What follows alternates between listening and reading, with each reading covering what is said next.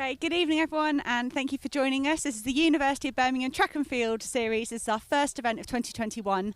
We've got 3 more coming up in the summer on the 12th of May, 9th of June and the 14th of July. But this evening, if you see the timetable up on the screen, we're going to start off with some 110-metre hurdles and not long from now. Moving on, the next highlight for me will be the 2,000-metre steeplechase. And we then got some women's hurdles heats. And then we'll move on to some open 200 metres, the women's 2,000-metre steeplechase. And then we've got some BMC events. We're really happy to host the BMC today with some 800s, some 1500s and some really hot 3Ks coming up in the men's and the women's. We then move on to the British Athletics 400 metres. We've got a great men's race coming on then.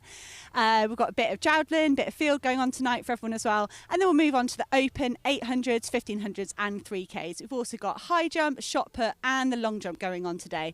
But the first race up we have tonight is the 110-metre hurdles for the men's, which got a really interesting setup today. We've got 4 lanes on the inside is going to be the junior men, and they have to have a slightly lower hurdles than the senior men. So we're allowed to do that today because we've got 4 juniors on the inside. We'll then have a blank lane, which is Charlie Davis. You'll see he's a 5K runner, not running 110-metre hurdles today. And then the senior men will be on the 3 outside lanes with the slightly higher hurdle heights. And I'm joined tonight by Sam Crick, so thanks for joining us, Sam. How are you doing, guys? Do you know how high the hurdles are? Do I know how high they are? I'm going to lie and say yes, and I'm going to say that they're 3'4", 3'6". Apologies, you've got slight endurance bias today, but yes. Yeah, slightly. I know how high the steeplechase barrier is, if that's helpful. Oh, good. Well, we'll get you to say that later. Yeah. But yeah, we're not sprint specialists today, but we're really excited to see these guys compete tonight in the 110-metre hurdles. Just keep an eye on the time for the juniors. European junior standard would be 13.8 for the European Championships and 13.55 for the World Juniors. It is a little bit breezy tonight and it's a little bit chilly, but I think we're pretty damn lucky for April the 21st in the UK, so hopefully we'll see some good events today. The guys are lining up. We'll just, yeah, it looks like they should be off any minute.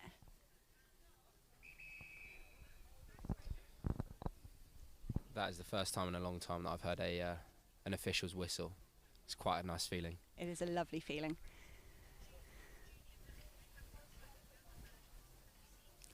All right, we'll run through the start list very quickly. I think we've got time before they start. We've got Evan Campbell from the University of Birmingham, Christian Petrov from Birchfield, Jamie Werman, University of Birmingham, Matthew Griffin, Birchfield, Adam Booth, Poole, Harry Crosby and Oliver Thatcher are other 2 juniors from Winchester District AC.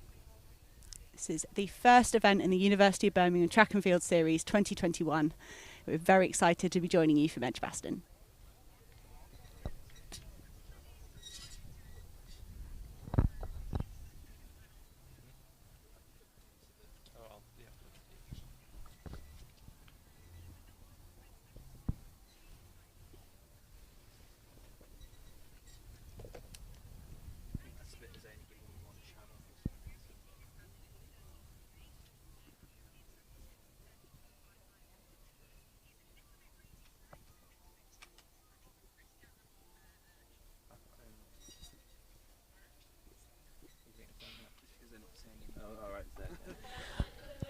All right, and they're off. And as I said, we've got 2 Winchester athletes, juniors on the inside, and then the 3 senior athletes on the outside. Coming up towards the line.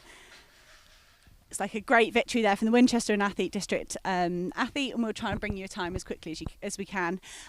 Interesting tonight as well, we've got a multi-event aspect to the competition. Some of these guys that have done the 110-metre hurdles are also going to do long jump and the javelin throw, and that's going to be a bit of a multi-event series. But there we go. First, we're underway. First race. It gives it a bit of variety as well, and especially for these guys that this might be their first race in probably over a year for some of them. I'm sure that we'll be saying that a fair bit this evening, but for them to be able to have this opportunity to get out and get racing, it's going to be surely an amazing feeling, I think.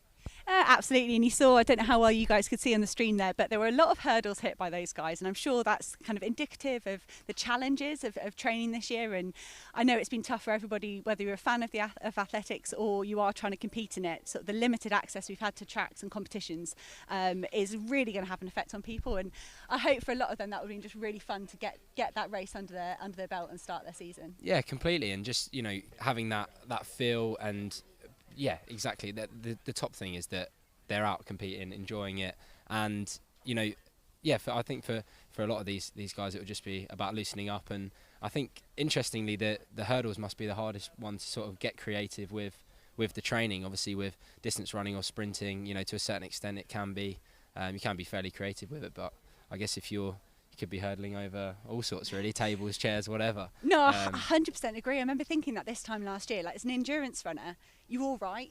You can pretty much make do with everything, but as soon as you get in towards these technical events, like trying to recreate hurdles, a high jump, or pole vault, anything pole like vault, that without your facilities is just mind blowing. But then we had a bit of a flip last summer where those are the events that were allowed to come back first. True. We suddenly had 800 running lanes, but you could do some of the technical events pretty normally. But hey, it's been a tough year for everyone, but we're really excited to be here today. And what I want to know, Sam, is what are you most excited to see tonight? Well, as we said before, we might have a slight middle distance bias, and I'm personally looking forward to that 2K chase for the men's. Phil Norman, who is I've spoken to him on a couple of podcasts, and off the back of his incredible performance at the comeback 5K, I'm really looking forward to seeing him compete. I think that his confidence going into this is sky high. Focusing on getting that Olympic standard in those Olympic places, as well as trying to, he's got one eye on the British record today of 5:19 for the 2K chase. So I mean, if we can see that, that'd be incredible for our first event of the series. But very much looking forward to Phil. How about you, Hannah? I totally agree. I think Phil's going to be really exciting to watch. I kind of heard they're going out quite hard. Yeah. We'll try and get maybe Johnny Curry will know. What is our pacemaker Mark Pierce running at today for the men's steeplechase? 64s. DMAS 240, 240s. Yeah. 5:20. So I've heard this sort of go out hard and try and hold on, but that would be pretty special to see that. I'm excited. I'm going to look at the field a little bit. I've been doing some research today. I'm excited about Serena Vincent. I did a wonderful profile on British Athletics Instagram in the last few days about Serena and her journey in the sport, and she spoke a lot about being told she was too small to be a shot putter. Right. And I was like, that's kind of cool. She's trying to prove people wrong. She's trying to do really well in that shot put. I think she's got half a chance at the European Under-23 standard, certainly this season, of 16:45. Maybe today. She's already opened up pretty well, winning in Loughborough on Saturday. So let's hope she can use the event today to push forward her season. Yeah, it seems to be in form, and someone to watch today. And luckily we've got streams on both accounts with the track and the field as well, which is great to have that sort of coverage, and just to see them compete and give that platform for every single event that we've got, because we've got a great mix today. No, absolutely. I am also, if I'm going to go away from the field, I'm really excited for the women's 15. Predictable, I know. It's the best event. People are trying to say it's not, but it is. I'm really excited to see Alex Bell run a 15. I'm always really impressed by her endurance. She's an 800 metre specialist, but she always comes and does well in the cross country, and she always lays down a good 15 as well. So I think it'll be really exciting to see what she does. I also think Reve Walcott-Nolan has run a couple of really good races already. She's run a good 3K and a good 5K. Yeah. She was already moving up from the 8s into the 15s. And she's really shown she's done that with those longer races. So I think I'll be really interested to see what she can do today as well. Yeah, it's interesting, because I would almost argue that it could be strength versus speed with those two, but at the same time Alex has shown time after time, and the wind's picking up slightly, but time after time that she can compete over a range of distances, being able to compete over the cross country, as well as on the track as well, running sub 2 for 800 metres as well. So perhaps if it's a slow burn up, it'd be a question of who's got that in the bank. But yeah, how important is that strength side of it as well, because moving up through, I mean, especially those girls with the 5K, how important is that for them in the 15? I think it's really important. I think that what you often don't see when you've got a high quality athlete, like Alex specialises very heavily in 800, but I would never doubt that she does the training around it. It's really nice to get that sort of glimpse when they get to show off that other kind of strings to their bow. We've seen that with Laura Muir sometimes, and she's just dropped in a 5K, and it's phenomenal. Yeah. She did that sort of 2017. You're like, whoa, like, not that we didn't think she was strong, but it's really cool to see the evidence. So I think that's what we hopefully will get from Alex today. But whether it goes stupendous or not, I'm sure her focus will still be on the 800 for this year. But I was wondering I'm going to not lose track of time. We're all right, Sam and I are going to gas too much. Yeah, good at that. I mean, we're more than happy to to keep chatting and talking. But I wanted to say a quick couple of thank yous to people that have supported this event. First, I want to say we've got a student volunteer workforce out there working their absolute socks off to put this on, together with our volunteer officials. So much of our sport is just run by volunteers, and that is certainly the case tonight. So massive thank you to all of those that are doing that. But also we've got University of Birmingham that really supported our event here as well. Massive supporters of athletics and of our Birmingham University Athletics Club. We're also really pleased to have some of the BMC races on tonight. It's a really strong partnership we've got in this area with the BMC, with the Tipton Opens. We used to have Opens at our old university track, and we're really trying to rejuvenate that. So really excited to have some BMC races later as well. And we've got SAW that are sponsoring the online stream that you guys are watching. They've actually said they're going to help with the streams across the whole summer. A really cool innovative brand, kit company that just really sort of want to get behind exciting athletics events in our country, and we're really happy that they've chosen to partner with us for this as well. And also thank you to British Athletics. They've given some money towards this series of Opens to try and promote, they're calling it a Road to Tokyo, just trying to give our senior and our age group athletes an opportunity to either gain qualifying standards or just kind of build their domestic season as they work towards their bigger goals later in the season. So it's just a real privilege to be able to have that support for this event as well. So it's really great to get our season underway. Johnny, when you've got it, have we got a graphic of the results for the men's 110 metre hurdles? We'll try and get that up. So behind the scenes we've got Johnny Curry doing a fantastic job on the tech.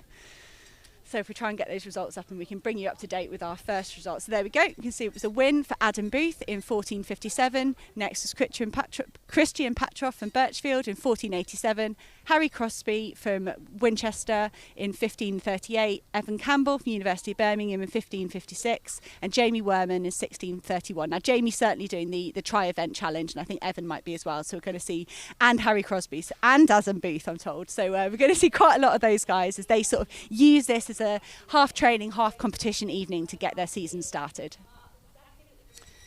It's quite an interesting dynamic thinking about, and you won't see the multi-events sort of compete in the same event, because you'd have obviously the 10 events for the decathlon, and then you've had the 7 events for the heptathlon, and that can sometimes take a lot of time. So actually I think giving the opportunity for those two to compete over just a couple of events is really interesting, because I think they get to showcase exactly what they're about, and perhaps just have some fun in the process as well, because just short and sharp events is what we love.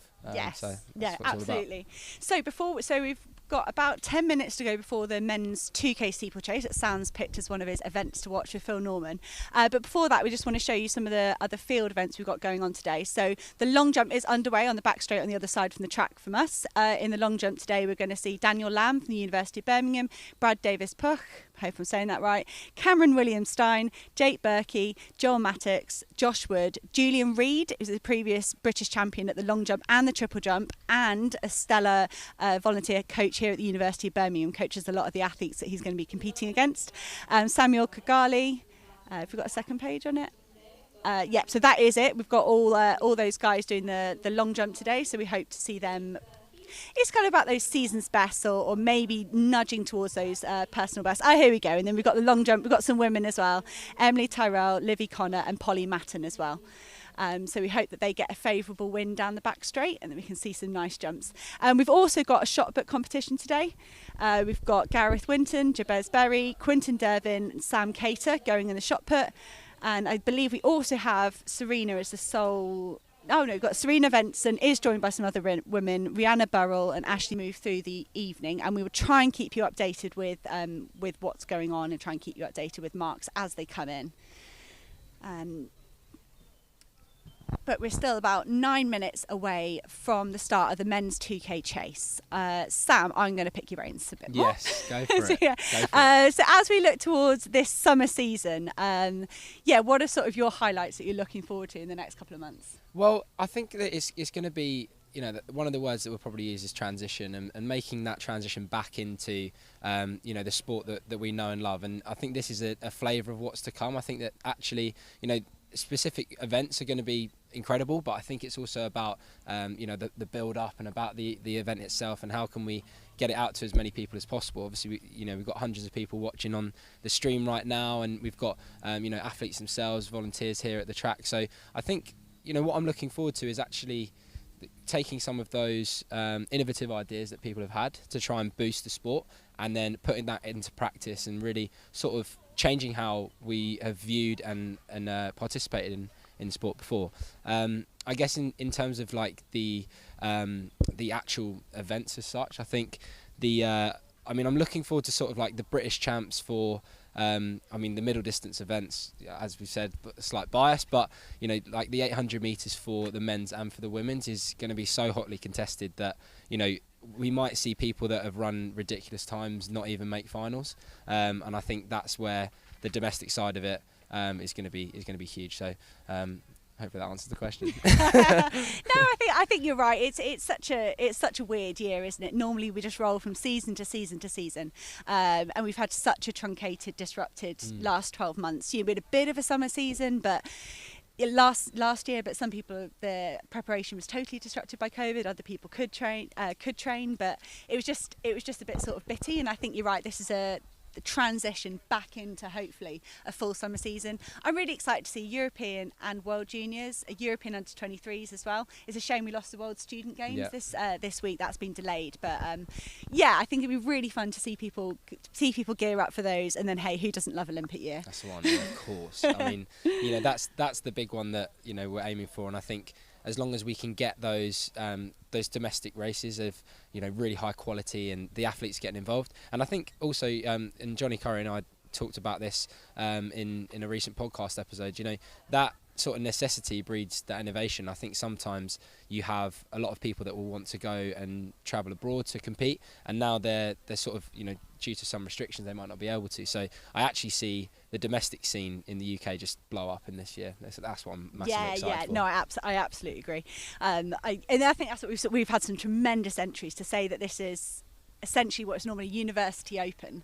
It's suddenly just been sort of blown out the water by the internationals that we've had enter on the 21st of April as well, and we've got much more to look forward to as well as we get to the rest of the summer. So I think we had the round one results for round one results for which event, Johnny? Aha, we have round R for both. Excellent. So we've got round one of the long jump in already. I can see Charmaine Berkey. I'm guessing that is Jake Berkey's mum. So hopefully we've at least got some the round one for you. So we can see at the moment we've got Samuel Kagali in the lead with 7:44 from Julian Reed with 7:23. And Jake Berkey, our incoming University of Birmingham president for BUAC next season with 6:93 as well. If we go for the women, we've got Emily Tyrell in the lead at the moment with 5:74 and Livy Connor with a 5:30. So those girls have got off the mark as well. If we move on to the shot put, we've got men are on to round two already. So we've got Jabez Berry with a 12:13. Do you know if that is the round two throw or the overall? Apologies, just want to know whether we're giving live results or just simply their round two throw. It's all right. Well, that's what we've got in round two. We'll try and see if we can separate the round ones from round two. And the shot put women, you've got Serena Vincent has done a 15:18 for her first round, and Rihanna Burrell a 10:79, and Ashley Bailey 10:19. Sorry, that is their second round. We're not sure whether that is their overall best mark or simply what they've done in the second round, but we'll try and clear that up. So you can see from where we're sat here, Sam and I are sat just past the finish line that is covered with very hard-working socially distanced officials that are working very hard to try and get this ready. And we've got the men coming round for the 2,000 metre steeplechase. Sam, do you want to talk a little bit about why we're doing a 2K steeplechase tonight rather than a 3K? Yeah, it's a great question. I think a lot of people may be familiar with the 3K chase. That's the standard distance that's run in major championships, and I think what the 2K chase does, given the time of year that we're at, obviously mid-April, it gives the athletes an opportunity to give their legs a whirl over some barriers and get a few maybe some tactics involved as well, but at the same time perhaps jumping into, if you pardon the pun, jumping into a 3K chase this early in the season might be quite difficult, and I think that in all it gets the legs turning, and I think it's going to be really competitive because over the 3K chase you often see that final kilometre sort of break people, and actually I think these guys are going to go for it as we've talked about with the the pace that they're going to be setting out at. So yeah, it's going to be an exciting event, but ready for it. Yeah, absolutely. So we're going to move on to the start list for that event. So first on this there is Mark Pearce. He is actually the pacemaker tonight. We think he's going at 64s, which would be 5:20 pace for the finishing time. British record of 5:18, so we can keep an eye on that. They've got Noah Armitage-Hooks running for Kent, but he's also from the University of Birmingham. Dan Gaplin, Joe Rossiter for Newham, Essex and Beagles and Ireland. Johnny Hopkins, a Welsh Commonwealth Games representative with a PB of 8:30, so he'd be one to watch as well. Mark Appleton, Matthew Seddon, whose brother has got a Olympic qualifier under his belt, looking forward to the summer. Nick Hardy, Phil Norman, the fastest 3K steeplechaser and 2K steeplechaser in the field, Thomas Bridger and Tom Heel. As you can see, the guys are just getting themselves lined up there. Yeah, and we've got the music back in the background. I'd like to take full credit for that. I've got a quality playlist going.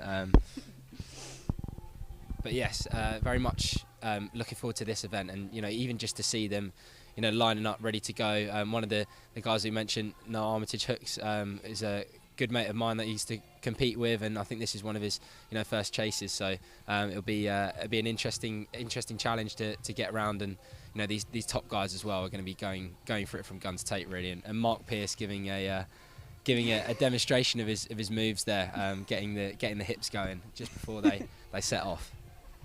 I think you're right, and 2K is a wonderful place for debut as well. We've got a few female debuts later in the evening, but it's a good way to kick-start your season if you are a seasoned 3K chaser, and a really good way to debut if it's a new event for yourself as well. And a lot of these guys as well, if I think a couple of them running under 20s, and that sort of school age transition from like senior boys in the English schools into university age groups, they run 2K chase as part of their schools competition. So they'll be pretty used to running over the 5 laps.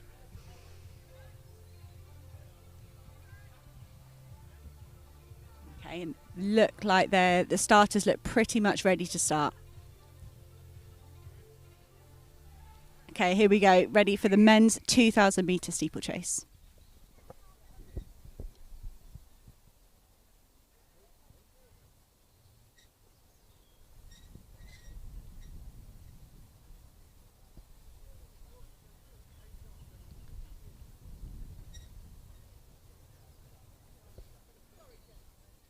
Okay, we think there's been a bit of a delay. I heard one of the officials say something about the water jump, so perhaps just wanted to double check they've got the water jump at the correct height. I can see one of our officials sprinting over, but I'm sure. I was wondering actually if the official that came down the home straight, I wondered if she wanted to get involved. She's actually just waiting for.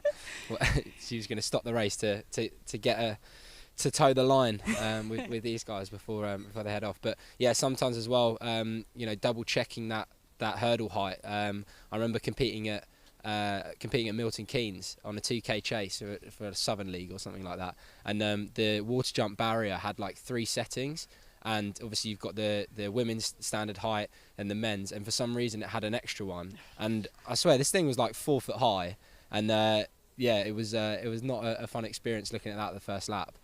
So perhaps just double checking that everything's in order, so that these guys can not only attack the barriers safely, but also get those ratified times. And I mean their first barrier, as we'll see, so they actually miss out the first 2 barriers, and they are off. No, you're right. You are right, Sam. Yeah, they're not going to. I think it's you can't have a barrier within the first. Oh, no, it can't be first 200 metres. Well, it can't be 200 because they got one behind the steeple. Hopefully they got that right. Just want to say, because they are going off a British record pace. It is very important that all the barriers at the correct height. Oh, there you go. They've skipped the one behind the steeple, behind the discus cage. It is very important that everything is done correctly. We'd hate to find out. We'd hate Phil to cross the line in 5:17 and then us find out that the water jump was too low or something like that. So I'm sure they was double checking.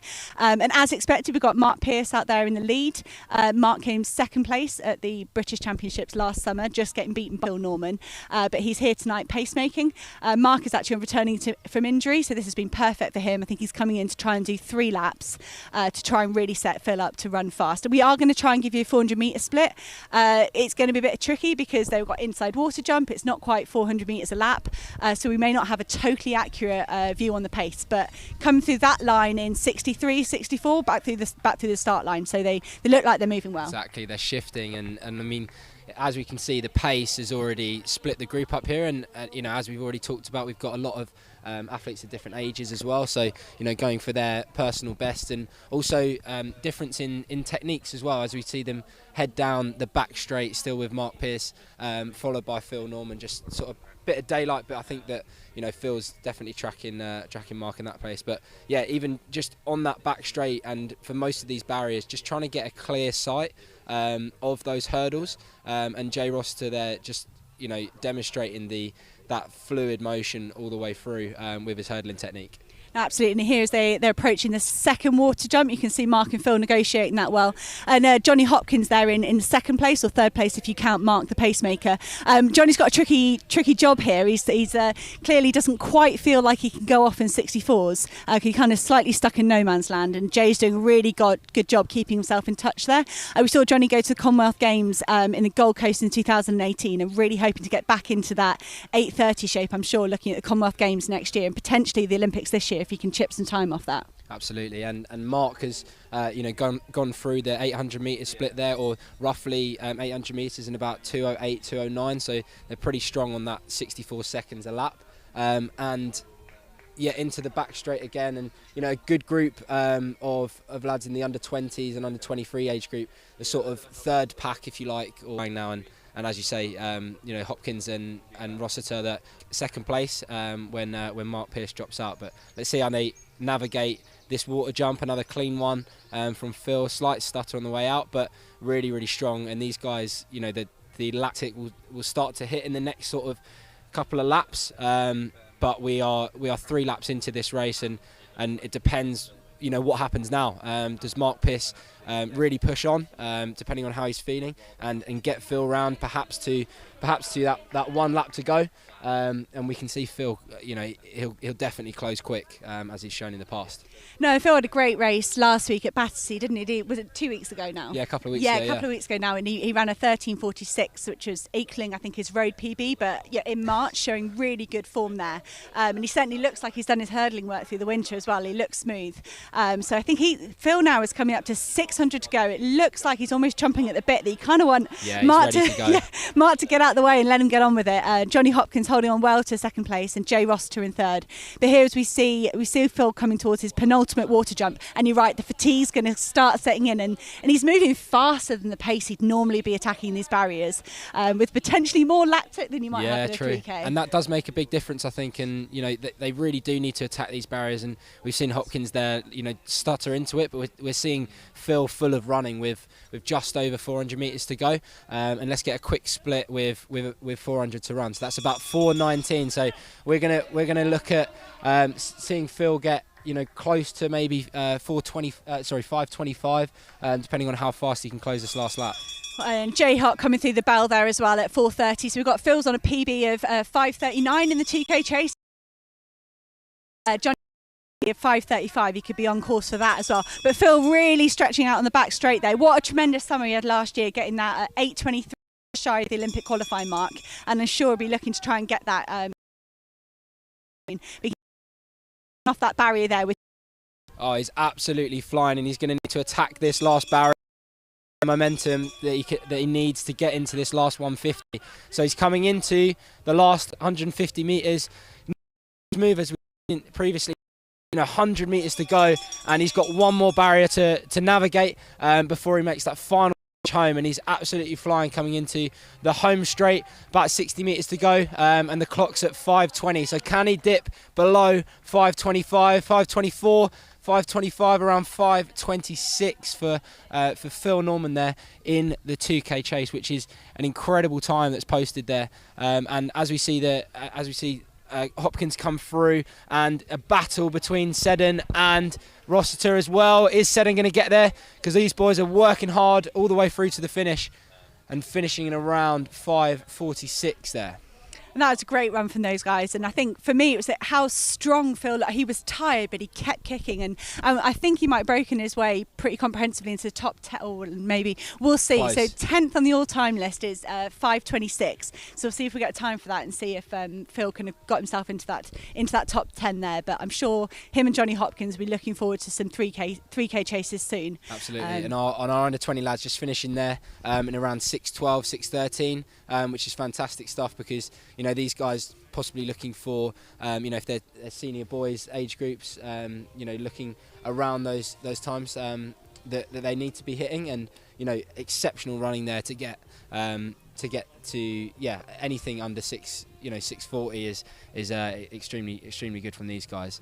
But that does conclude our 2K steeple, and what an event!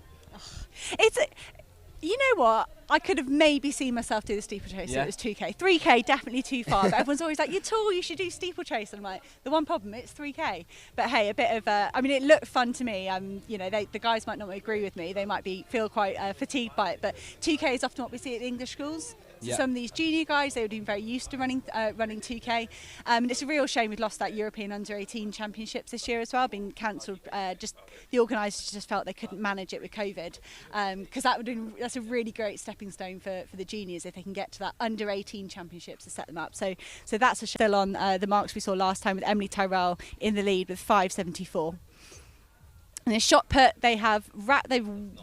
that's not round 6, I'm told. Do you know how many rounds they have done? It's probably 3 or 4, isn't it? Yeah, apologies. We've got, like I say, we've got some fantastic University of Birmingham volunteers out there. They're doing our results input that you're going to see on the screen. They're doing our camera. So anything you see right now is impressive, because they may never wielded a camera before. But yeah, we've got our live reporters out there inputting results electronically that we can then hopefully whiz up on the screen through OpenTrack, which is also another partner we're working with today, helping us with our results. You can head to their results website if you want to see the results in there, or wait and see what we turn up with on the screen as well. Absolutely, and literally, I think for a lot of the volunteers that are here today, like you said, it's different, it's new, and we've got to adapt in a certain sense. But yeah, I think everyone's going to come out of this with a few new skills, perhaps like interviewing, commentating, or filming, or anything really. And I think this is what this is exactly what we need going forward to bring that next level of volunteers and officials, which let's be honest, make the event what it is. Yeah, absolutely. Do you want to go and try and get us Phil Norman? Yeah. Well, we've got I'm going to send Sam Crick off to try and get us Phil Norman, so we can get a bit of a recap from Phil. And bring him back here if you can. If we'll do it, he might be on a highly elite warm down or something, because he's just done so well.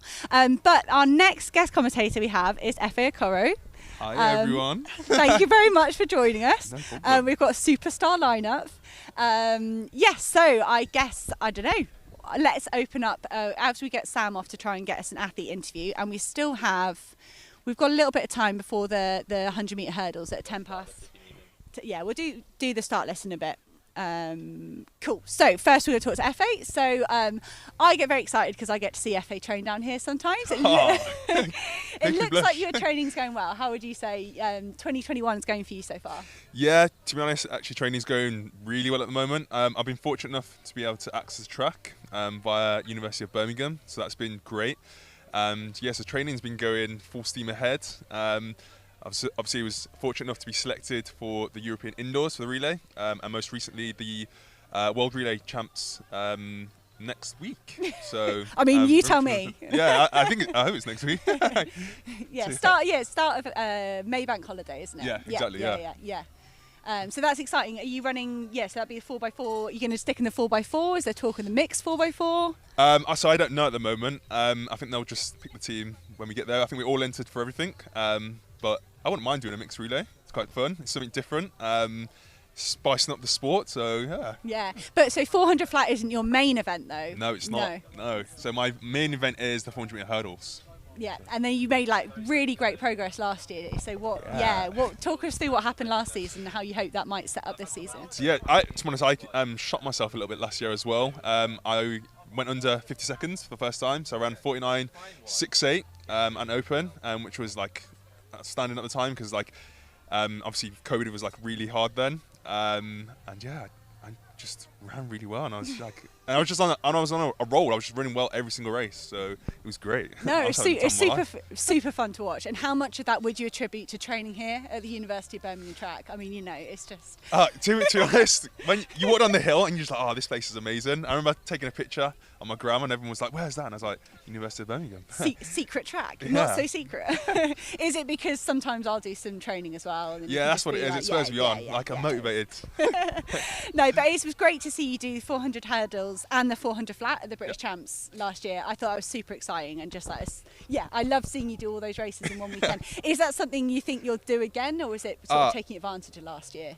Definitely taking advantage of last year. My legs were not thanking me after that. I think I took like a week off after, and I was like, yeah, Tony, I will not be at training. But yeah, that was a tough weekend, but it was a good weekend as well. I think some mental toughness was definitely gained that week, that weekend, so it was good. Something was like 400s in the space of 24 hours. So no, well, because I was there. I was lucky I could come and watch that weekend as well, and just seeing you line up again and again, I was like, whoa, what is he doing? Changed my outfit every single time as well. Did you? I didn't notice. Sorry. Oh. All that effort.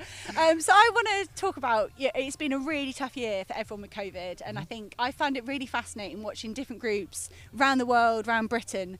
Was there anything you could pin your finger, like put your hand on? I can't get words out tonight. Like, what would you say is a positive this year? So I think for me, it's definitely been adaptable. My coach, Tony Hadley, is like, if you know him, he's just like, he's always a bit out there anyway. And he's found like loads of ways to kind of keep us fit. Even like, to be honest, before I actually got access to the track, just like doing part sessions, hills, and just like trying to simulate kind of weight training with other activities as well. So yeah, I think that's the main thing, has been adaptable and not being so, I guess, rigid in your approach. There's many ways to crack an egg. So yeah, that's one thing I'm definitely going to take. Yeah, no, for sure, no, and I think you guys came out all guns blazing, so whatever your group was doing was pretty impressive. So I think I've been told we might have the steeplechase results for you. So here we go. Yeah, we had a win from Phil Norman in 26:06, and if I pull up my cheat sheet here, that is going to sit him in. I think that will put him 8th on the all-time British list, so that's a tremendous achievement and a really big PB, setting Phil up really well for that 3,000 metres in the rest of the summer. In second place we had Johnny Hopkins in 5:40, Joe Rossiter 5:46, Matthew Seddon in 5:47, Nick Hardy with a 6:01, Tom Heel 6:12, and Dan Gaplin in a 6:13, and Thomas Bridger in 6:13 as well. Noah Armitage Hooks in what we think was his first steeplechase event, very impressive. I don't know if that's correct. I think that's what Sam Cricks. I don't want to do him a discredit in case he's done one. But Noah, they're a big part of the club here at Buac as well with a 6:17, and Mark Appleton with a 6:32. Brilliant. Have we got any field events we can share with them, Johnny? Just want to keep people, because I know that people, we haven't got any spectators here today. The track is just full of, I think some of the people that have travelled from outside of the Birmingham area can bring a +1. We've got a few coaches and the rest is just volunteers, so we know we will have some of you watching on the live stream. But yeah, we don't think there's been any change in the field events at the moment. I can see someone on the line. We've got Kieran Riley on the comments asking about the timetable. So just try and whiz you through the timetable coming up tonight. Johnny, can you give us a graphic of the timetable if you've got a second? But the next up we've got is the women's 100 metre hurdles going off in 3 or 4 minutes, and then we've got long jump and the shot put ongoing at the moment. We've had the men's 2,000 metre steeplechase, so then we're moving on to the women's 100 metre hurdles, and then we've got a string of open 200s. I believe we've got the fastest men at the front at that 18:30 race, and then we actually have a women's only heat at 18:42. We had to cancel the women's 400 because there weren't enough entrants, and they decided they'd rather race together in a 200, the women's 2K steeplechase, and then we move on to the BMC 800 men, the BMC 1500 women. We've got the high jump starting at 7:15 along with that as well. Then the men's 1500 BMC, 2 BMC 3Ks, the women's and the men's, and then we move on to a 400 at 8 o'clock, a men's 400, the British Athletics men's 400, a javelin event to finish up our multi-event challenge, and then we move on to the open endurance events from after 8 o'clock. That will take us from 8 through till about 9:15 with some open endurance events. But the next event we have on track is the women's 400 metre hurdles. 100. What do I keep saying? 400 hurdles. Yeah. Oh. It's because Jess happens in it, that's why I think. Sorry. It's a lot to... So, yes, I mean, FA, do you do short hurdles much, or do you always do long? Never done short hurdles. Oh, excellent. So I brought you in to be an expert on hurdles. Yeah. Well, I can hurdle, but like they're really high, so yeah. Probably couldn't do the short ones. And Sam and I were talking about like the difficulty of a technical event like 100-metre hurdles when they haven't potentially had access to training tracks and stuff like that. So it is going to be a bit of a challenge for these ladies. But we can hopefully show you the start list and talk through who we've got. So in the first heat, we've got Jess Tappan, who's a very experienced hurdler, multi-eventer and the Commonwealth Games representative in the hurdles. Let's make sure I get that right. Ella Rush, Emily Tyrrell, who's hopped over from the hop, step and a jump over from the long jump, intentional mistake. Lily Paris, also in this heat, and then Madison Hutton. So we can see the ladies, they are down on the start line lining up, and I'm sure the starter will call them to their marks soon. It's a little bit colder than we'd like for a sprint hurdles race, but yes. Hopefully they're all right. I'm sure they're all warmed up and raring to go though. So Jess competed in the Commonwealth Games in Glasgow in the 100-metre hurdles, and I'm sure she'll be hoping to get herself back in that sort of form. Was it the heptathlon or the hurdles? So Jess is a very experienced athlete. Yeah. So yeah, she's I think she started off as a heptathlete and then she's now moved over to the 400 hurdles. But I think she's in the 200 later on as well. She's in the 200 as well. Johnny's nodding. So she won't have much of a break between this race and the 200.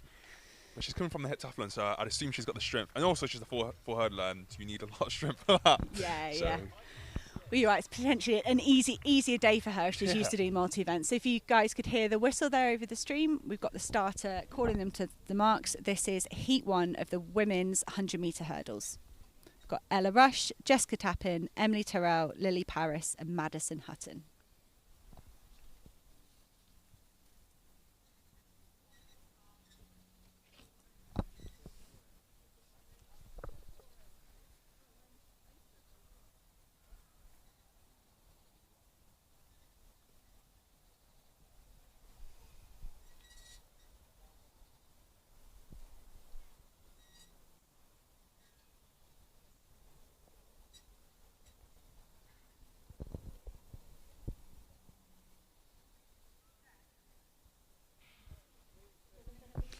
And then they're off, and as the ladies come down the track negotiating these hurdles, they all look very good, very good, moving really well.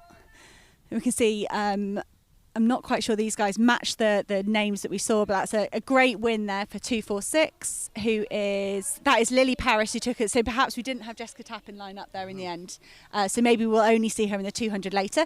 But that was a great win for Lily Paris. Sorry, the commentators always getting thrown when they don't see what they expect down the track. But a great run from those ladies. And there was me saying they'd look rusty over the hurdles, and didn't they look good? Yeah, very smooth. I might have to take some tips from them on my hurdling, to be honest. Very good. Yeah, and that's really great to see those girls run that first race, and then we'll be moving on to the second round, the second heat of the men's hurdles. Before that, if Sam and Phil are going to get in the way of the camera, so we're going to have a quick chat with Sam, and winner of the men's 2,000 metre steeplechase is Phil Norman. So let's see, Johnny, if you got them on that camera there. There we go. Are we going to stand up? Is that helpful? Or are we going to sit down? You know roughly where the camera was there. Here? Yeah, okay. Let's sit. Let's have a seat. Have a seat, Phil. Well, firstly, it's nice to see you in person because we've sort of had a lot of chats in the last couple of weeks, podcasting and sort of feedback from races and stuff like that. I'm a massive fan of you, and you know, there's no doubt that I was looking forward to tonight. You know, bit of steeplechase background, but how was that for you tonight? You know, the big question. You know, how was that race? Yeah, it's nice getting back on track, getting back here doing my event. You know, the steeplechase. Yeah. I had Battersea 5000, which was a good one. I enjoyed that one, but you know, I love the steeplechase. That's what I like to do. So yeah, I enjoyed just getting down here and just having a hard effort over the barriers and getting a feel of the lactic as you hit that last water jump again. Definitely. And sort of how late on with that lactic do you hit it? Because it's a different dynamic really than the 3K chase, because you guys were gunning it really from the start. You know, 64 laps. no mean feat. So, you know, when are you sort of feeling the pinch? Yeah, it's different really, because obviously you're going a little bit slower in the 3000, so you're hitting it with about, you know, in that final K, Sure. in the 3K, Yeah. but in this time round you're probably hitting it kind of close to halfway, you know, just because you're running that quicker pace, you're hitting that lactate levels earlier on. So yeah, I think you kind of have the lactic for the same amount of time as probably the 3K, but percentage of the race it's going to be longer in the 2K. Yeah, difficult. And you know, Mark took you around well there. You know, setting the pace out, and you guys have had battles, you know, in the past over the British Championships and things like that. Oh yeah. Sorry. Okay. We're going to take a quick break because we've got our hurdles event, which is on now, and we've got 5 athletes taking part, and they are under starters orders.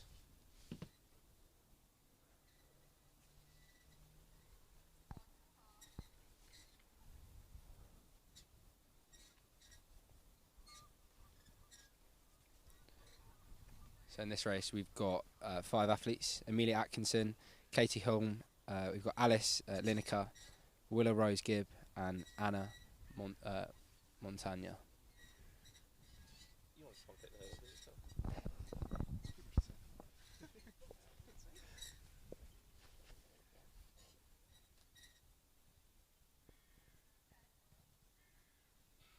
And they are underway, so they're going to hit that first flight of hurdles, and the Birmingham girls flying on the right-hand side as they're coming through, and a really, really strong battle as we come into the final couple of hurdles, and they're going to reach for the line here as they finish in around 15 seconds for that 100-metre hurdles there. So a great event, and we've seen as we've seen a lot of hurdle events already. So Phil, break down the technique there.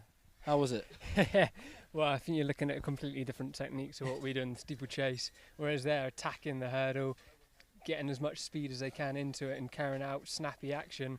We're kind of trying to conserve that energy in a way, just gliding over the barriers, not trying to attack it, because you lose a lot of energy that way. But if you're just doing 100 metres, it's just about getting over them as quick as you can. Absolutely, absolutely. And you know, big plans for you this year. We've spoken about it previously, but for those that may not know your story, could you just tell us a bit about, you know, your targets coming into this year and sort of the sacrifices you had to make to make those sort of dreams a reality? Yeah, so this year I'm trying to get my first ever Team GB vest, basically, which would be trying to make the Olympics.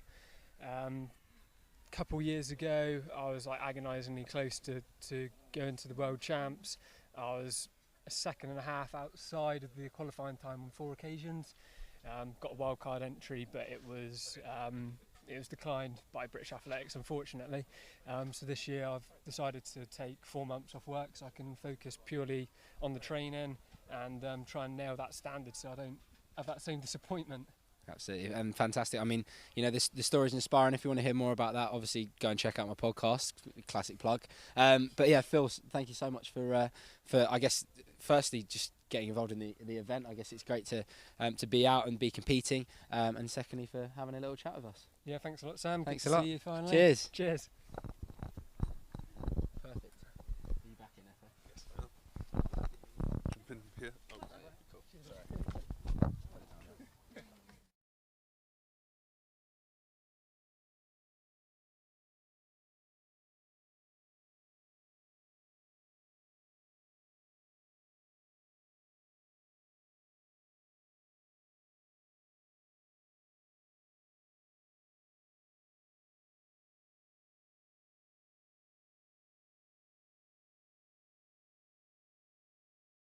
Quick cast pod. Quick cast pod. No, quick cast pod. You can find Sam on all of your podcast places that you would look for a podcast. Loads of good insight into athletes and their journey. So it's great to hear from Phil there, and great to see those ladies in that 100 metre hurdles as well, with Willow Rose Gibb taking the win there.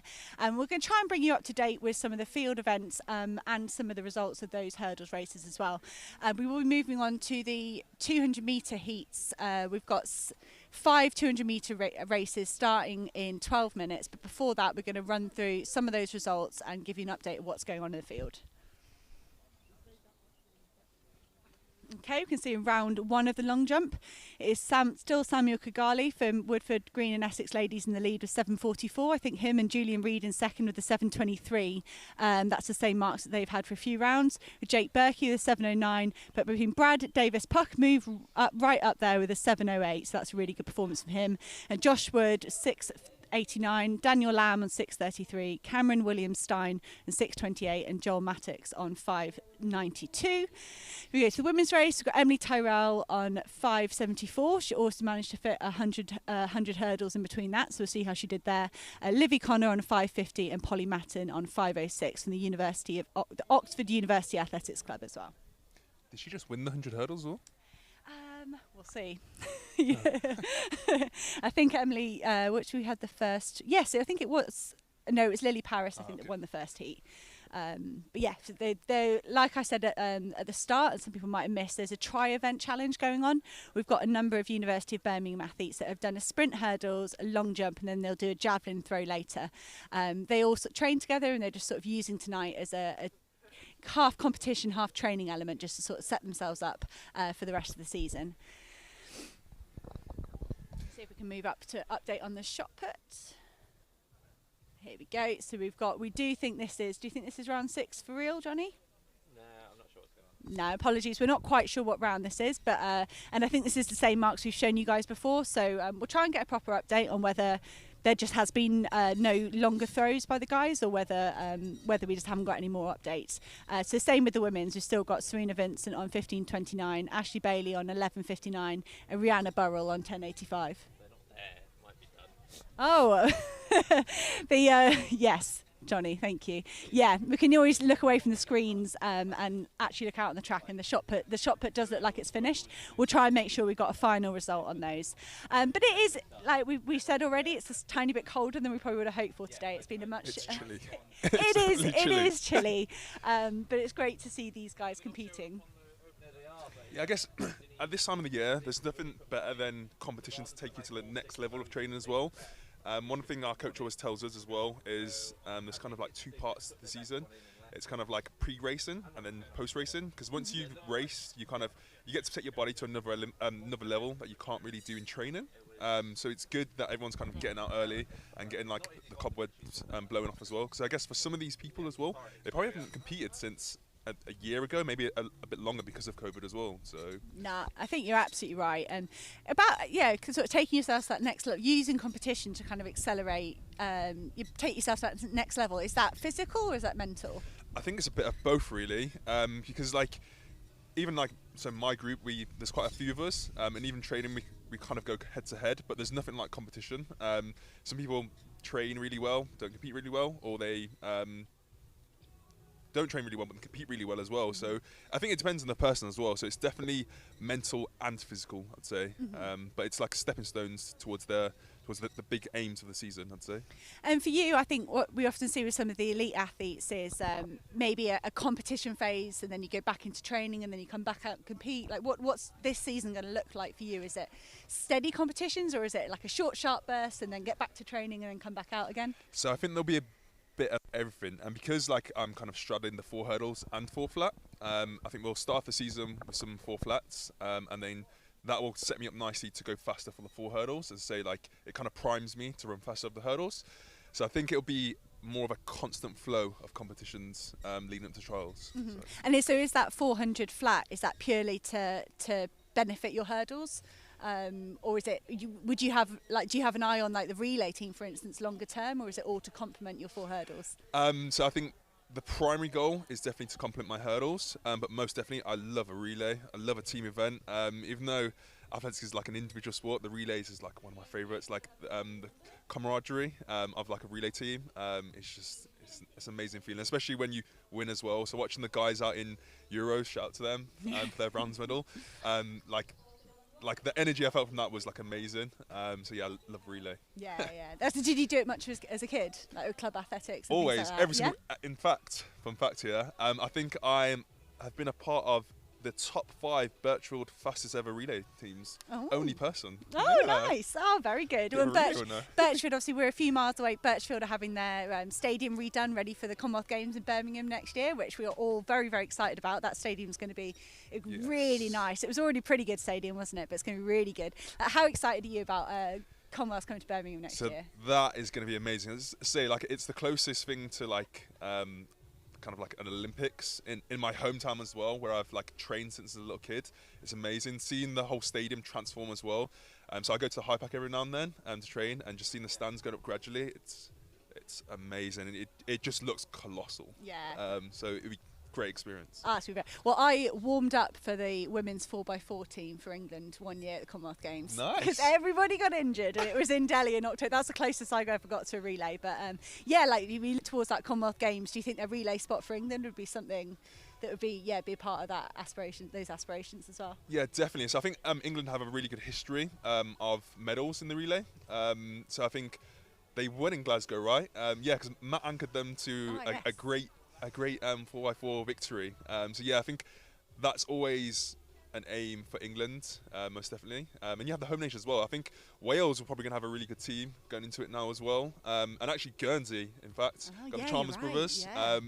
But they'll probably rope in some of other guys as well. Athletics is really accelerating in Guernsey, so yeah, who knows what can happen. No, it should be really exciting. Yeah, we've got the immediate aim of Tokyo this summer, Commonwealth Games the year after that. Do you see yourself kind of keeping going and going for another Olympic cycle after this? As long as my legs still carry me, I'm good to go. Yeah, and I guess we're seeing now as well, a lot of athletes are like carrying on the sport a lot longer now. I guess like training has got a lot better, the facilities have got a lot better as well, so people are able to stay in the sport a lot longer. So yeah, definitely, as long as I can still move, I'm good to go. Oh, good. Well, that's good news, and that's good because it's great. Yeah, like we touched on before, just great to see a breakthrough season last season, and really excited to see that carry through. Right, if we get back to tonight, have you got any training partners running tonight that you can give us a top tip on that you think are going to run well? Ooh, yes, I do. I have Elliot Powell in the 200 meters, and that 200 meters is looking very tasty. I think we have an Olympian, we have which is a Tatenda, I'm not sure what his last name is, an international athlete. So I think he's ran very, very fast. I think he went to, was it Tokyo? And then I can see Kevin Metzger's also been pushed into that first 200 as well. He also had a breakthrough season last year, the 400s. I think he came from triple jump, which is like quite insane. But saying that, I guess Christian Taylor has done it. So there's a blueprint there. And there's also Jamal as well, who was a part of the GB Relay 4x4 team in Birmingham in the World Indoors. So he's very handy at a 200 as well, so that should be very interesting. And then also Andre Wright, which I've known previously. He's a very good 200 meter runner. And then I think we have Dylan DaCosta as well from University of Birmingham. He's been looking very nip at the track, so this should be a very, very good run. And then I think we have Bailey Swift on the inside. Yeah, and it does look like a really nice field. And Kevin Metzger, he ran well. Was it last week? No, a few weeks ago in Trafford as well. He did Yeah, good all race by there. himself. So I think it's 46.8. So he's looking really good as well. I mean, Trafford is the holy grail of middle distance venues. So maybe you guys are going to realise that that's where the 400's got to be run as well. But yeah, I think it'd be really great to see him compete against these guys tonight. So we have 5 heats, 5 200 metre heats. The fastest men are in this first heat. So this will be our A heat, if you like, and then we will move through another men's heat, a third men's heat, a mixed race for heat 4, and then a women's only heat 5. So we can also show you the women's 100 metre hurdles. They'll be coming up on the screen in a second. So here we've got heat 1 was Lily Paris from Chelmsford in 1440. Second was Emily Tyrrell from Team Bath in 1477. She's over busy doing the long jump as well. Madison Hutton with 1482. Ella Rush with 1490. And as we saw, Jess Tappan not start. Hopefully we'll see her in the 200. Maybe she decided the gap between those two events was too short to attempt both. In Heat 2, we saw Willow Rose Gibb take the win from Team Bath in 1554, Alice Lineker in 1602, Katie Hume in 1622, Amelia Atkinson 1686, and Anna Montague in 1859. So that's your women's 100 metre hurdles results. If we move through, maybe see some of the other heats of the 200 in case we don't have time in between. So we've got Heat 2. Okay. We also have another training partner of mine, the young. Oh, is he in this heat? Oh, he's not in his seat anymore. But that's fine. We have Dan Putnam, who's also a phenomenal 2-4 runner. I think he's ran like 21.01, which is really good. And I think he's run a 47.2 as well, actually. Maybe faster. We also have Tor Bennett from University of Birmingham. I think it's a bit more of a 400 metre runner. I think he's actually he's in the 4 later as well. So it's nice to see him doubling up. And then we have Bradley Whitehead on the inside, Cam McGregor, Cameron Bailey, Corey Neelan, I hope I pronounced that right. It's hard, isn't it? Yeah, and Edward Fussy. And Ed Folds as well, actually, which I believe he has a brother, I think Josh Folds. And Ed Folds actually ran quite well last year as well. I think he ran a 47.8 over the 4 flat. Nice. So that's really good. So that'd be interesting to see him over the 200 today. And can you explain to us, FA, like why would you have, if you were a 400 metre specialist, why would you be running a 200 tonight? So I think as a 400 metre runner, there's many ways to crack an egg. A lot of the 400 metre guys go from 200 to 400, or they come down from like an 800 to 400. So to do a 200, you tend to be a speed-based runner. So that again, this takes you to the next level, gets you sharper. So like the first 200 of a 400 feels so much easier, and then you can kind of maintain it and then carry yourself home as well. But yeah, as I say, we 400s. I think Charlie Dobson as well, who was, I think, was he world silver medalist? Again, another breakthrough. Quite a few breakthroughs last year, actually. Yeah. I think he ran like a 45.8 as well. So yeah, I think the 200 does help a lot of 400 metre runners. Yeah, and absolutely, and I imagine similar to and we will see the ladies later doing the 2K chase. You're practicing, you warm up, you're practicing your routine, you're getting all those nerves, and then you can have a go at an event that perhaps isn't your main event, and just sort of kickstart your season in kind of a softer or a funner way, maybe. Yeah, exactly. It goes back to what you mentioned before. Is it physical or mental? I think sometimes especially when you're doing your event as well, it's like that nice. It's a good rehearsal for when you come to your main event as well. Yeah. No, definitely. And we think we've got lane 2 are getting lined up on the back straight. I can't tell if they're... Yeah, I think they are. Yeah. Yeah, they're not in their blocks yet, but they are. Apologies, I should have bought some binoculars. But just to recap, so in this first heat, we've got Dylan Da Costa in lane 1, so we're going from lane 1 to lane 8. We've got Dylan Da Costa, Kevin Metzger, Jamal Chambers, Tatenda Tsumba, Elliot Powell, Jamal Marcus Roden Stevens, Andre Wright, and then Bailey Swift on the outside in Heat 1 of the men's 200 metres. Hopefully they can heat us up now. Yeah. Put some fire to the track. I can't figure out which way the wind's going as well, or whether we've had any wind readings. It is a bit breezy. I'm not gonna. It's not the quietest of nights, but hopefully these guys can still get a good start to the season. Yeah, it's still 200 metres at the end of the day, I guess. Yeah. So.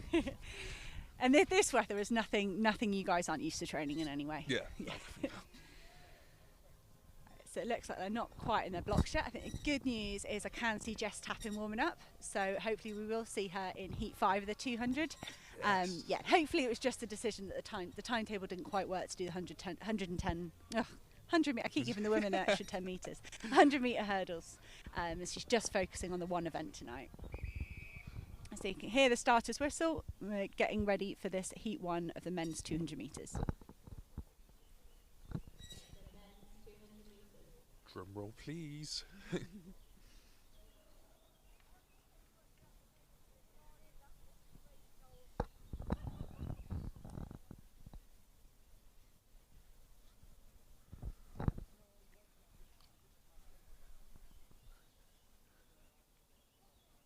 So as they do, sprinters take some time to settle into their blocks.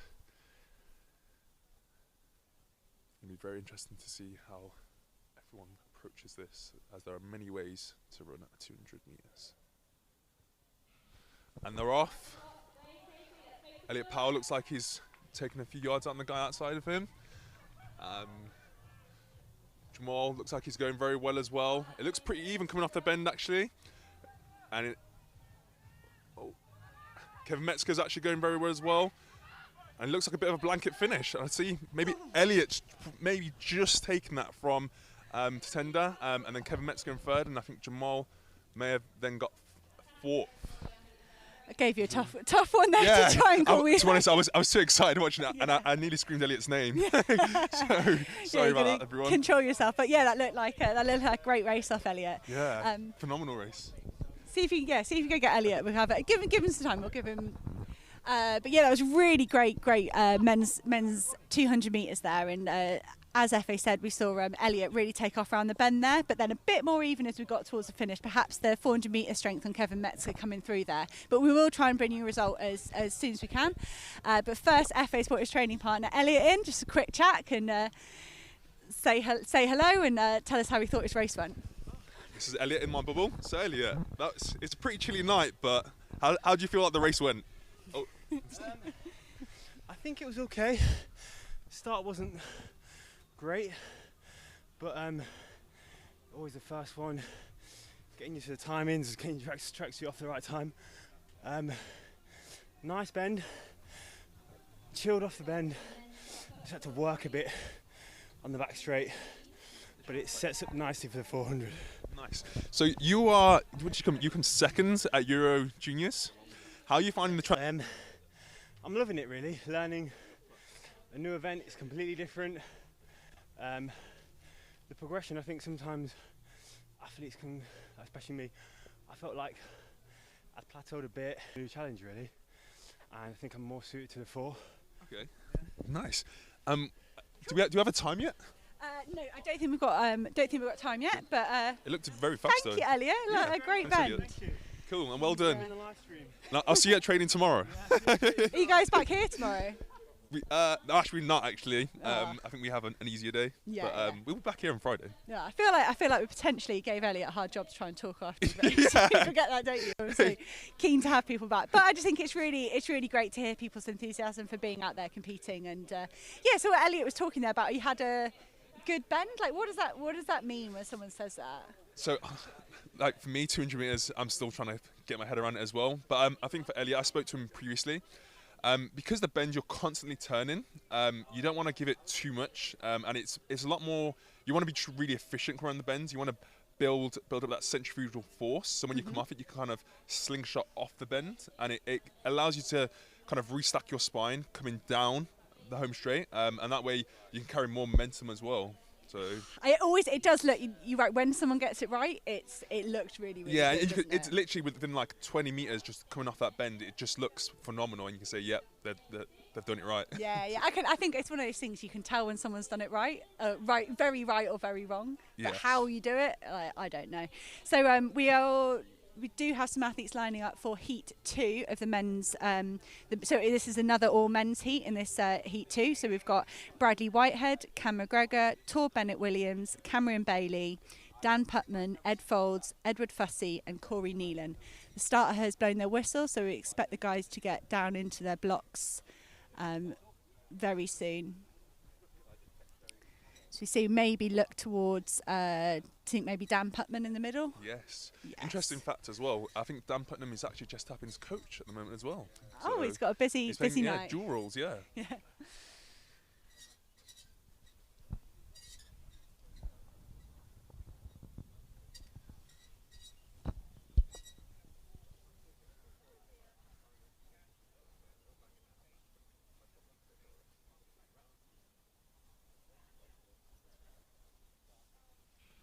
And they're off. Inside lane, flying start then. It's great. Made a lot of ground on the guy on the inside of him. And off they come the bends. Hopefully you see some really good transitions. I don't think we actually have that Dan Putnam in this race. But I think Ed Folds is going very well. I think he's actually on the inside. And I believe that's 1:15 takes the win. And that. Yeah, 1:15 is Ed Folds. Really good last 50 there off Ed Folds. That was really good. I'd love to see a 400 metre runner up there in the 200. So that was a really good run from him. No, and I think you can really see that strength. Yeah, you could really see his strength coming through there in the last 50 metres. Great run off those guys. Shame not to see Dan Putman in it. Maybe he is busy coaching Jess. Yes, maybe. But yeah, that's the thing. Early doors like this as well. I mean, you can make plans to open up on a night like tonight, and then depending on how your week unfolds or your month unfolds, it might not be the right time. Yeah. So we have unfortunately had a few withdrawals today, but that's just athletics, isn't it? You've got to be feeling good, and it's got to be part of a positive momentum and build into your season. Definitely, I guess under the current circumstances as well, everyone's just entering everything. just in case, because I think this event actually sold out within an hour. I think I was speaking to some guys earlier, and they tried to enter some of the events and they just couldn't get in after an hour, which is crazy. It's also really good for athletics. So. Yeah, no, I definitely think, it definitely is a case of enter what you can. We talked about, Sam Crick was talking earlier about how the domestic season might be one of the strongest seasons we've ever had because the complications around travelling. Like, how are you feeling about that? Like, have you got races planned abroad? Is it something you're trying to figure out? Yeah, so I'll be honest, I do have a couple of races planned abroad, but it is very difficult just because on the return, if someone on that flight has COVID, you're going to have to quarantine for 10 days. So that's no training for 10 days. So like maybe you can do a cycle session, but so you kind of have to weigh up, is it worth going out there for potentially good conditions? And sometimes it may rain. But if we have a summer like we did last year, I don't think there'll be really any need to go abroad. So fingers crossed. Is that sort of, if you've got to get an Olympic qualifying standard, like that's a risk that's worth taking. I mean, it's just trying to weigh up those different factors, isn't it, when you make your decisions? Yeah, definitely. It's definitely a risk worth taking, because I think sometimes tracks do make a big difference. We know we have athletes that usually go out to Geneva, which is like notoriously really good for 400 meters. So that's a possibility. There's also Les Chaux, but I think that's maybe at altitude. I think Geneva's at altitude as well. Oh, is it? Yeah. Oh, okay. Sneaky altitude. Yeah. No, but that's within. Yeah, there's. Yeah, you can do it. It's within the allowable limit. Sometimes you can't go. Yeah, you go above a certain limit. They deem that the altitude is too much of an advantage for the sprint events. But yeah, Geneva's one of those lovely ones. I think that sits just underneath. But this is the good thing as well. So like, you go to those sort of meets and you take your body there, and your body like kind of remembers how it feels to run that sort of time over that sort of distance. So when you do come back to other races, you do get like a psychological and again a physical change from that particular race. Sometimes it is well worth the risk. And it's one of the things, just one of those things that's every athlete in the world's going to be dealing with. It's a big extra stress for you guys. I think it's hard enough to peak for. It's hard enough for anyone to be peaking for any season. But particularly so this season. And we are still waiting on the results for that first heat of the men's 200 that was really, really tight. It was so I wonder if they're trying to sort out that photo finish for us before we can get any results. But yes, we do still have another 3 heats of the 200 to go as well. We've got heat 3. The starter's whistle is just blown for heat 3. In heat 3 we have Oscar Frost, Joseph Foster, Brandon Waltham, Daniel Lamb, Edward Lake, Panache Majuri and Danny Burrows. So that is heat 3 of the men's 200 and they're just getting into their blocks now. So we also have Edward Lake, who's a training partner of mine. He specialises in the 400, so it'd be good to see him go. And also Panache as well, who's a 4 hurdler, who's stepping up to a 200. There's a lot of University of Birmingham interest in this one, so this would be good. I guess if this was books, it's probably like the trials to get into the team, right? Yeah, so that was the plan. Let's see how they go. And they're off.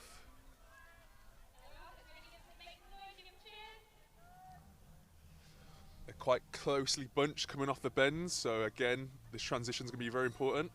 See, Edward Lake's going very well, so is Panache. Panache looks very strong coming home. I think his 400 metre capabilities are carrying him home there. Looks close to around 21 seconds. Oh, it was a very nice run off Panache, and he looks very happy with that as well. Yes, a good fist pump over the line. Am I right in thinking Panache is trying to get British citizenship at the moment? He's going through the process of trying to get British citizenship. I think. I'm actually not too sure, but he's definitely a threat. So I may have to look that one up. Yeah, no, he's recently. I think he's recently started studying at the University of Birmingham. And just trying to get himself set up over here properly. But yeah, tremendous race out there, and just good to see someone look excited like that over the line. I think everyone have been excited waking up this morning knowing they're competing, but to come away with a performance they're that happy with as well, which is good work.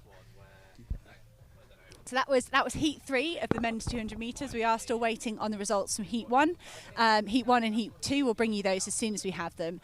So we have 2 heats remaining of the 200 metres. The next heat is our first mixed heat. In that heat we're going to see Jess Hazel, Daniel Hill, George Fox, Alistair Phelan, Dion Samuels and Katie Holmes. So this will be quite a mixed heat, this heat. I think, quite a range of abilities in this heat because we were trying to protect a women's only heat for the last race in case we saw any fast marks that people wanted to use for rankings or for qualifying marks for any events this year. Yes, we also have Dion Summers, which is actually another training partner of mine.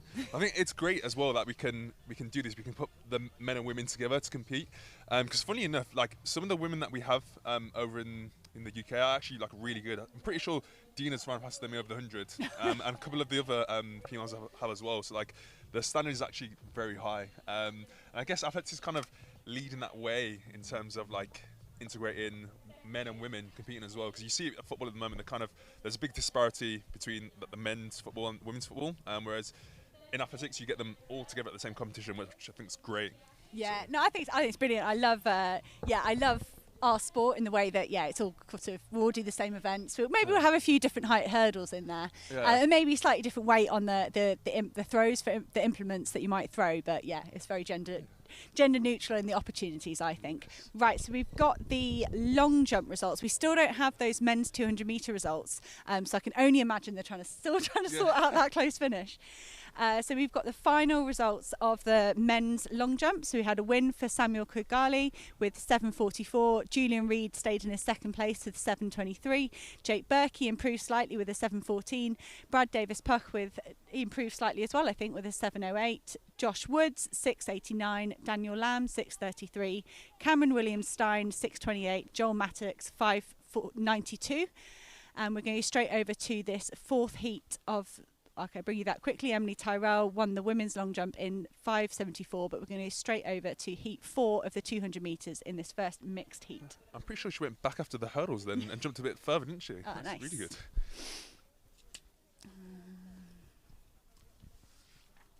Okay, so it'll be very interesting to see this mixed heat between the men and the women.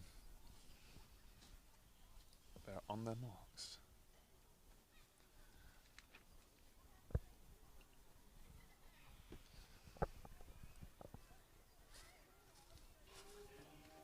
Dion Samuels actually got out pretty well. Guy on the inside has eaten up the ground already though.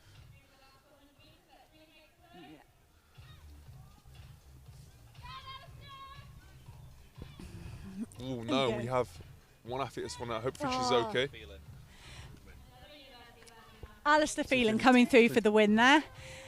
And we had Dion Samuels, and I think unfortunately we lost Katie Hume with 50 to go. Hopefully it's just cramped, nothing worse than that. Yeah, I think she's back up on her feet. She's looking okay.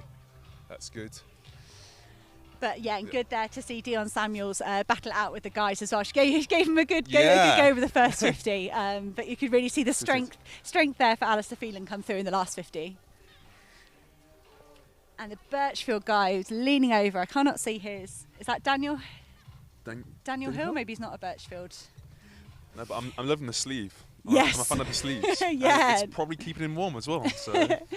No, that's dual role today. That's very good. And so you talk about these mixed races. You could be taking part in the 4x4 mixed relay at the World Relay Championship. So that in itself, integrating the two sexes like that together in one race. Can you update us? Hopefully you've done your research more than me. Is there a format where you have to run the male runner than the female runner, or is it still sort of a free-for-all that you can do what you want? I think it is a free-for-all still. So I remember at the last one, I think, was it the Polish team?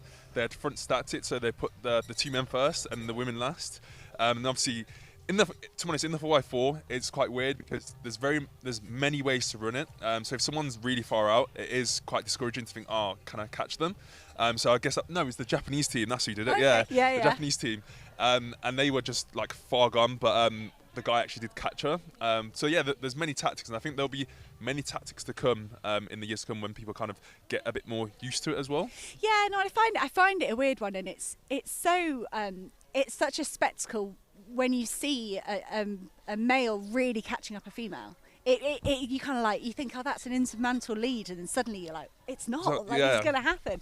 So I don't know, I'm always torn. I'm always like, do I want them to prescribe the order of the runners by sex to help you understand what's going on in the race, or do you want to roll the dice and see what happens? No, I think roll the dice, because I think it adds to the excitement, because as you say, there's a massive guy, like, will he catch her? Yeah. And a lot of these females are like very good 400 meter runners as well, and like they they will kind of stick it to you as well. Yeah, I mean, but as always in a relay, there's a lot of pressure on the athletes to pace themselves correctly. You often, it's not like a traditional race where you can gauge yourself off your competitors, but it kind of does that to the nth degree when you're like, you could be miles behind someone. Exactly, and especially like coming home as well. If there's fatigue in your legs and someone comes on your shoulder, that can be the end, and that's it. Like you tie up and they can pass you. All right then. Would you rather be trying to chase down Justina Święty-Ersic of Poland, or I don't know, being chased down by someone from Jamaica or America? Ooh, I don't know, because she's actually quite strong in the last 100 meters. No, I wouldn't like to chase her down actually, because I think that's a lot of pressure. And just in case, like, I come home and I'm really tired and she passes me. Yeah, like, that's what you don't want to go past and then get past again, do you? No. So we look like we're getting set up on the track for this last heat of the 200 meters. So this is our all-female race we've got tonight. So we have Diani Walker of Birchfield, Imogen Shepherd, University of Birmingham, Jessica Tappin, Louise Robinson, who I think might be running an 800 as well later. That is a great double. Lucy Elcock, Lily Paris, who we've already seen in the hurdles, Michelle Thomas and Georgina Rogers getting called into their blocks soon. There's a massive mixture of events as well. Georgina Rogers, Georgie, you can call her, or Gigi, is another 4 hurdler. Just Tappin, is a 4 hurdler. I think Michelle Thomas is a Masters 400 meter runner. And then I think, is it Luce? I think Lucy's also a 400 meter hurdler? Yeah, Louise is also a 400 meter hurdler as well. So very interesting to see how they go here. Again, many ways to run a 200, so I think you'll find the 400 meter runners may start a little slower and come home very strong.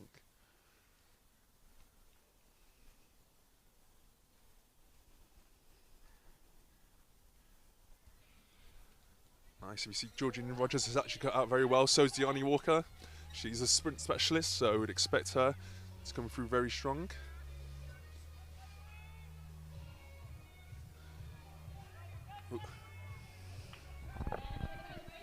Oh, and the 400 meter strength looks to be coming through now. Just happens, going very strong, and so is Louise, and so is Georgie on the outside. Nice. It's a big win off Louise there. Yeah, very big actually. From lane 3 as well. It's very good. Yeah. And I do think you're right. It's very interesting when you see that 400 hurdler strength come through at the end. And I think that's what we saw there from Jess, Georgie and Louise there. And Diani, really fast out the blocks, and I'm sure she pieces that all together in the season. Yeah, she'll get faster.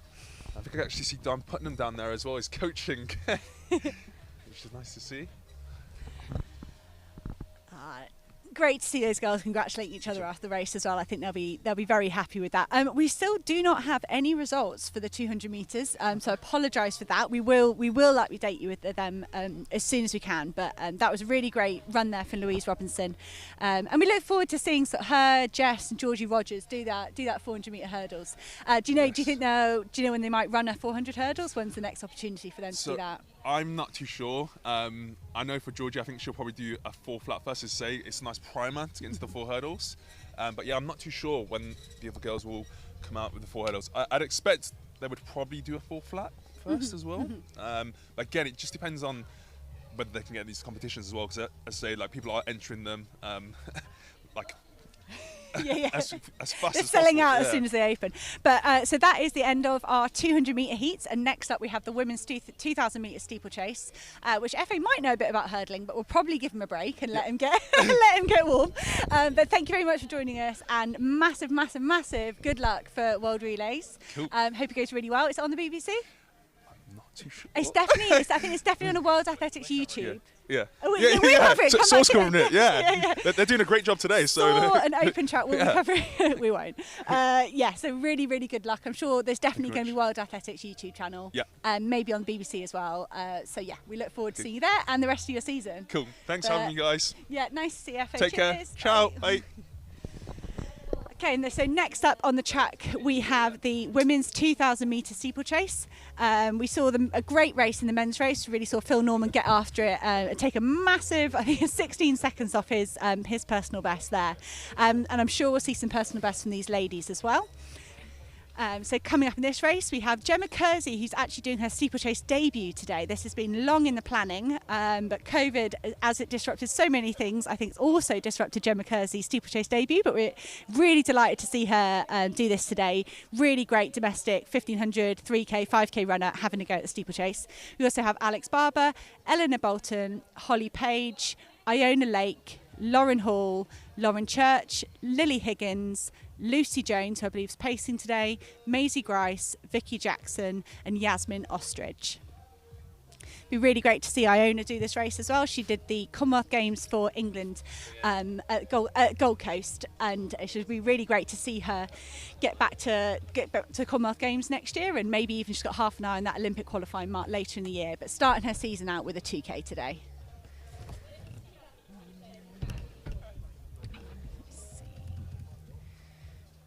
So we also today we've got a debut from Eleanor Bolton. She's under 23 GB cross country specialist, coached by Chris Barnes, who organises the fantastic Podium 5K. But it's really great to see Eleanor have a go at the steeplechase as well. You see the starters blowing their whistle, and they're all checking whether they're ready.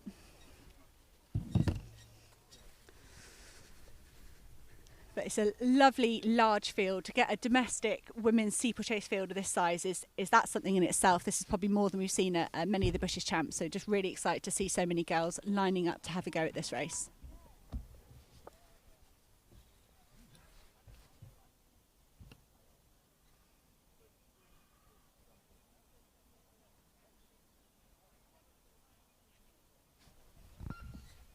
Okay, and they're off. As we see, I think we have Lucy Jones pacing, but Iona just drifting to the front there as well.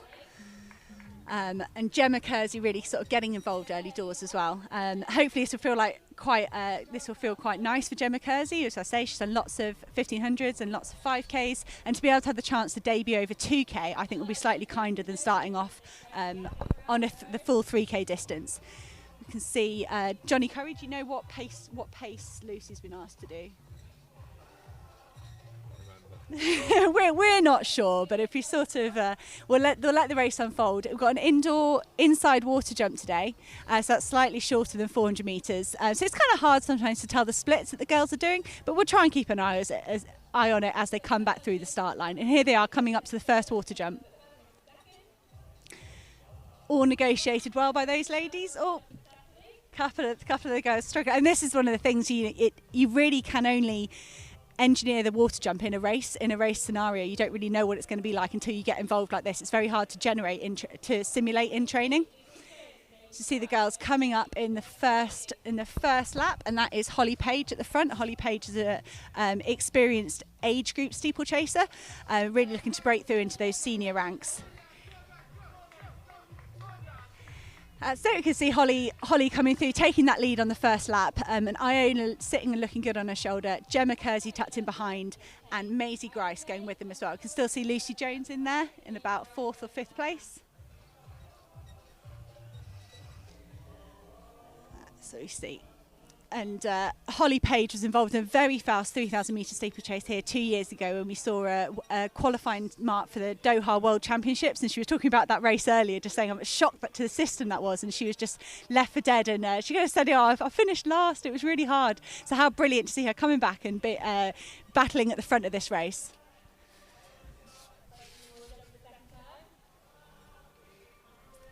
Here we can see them negotiating the water jump for the second time, and you can see Gemma Kersey there, not through it as quick as the other three, but battling really hard to get back on it. And that is sometimes it's a baptism of fire, really, doing your first event. You've just got to get involved and have a go. And you can't always really, like I said, it's hurdling in a group. That's really hard to do in training, but they can have a try today. It's really good, and we've still got Holly Page pushing at the front, so they're through 800 metres in about 2:35, 2:36. But Holly looking really strong, and Maisie sticking on her there.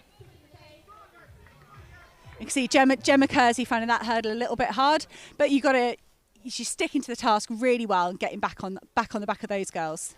You can see Iona slightly losing touch on Gemma there, but hopefully she will work her way back on the back straight. Or we can see Maisie piling on the pressure here. Maisie looks like she wants to push on this third lap. Let's hope she can take Holly with her and they can both get a fast time.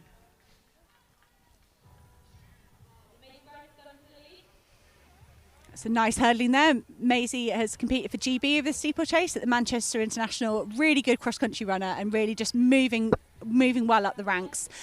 She's an under 23, so it would be fun to see what she can do over 3,000 metre steeplechase later in the season. There you can see those two really well over the water jump. So we can see Gemma Kersey still holding on to third spot with Iona Lake and Lucy Jones just coming round Iona to come into fourth. You see Maisie coming up to 2 laps to go. Maisie's coached by Bud Baldaro, who's a big part of the University of Birmingham athletics scene here. Still coaches a great number of people and comes down the track for every session and has a lot to do with Maisie's preparation. Maisie's also a physio student, so she works incredibly hard on her placements.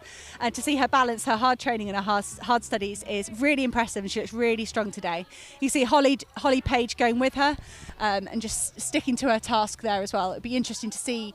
Would be one of those athletes that are quite used to running 2K chase as she came through the age groups, so that might be a good indicator as she moves forward to 3,000 metres. Ooh, you can see Holly having another go at Maisie there, trying to push on that pace, and that's really strong from Holly. She could have let her head go down when Maisie went past her, but she didn't, and here she is attacking with 600 metres to go. It's nice to see Maisie react there, just really sticking to Holly, and I'm sure we're going to see a competitive last lap from these two. See Gemma Kersey still in third place as she comes round, and then Iona Lake, and then some of our other athletes that I'll have to update you on when they get closer to us. So we come into this home straight on the penultimate time. You can see Maisie has gone back round Holly. I think she did quite well on the water jump. Maybe that had something to do with it. And then these two really battling out on this last lap. They're coming towards the bell in 5:15, 5:16. So they could be on for something really good, these girls. And we talked about this with Phil Norman, that these ladies are approaching the hurdles faster than they normally would for 3,000 metres, with potentially more lactic. A 3K might be more just fatigue, not fatigue and lactic, whereas in a 2K they're really going to be hitting lactic as well. With Gemma Kersey holding on to that third place through the bell, see if she can hold off Yasmin Ostrich, who's coming hard in fourth place. And Maisie Grice really stretching out on the back straight. She really looks like she's broken away from Holly here. She's got 3 hurdles left to go, including a water jump. So let's see if she can hold on to this lead. Stuttering a bit into that hurdle as she's fatigued, but looking really strong off it, really kicking back into that fast pace afterwards. And Holly moving really well as well.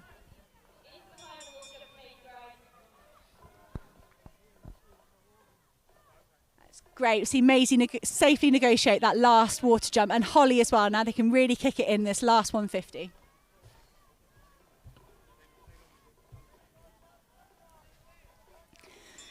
Can even hear Bud cheering Maisie on from the other side of the track, always lovely. And there we see Maisie really kicking in that last 50. Go on Maisie, didn't she look good? Really working hard, pushing all the way to the line. And that is fantastic. That is a fantastic time. 6:32 is really, really good. And Holly Page coming through as well.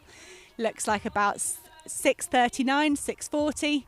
And Yasmin Ostrich having a really, really strong last 600 to come through in 6:45. From Iona Lake coming through in fourth.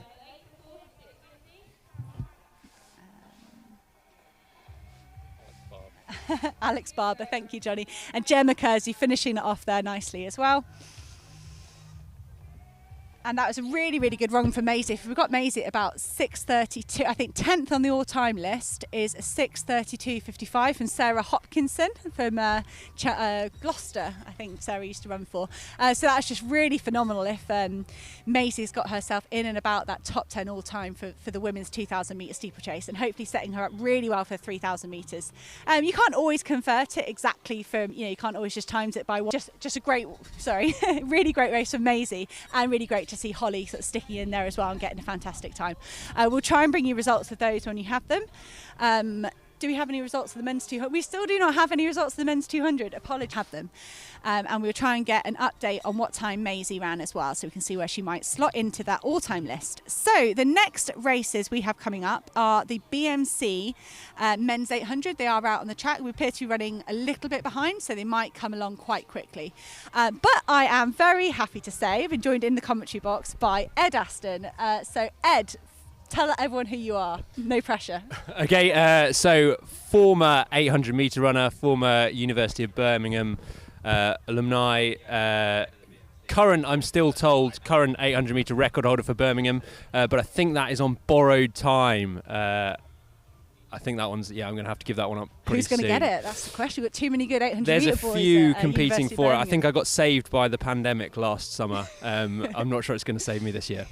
We're going to quickly get up a BUAC record book before Ollie Dustin opens the season. Is that what Yeah, we're if saying? we could, maybe a board somewhere around the track would be nice, just to get my name on it for a little bit. Yes, but also World Indoor 2010? World Indoors Champs. 2010 and UK Indoor Champs in 2009 as well. Yes, Won that, and yeah. when did you retire? You've finished? 2016, I guess, officially. But yeah, I was slowing down for a number of years before that. Yes, but Ed's been a big part of athletics at University of Birmingham, most notably setting up the BUAC MD Facebook group, which is now the focal point of all athletic activity in Birmingham.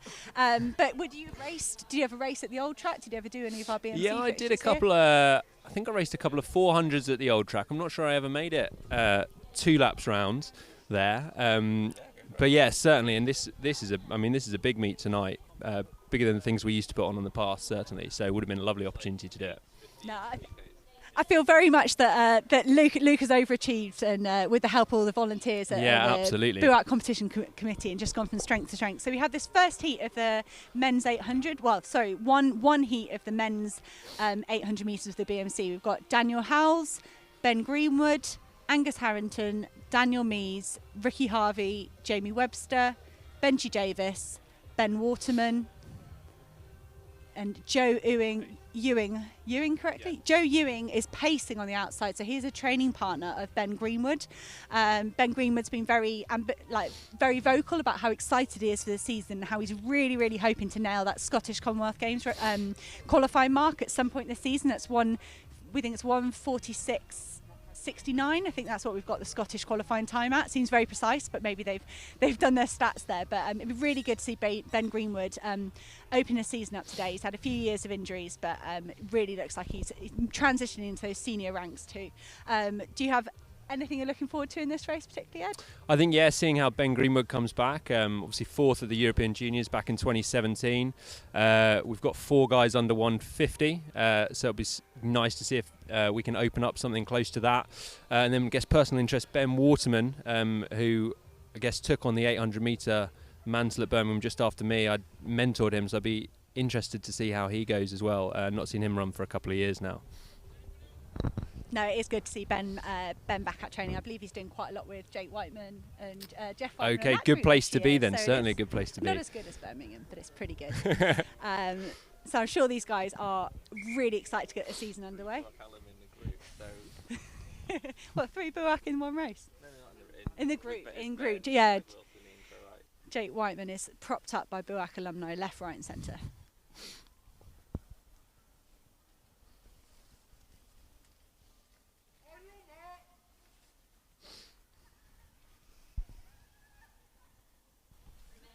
Okay, as we see the men go off, they'll run the first bend in lanes and then they're going to brake. There's a lovely green mark on the track. Just to make the 800 a bit more technical, they're going to brake out of their lanes down that back straight, something we didn't see at this point last year when we started the track season. Everyone had to run the whole race in lanes, so I'm sure they're really delighted to see that. And we can see Joe Ewing has got off to a really good start. He's managed to get that pole position as a pacemaker and bring those guys through, I think 25-ish for that first 200, so nice and quick. Yeah, so that is brisk. Hopefully they can go through and around. We're looking for around 53, I think, today, maybe a touch quicker. So if the guys hang on to that really sets them up nicely for a fast race. It's a little bit breezy when they come into the back straight, but hopefully home straight they should be flying. So Joe Ewing doing a really good job there, and hhopefully Ben Greenwood's just chilling and very used to that situation there. So they got 50, bang on nice 53 there, yeah, perfect. Looks like Daniel Howells is going to take up the running after the pacemaker, and that is Benji Davis just on his shoulder with Angus Harrington just behind there. Yeah, and you can see Ben Greenwood there. He almost looked like he'd fallen asleep slightly into the bell, but he's really kicked on as I went round the discus cage with 300 to go. You see Joe Ewing taking him all the way to 600, and there he goes, sending off his training partner, Ben Greenwood, with 200 left to go. So Ben Greenwood opening up a bit of a gap now. Looks to be finishing very strong. That's a real demonstration there from Ben. He really looked like he woke up with 300 to go, and he's looking really strong down this last 50, really kicking it in. So that's Bren Greenwood coming through in first, and then 148, 149. It's a very nice there run off there. So great opener for Ben. That looks like a PB to me. Potentially just dipping under 149 there. And it looked like Angus Harrington just pipped Daniel Howells there in the last 20 metres to go second and third in that race. Yeah, and possibly Angus just under 150 as well. That's a very impressive opener on a cold, breezy night. On a cold April breezy evening, yeah, that is very impressive. And some cracking pacemaking off Joe Ewing as well. I think we are lucky enough that he's going to be pacing the men's 1500 metres as well. So let's hope that's a tough gig. It is a tough gig. Let's hope he left something in the tank for the men's 1500 and didn't give it all to his training partner instead. But great to see those guys who have travelled a long way to compete today. So it's just really great to see them in Birmingham and see a strong season opener.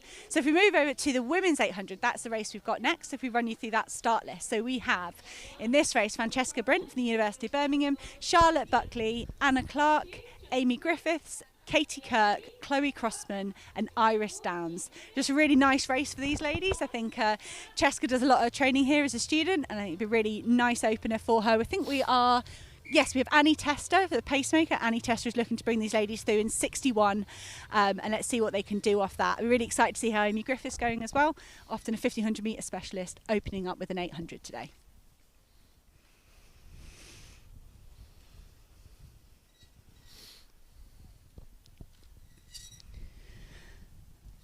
See these ladies ready for the BMC Women's 800 metres.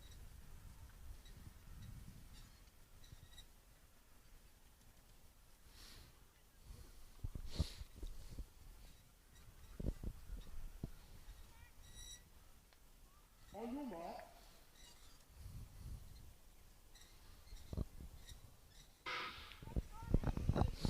Okay, that's a all off smoothly. We can see Annie Tester on the outside. She is our pacemaker, so she'll be working hard to try and get to the front. Looks like Katie Kirk's got herself out there quickly. She's often really good on her first lap. Katie's got really good leg speed, but you can see her just pushing Annie there. Annie's going to have to work to get past her to take the pace for these ladies. Yeah, it looks like Katie might be left with a bit of work to do on her own if that gap opens up any more. Pace has gone pretty quick. That's looked like 29 through 200, so that's shifting. But you're right, yeah, Katie's going to have her work cut out, because I think Annie probably will only go 400 today, maybe 500. But you can see already Amy Griffiths just drifting back up in this second 200. I often think you need to run that first lap evenly. I often think a lot of people get out and then slow down, and if you can maintain that pace, as you can see, Amy's really closed that gap up already, and Katie's gone past Annie Tester, the pacemaker, already, so Katie really after a fast pace today. Yeah, I think that's the thing with the 8 versus the 15 runner. When they run the 8, that first 200 always feels easy as an 8 runner, whereas for a 15 I think you feel like you're going through the gears at that point.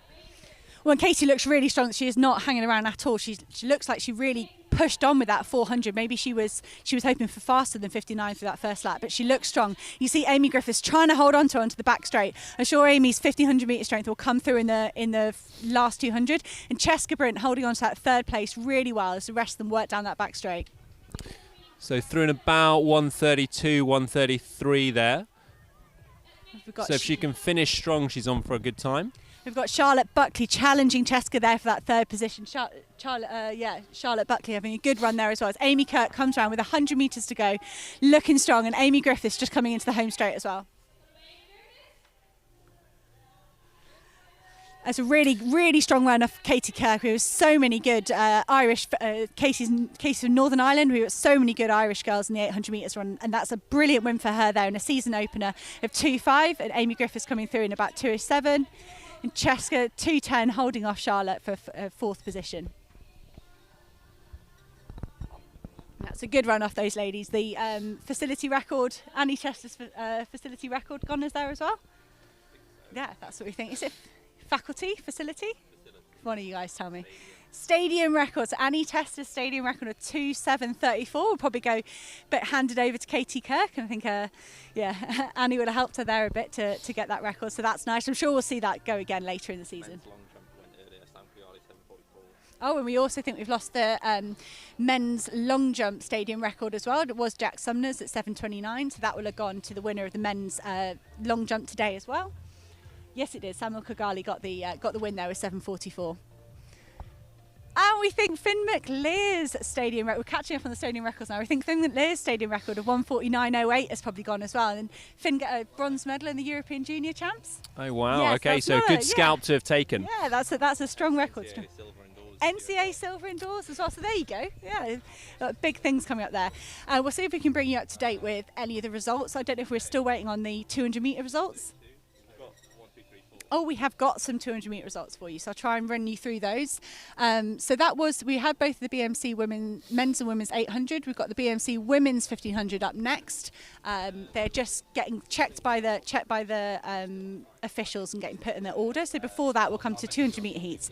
The first heat was won by Elliot Powell. So we did our punt on who to interview straight after paid off. Elliot Powell won in 21:44. Jamal Marcus, Rowden Stevens in 21:50. Kevin Metzger, really close battle there at 21:50. He looked really strong in that last 50. And Dylan DeCosta with a great fourth place to 21:52. Jamal Chambers 22:21 and Tatenda Tsumba in 22:44. So next up we've got the women's 1500. So this is a race I'm really excited to watch because I just think we've got a great start list, and to see Alex Bell and Revee Walcott-Nolan race each other, it's just a privilege, let alone it being in Birmingham. So we've got the start list ready. So we've got Emily Thompson, Ellie Farrow, Revee Walcott-Nolan, Alex Bell, Jade Williams, Louise Shanahan, Florian Scrafton, Alexandra Brown, Hannah Taunton, and Isabel Boffey is pacing. So we're hoping Izzy is going to take them to a K. I think they've asked for 66s, which is about 47, 48. So we're looking for 2:12 through 800, 2:45 for a K if Izzy can make it that far, and then hopefully a sub 4:10 for the winners. Just a note on Hannah Taunton as well. She's targeting the Paralympics in the 1500 or the 5K, I think. Her PB is 4:35, so it'd be cool to see if she can get a PB today as well.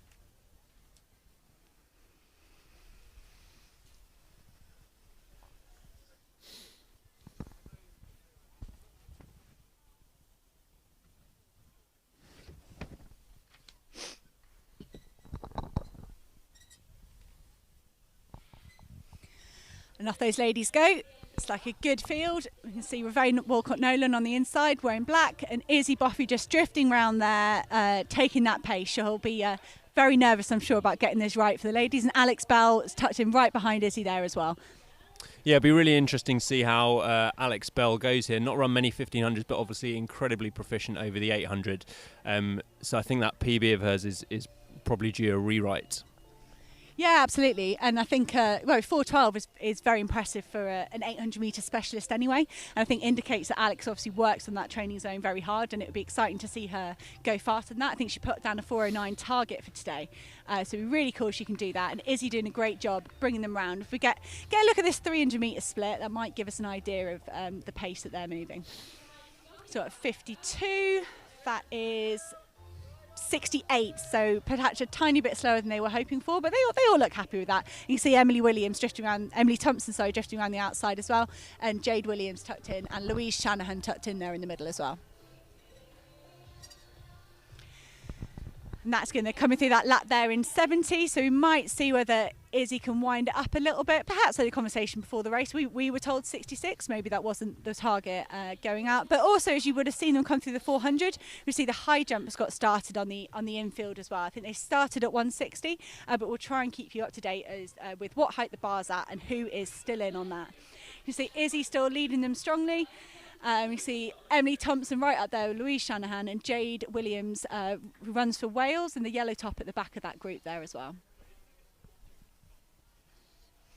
Yeah, so we've got a breakaway group of about 5 or 6 athletes there. It's just a little bit bunched to the front, which is a sign that it might not be moving quite as quickly as they were looking for.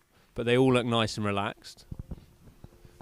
No, and it's that tricky thing, isn't it, when you're relying on a pacemaker and you don't know if you're just feeling good or you don't know if it's slower than you wanted, but perhaps they're just happy to have a race here tonight. And as we said, it is a bit windy on the back straight. You don't want to be left out there doing a lot of the work on your own, particularly not over 3 or 4 laps. I think for me, Reveille is a very accomplished 800-metre runner. She had many years at 800, and it's been really exciting to see her move up to the 1500. I thought she looked really strong last season doing that. I already mentioned her very good 3K this season already, and a really good 5K.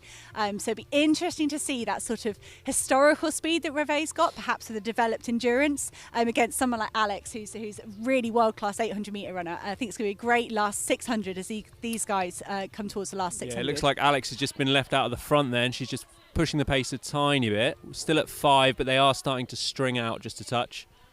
I think, and this is a tricky situation for Alex. I think to be expected to win, she'll have a lot of respect from these girls. I think there's that pressure there to take it on with 500 to go, and and she's got to judge her effort right over this last 400 because those girls are queuing up behind her.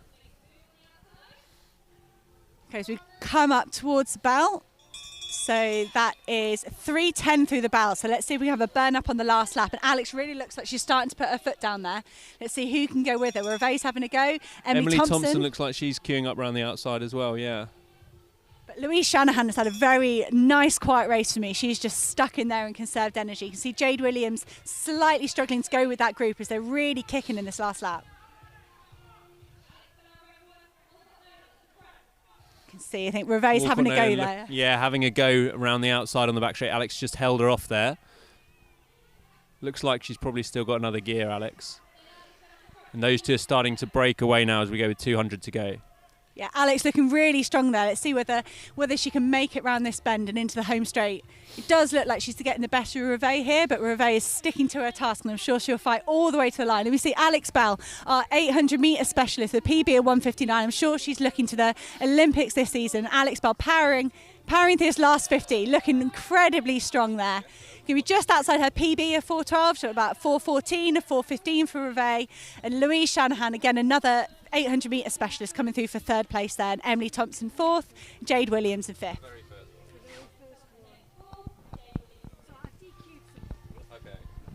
So that looked like a really strong last lap, as sort of that Alex Bell held on really well and just got her season started. I'm sure, well, who knows, hopefully see her another 15 later in the season. I'm really interested to see what she could do, but really impressive today, and great to have an athlete of her calibre come and support the University of Birmingham Track and Field Open Series.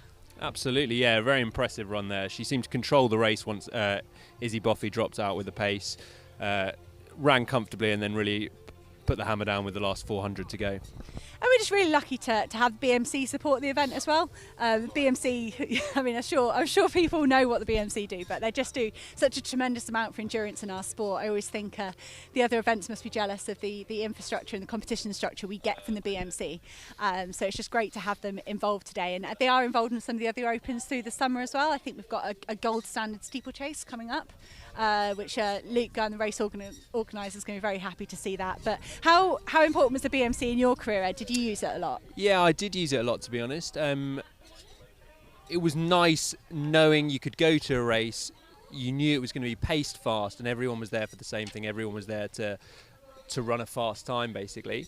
And I think if you look at how middle distance running has come on in the UK in the last 10 or 15 years, the times that people were running when I was a 16, 17-year-old compared with the times 16 years later, the events have shifted on, and I think a lot of that is down to more and more people coming to these BMC races, running hard behind a pacemaker and just getting after times. Yeah, no, I do agree. Probably got the shoes as well. Yeah, if we had the shoes, the super spikes might have something to do with it as well. But we've got the start list for the 1500 metres BMC men's race. We've just got the one race for each sex. So this is our men's 1500 metre race. We've got Ewan Campbell, Daniel Cheeseman, Henry McLucky, Remy Adbimi, Tian Corkin, Alex Botterill, Max Hayden and Rory Leonard. I think there is a second page.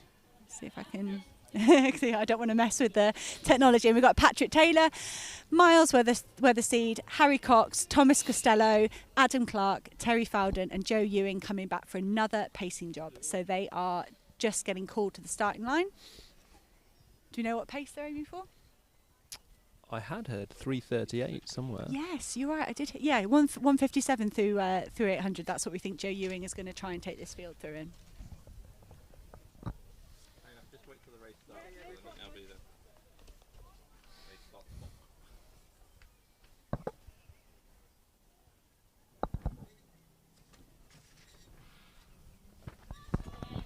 Okay, that's a great. It's always a nervous moment, that start as a 1500 metre runner. It can be very congested on that start line. But we've got a really good field today. We've got Alex Botterill, training partner, well, trained by the same guy as Hendo with Alex Bell up in Leeds. More of an 800 metre specialist. It'd be interesting to see him in the 1500. And the really tall guy, Corkin, he ran really well at the British Champs last year as well. So it's great to see him in the 1500 here. I think he's normally an 800 metre specialist as well. So they come through that. Joe Ewing holding that lead there as a pacemaker very comfortably through that first 200. So we'll see maybe what they're at 300 and at 400 and get an idea what pace they're going. Adam Clark's really set out with some intent there as well, right on Joe Ewing. Very happy with the fast pace today. Yeah, with Alex Botterill just letting a slight gap open up. I imagine he'll be a little bit tentative, having not run too many 15s, but got great pedigree over 800. Beat Adam Cashot last summer. But they are letting that gap develop, and I think they need to be a little bit careful that Adam Clark doesn't just run away with this one. Yeah, Clark is strong. He would have done it. He would have come at this from a 5k 1500 background, and I'd say he'd be delighted at opening up those gap across the to get away from those guys. I think they've got a tough job to catch him. They're really going some, aren't they? Really look like they're in full flight there. We're just 600 Well, yeah, meters Adam into Clark's the just sticking to that pacemaker like glue. Hopefully someone in the second group might take up the running. Here you go, Adam Clark's on his own now. We've also got in that second group, we've got Henry McLucky, one of the under-20s we have in this race, that did have aspirations of running a European junior standard. I'm not sure what pace the second group are moving at and whether they are moving fast enough. We think about 3:46 for that second group, and Henry McLucky just drifting to the front of that second group now, and he's got a 3:42 PB, so hopefully he's trying to... Looks like Adam's about 1:56 pace through 800 there. Yeah, and about 2 flat for the chasing group. So Adam has got himself a large lead. This is going to be... And the chasing group are starting to shift now by the looks of things. They've really stretched out, going through in around 3:45 pace, but it looks like they've picked it up a bit. Yeah, I think we've got Henry McLucky really trying to bridge that gap, taking the rest of the group back to Adam Clark, and they've got 600 metres to catch him. What do you reckon, Ed? Are they going to make it? I think they'll struggle. Adam looks very strong in those first 2 laps, but they are charging. And you can just see how much that second group has splintered in that last 300 metres or so. Really gives you an indication of how fast they really are moving. Yeah, and we can see Clarkey coming through the bell now in 2:42, 2:43 for Adam Clark through the bell. Henry McLucky through in 2:45 with the rest of that group, really pulling them forward. In that group, we've got Rory Leonard at the back, and then Remy Adaway in 4th. And Tiernan Corkins in 3rd there. They've closed a lot of that gap down on Clarkey, but he looks like he's kicking again down that back straight. Will Adam Clark hold off the fast finishing Henry McLucky and Patrick Corkin? Tiernan Corkin, apologies, I'm making up names. Tiernan Corkin. You see Henry McLucky. Oh, Henry McLucky's really kicked at 200 there. This is going to be a really tight finish. Clarkey looks like he's struggling. He looks like he's failing. Adam Clark maybe could have done with some company at the front there to hold him away from people. You can see Henry McLucky looking like he's in control down the home straight. Tiernan Corkin coming back at him. Henry McLucky stretching away on the home straight. I think Henry McCorkin's going to take the win with a really well judged race. 3:42, just outside his PB of 3:42. Great run from Henry McLucky there, and great from Tiernan Corkin for second. I think that's a standard. You think it might be under your? I'm just going to look up the selections, British Athletics selection standards for 1500 age group stuff. We've got a 3:46 for the European under 20, so he was way under there, and 3:43 for the World under 20. So I think he might have been in and around that 3:43 World Junior qualifying mark that I believe the athletes have to hit this season. It's really hard for our age group athletes that progress year on year. Some of them might have improved enough to run a standard last year, but it wouldn't have counted because of the COVID pandemic. So a really, really good, well-judged race there from Henry McLucky. Yeah, absolutely. Took it out steady-ish with a 2-minute first 800, and then kicked on a bit to take a couple of seconds off that in the second half of the race. Yeah, no, it was great. Right, so we're going to try and give you an update on the high jump. Do we know what height they're at the minute?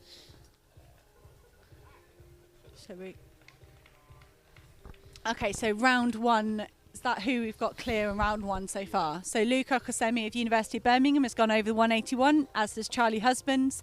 And Adam Brooke, we think, has only gone over 178 so far. We're unsure whether he's still got attempts at 121 or whether the bar has gone up. And we've also got Laura Zialor jumping as we speak. So Laura Zialor is already, is this her attempting or is she already cleared? Yeah. She has already cleared 181. That's a fantastic opener from Laura Zialor. And here she is attempting the next height, which we can presume would be 184, 180. We're going to guess at 184. I can't eyeball it from here. You can see, see a coach Julian Reed just by the discus cage as well. Hot off his own long jump performance to coach Laura.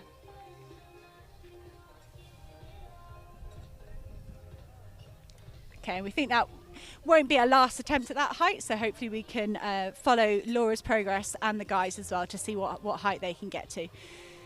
But we've spoken about this a number of times tonight, but with these technical events and really how tricky it is training in this year for these technical guys has been really hard.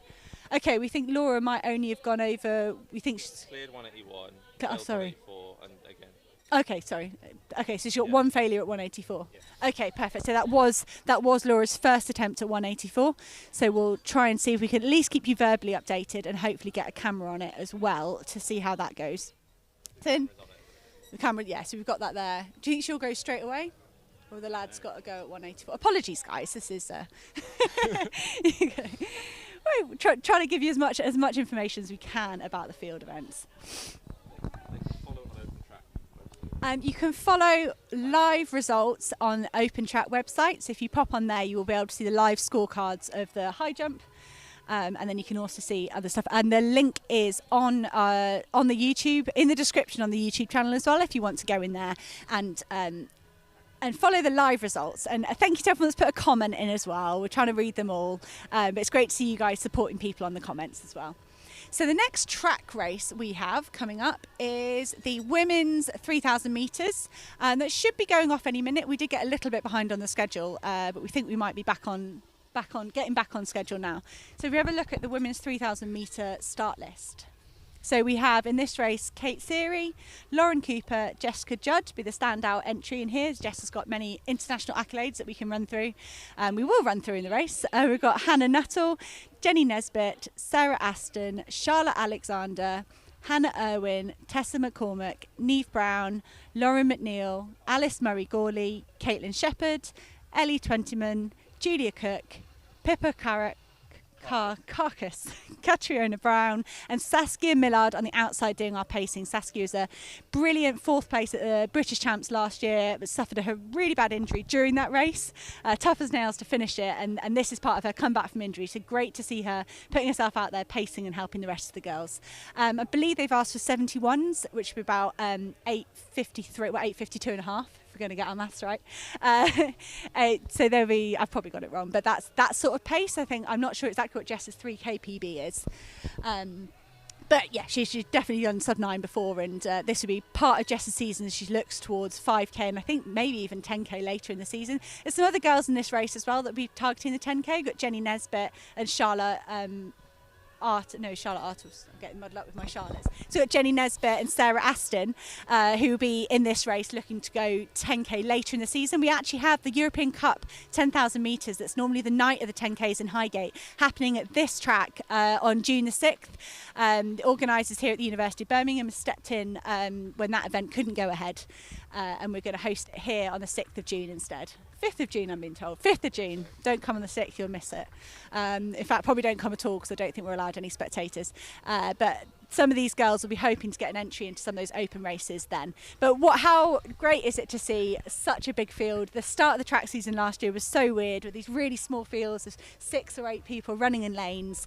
Being told the women couldn't do the 5K because it was going to be longer than 15 minutes. All that sort of business. It's just great to see some proper racing back to our tracks as we see the starter about to call these women to the mark for the BMC Women's 3,000 metres.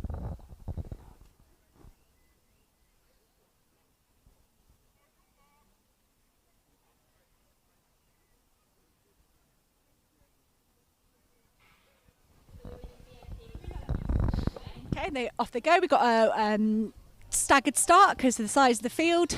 And we can see if Saskia can get herself to the front to try and run those 71s. You can see her on the outside of the track. We also have some 200-metre results that we will bring you. We'll let these guys do a couple of laps, and then we'll have a look at some of those 200-metre results. That's it. Yeah, we can. I just heard a cheer from the high jumpers, so I need to check out what it was. Basically, Saskia Millard coming through in this first 200, pacing Jessica Judd is there in second, Hannah Nuttall in third, Jenny Nesbitt on the inside, and 68 is... Someone's going to tell me. Hannah Irwin. Hannah Irwin, thank you very much. Hannah Irwin had a great run at the Battersea 5K, I think. And just a nice quirky stat, so you've got Jenny Nesbitt there in third or second if you just count the pacemaker, actually holds the facility record with a 9:17. Oh, wow, so that is on borrowed time, I think. So they were through in about 2:22 for 800 there, so that's bang on 71 pace. Yeah, that's just fantastic pacing there from Saskia. She's been to European Juniors over 3,000 metres and moving up to 5K as a senior. So this is a really good experience for her pacing Jess. I know she would have felt a big responsibility pacing an athlete of Jess's calibre. And what a range Jess has got. Absolutely, I mean, phenomenal. Yeah, 800 right up to 3K and beyond, really. Yeah, she looks like she's just moving from strength to strength every year, Jess. She just seems to want a new challenge and a new event, and ferocious competitor, whatever event, whatever surface she put Jess on. And it's great to see her again come to support an event like this. You know, when the University of Birmingham advertised this event, to have someone like Jess enter pretty much straight away was a really big boost for the organisers, and just really exciting for everybody involved. And we also think we should keep half an eye on the juniors that we've got today. We've got Hannah Owen is seen. We've got Pippa Krakus, Lauren McNeil, Caitlin Shepherd and Charlotte Alexander, who will have half an eye on the European Under-20 qualifying mark. Charlotte actually has already run the European Under-20 British Athletics qualifying mark in the 5K. And she'll be looking to add the 3K time today, and maybe even get a sniff at the World Junior qualifying time from British Athletics. The European Junior qualifying time is 9:30. The World Junior qualifying time is 9:12, so that's quite significantly under that. But hopefully Charlotte can keep a hold of that 9:30. So Saskia's dropped out now, so Jess is left to do the running on her own. See, Jess is very good at pushing herself. She's very good at competing, but it's a tough job to be out there on your own. And I don't think that gap is necessarily increasing back to Jenny Nesbitt. And Sarah Aston made a strong move there to get onto Jenny. She went round Hannah Nuttall. She didn't want to get stuck behind Hannah Nuttall there and let Jenny get away. So Sarah and Jenny really got their heads down and working hard there. And Hannah Nuttall holding on well to that fourth place. They come up towards a mile now. So if we get Jess through in 4:44, she said she wanted 71s and she's just running 71s. It'll be interesting to see how long she can manage that without Saskia to help her. But it's a really, really good pace. I would say for me that Jenny Nesbitt and Sarah Aston are still right on that 9-minute pace. And if those two are looking to do 10K, this is a really good demonstration that they've got their sort of speed work ticked off, and they can get close to that 9-minute mark as they look forward to getting ready for a 10,000 metres later in the year. There we go, Jess looking really strong coming in here. And the next split we'll be looking for will be the 2K split, so that'll be on the back straight. That will give us another indication of how far these girls are under or round about the 9-minute mark. So Sarah's really latched on to Jenny there. A little gap open, but she's closed it on that last lap.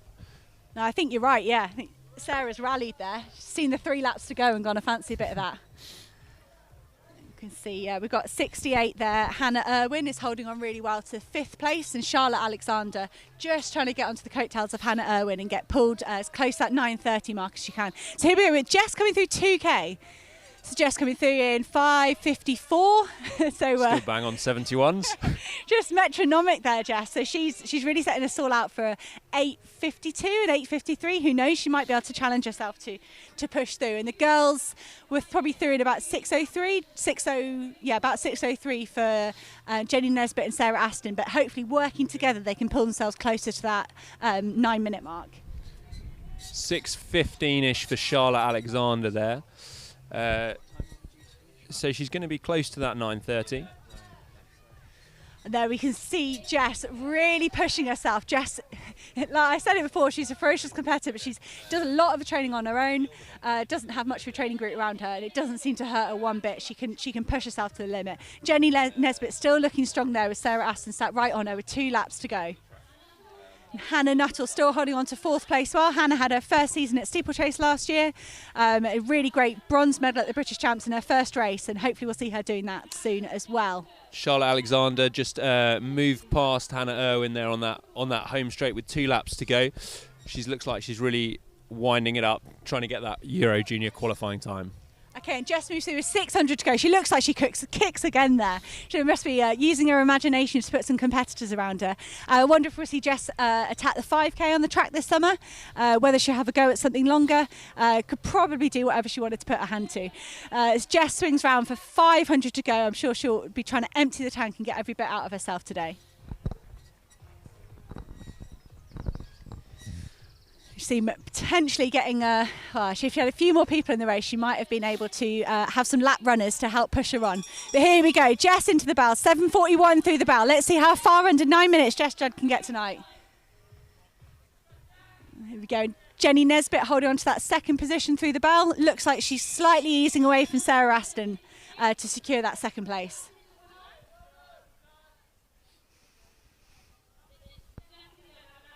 And that's it, Jess Judd moving around with 2:50 less to go. Charlotte Alexander coming strong into the last lap, 8:08. So we're looking for that 9:30 time for Charlotte. That's, yeah, great spot, Ed. Hopefully she can hope that's a 82 she'd need to get that. So hopefully that European Junior standard's in the grasp for Jess Judd. Jess still moving strong. Looks like she maybe picks it up in that last 200 there. And there we go, Jess has got the added help of catching some of those lapped runners to help really bring her to life in this last lap. And great running from those ladies as well. I'm sure they'll be impressed with Jess's speed as she's powering down this last 100 metres. Sweet Jess just kicking in that last 50, looking really great tonight. Really pushing to line 1, 8:50, 8:51, 8:52. Nice. What a great one. She said she wanted 71. She came here, she ran 71s. Job done. Well done, Jess Judd. Looking really great. And Jenny Nesbitt's going to be just outside 9 minutes, the 9:04. So she would have broken her own stadium record, but unfortunately Jess Judd has already taken that over the line. We're thinking 8:52.53. Sarah Aston with a brilliant 9:11 there for 3rd place. So here comes Charlotte Alexander. She's going to be well under that 9:30 time, 9:23-ish. So that's fantastic. Euro Junior time, 1st race out of the season. That is very brilliant. impressive. And here we see Hannah Irwin as well coming through in about 9:31. But Charlotte's had a torrid couple of years with injury, and it's just brilliant to see her 2 races ticking off 2 European Junior qualifying marks. Who is Kate Seary coming through with a brilliant 9:40 there.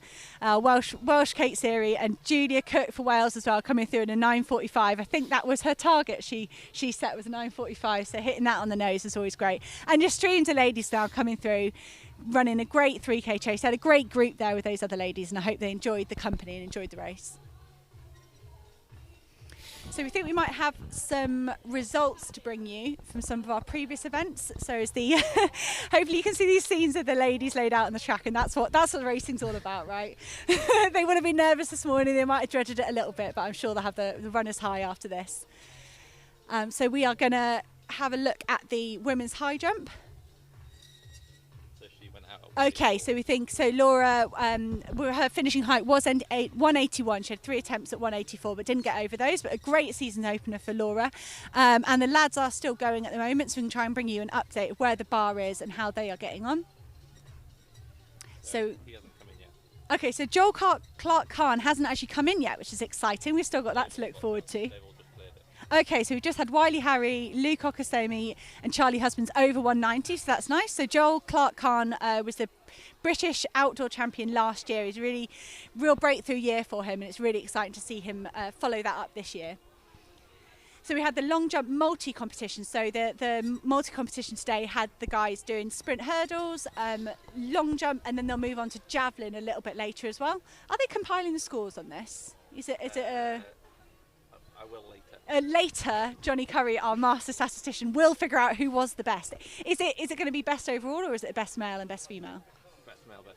Okay, I haven't graded it to be a... But anyway, we had Harry Crosby jump a 6.75, Adam Booth with a 6.58, Jamie Warman with a 6.54, Evan Campbell 6.07, and then we got Ella Rush with a 5.85, Alice Lineker 4.87, Amelia Atkinson 4.86, Anna Montague 4.81. So great jumping from those. And unfortunately, Ollie Thatcher may be tired from some of the other events if he's done the multi-events as well. And have we got any more of those 200 metre heats that we haven't been through?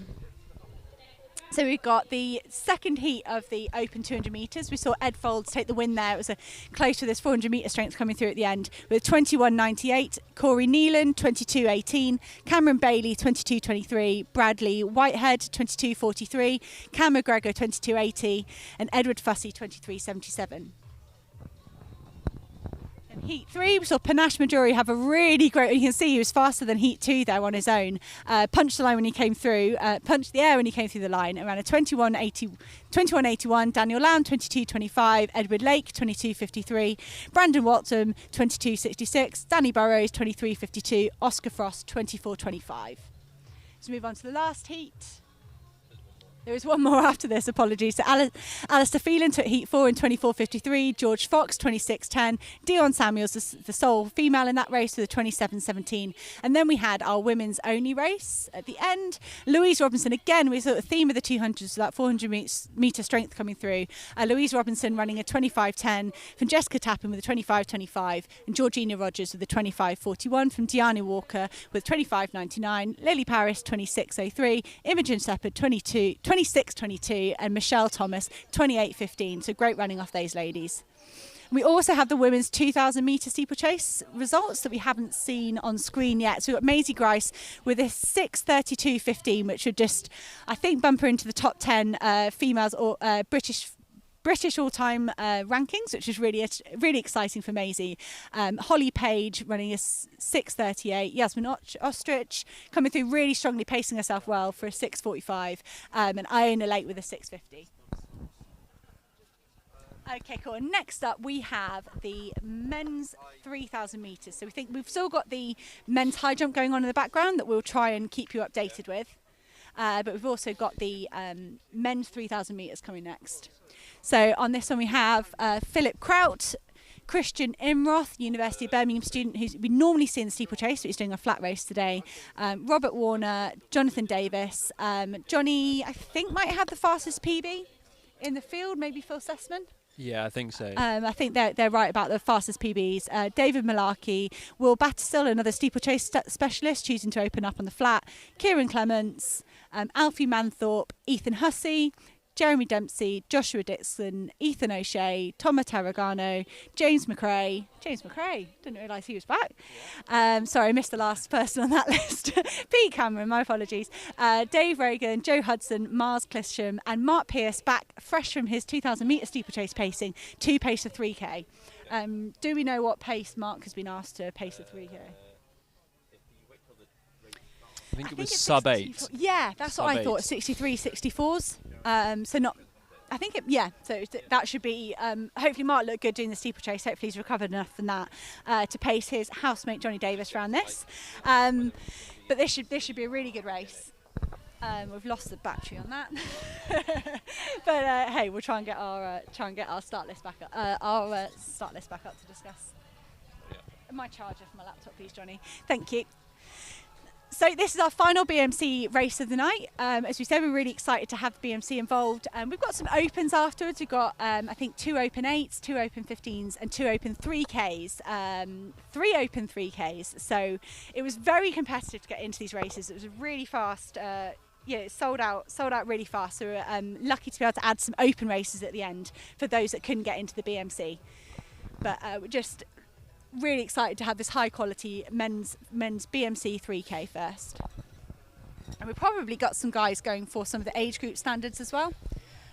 So we've got the juniors in this race, Ethan Hussey, Christian Imroth, who, like I said, probably looking more at the steeplechase, but it'd be interesting to see how he can go over the flat. Ethan O'Shea. They are our only 3 juniors in this race, so we will keep an eye on the qualifying marks for those guys. As you can see the runners gathering at the start.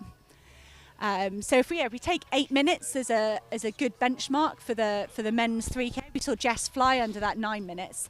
But if we look at 800, 8 minutes for 3K would be around about 64s. So we'll try and do our best to keep an eye on that.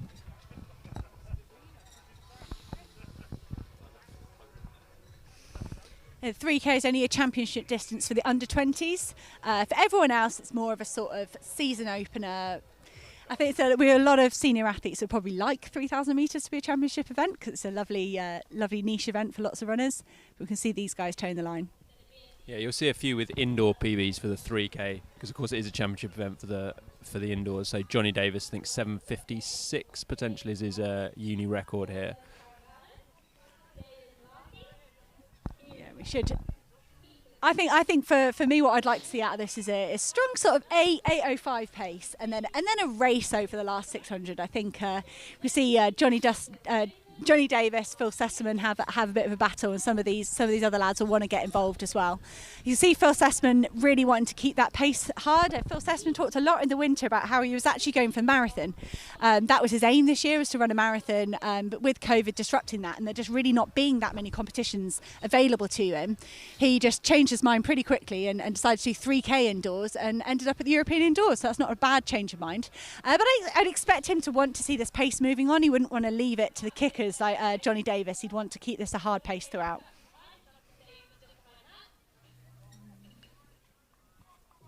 Absolutely, and they're all in single file now, and that's a reflection of the relatively quick pace. They've just gone through in 64 there, which is bang on 8 minutes.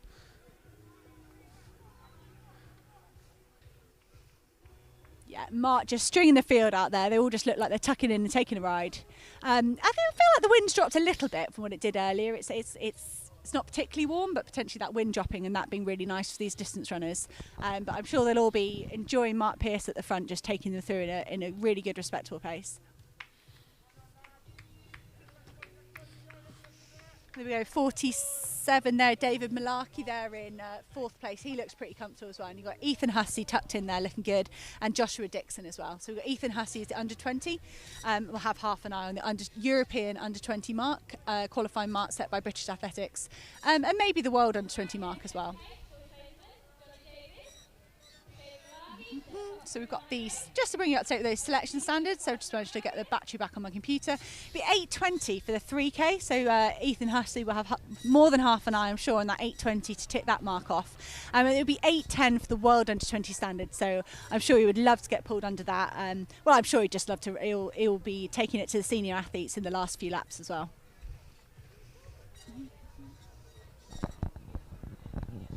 See Mark doing a great job of the pacing there. This is what you want in a race: a nice, even, metronomic pacemaker. Nothing fancy, just churning out those laps so you can switch off, tick off those laps, and then really enjoy racing in the last 2 or 3. Still almost bang on 64s there, just throwing 2:41 that was for the K.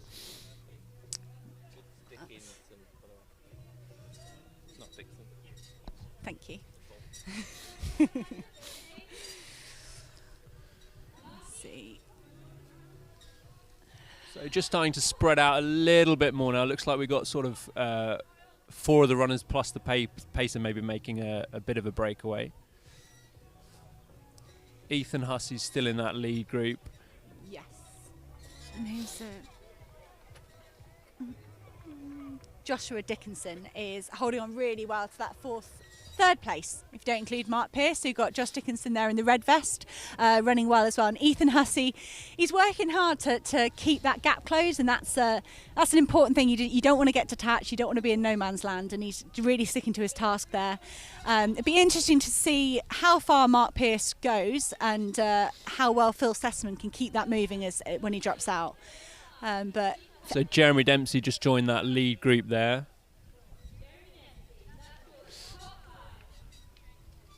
But those top 3 just starting to break away. So that's Phil Sessamon, Johnny Davis, and we think David Malarkey as well. Apologies, I got David Malarkey. No. Yeah. And Christian Imros making a big sort of bid off that chase pack as well. And looks to me Ethan Hussey just struggling and ever so tight, or maybe making a decision. maybe almost saying, bang on 64s at the front there, so still right on 8-minute pace. So if Ethan Hussey wants his 8:10 or 8:20, he's probably in about the right place, but he might just want to hang on to Jeremy Dempsey, who looks like he's making a move to try and get back onto that lead 3 or 4. Yeah, it's a really strong move off Dempsey there. Just kind of realise in the middle of the race you've got to stay awake and keep your options open. Don't want to get too far away. And these guys might start racing, and Mark Pearce steps aside. You don't know, they might slow down and bring him right back into the race. But Phil Sessman looks good, Johnny Davis looks good, Joshua Dickinson looks good, and we'll see how far Marky P can take them. They'll be coming round to 2K when they're on the 200 metre start, so that'll give us an idea about where they come through 2K and what they might be on for.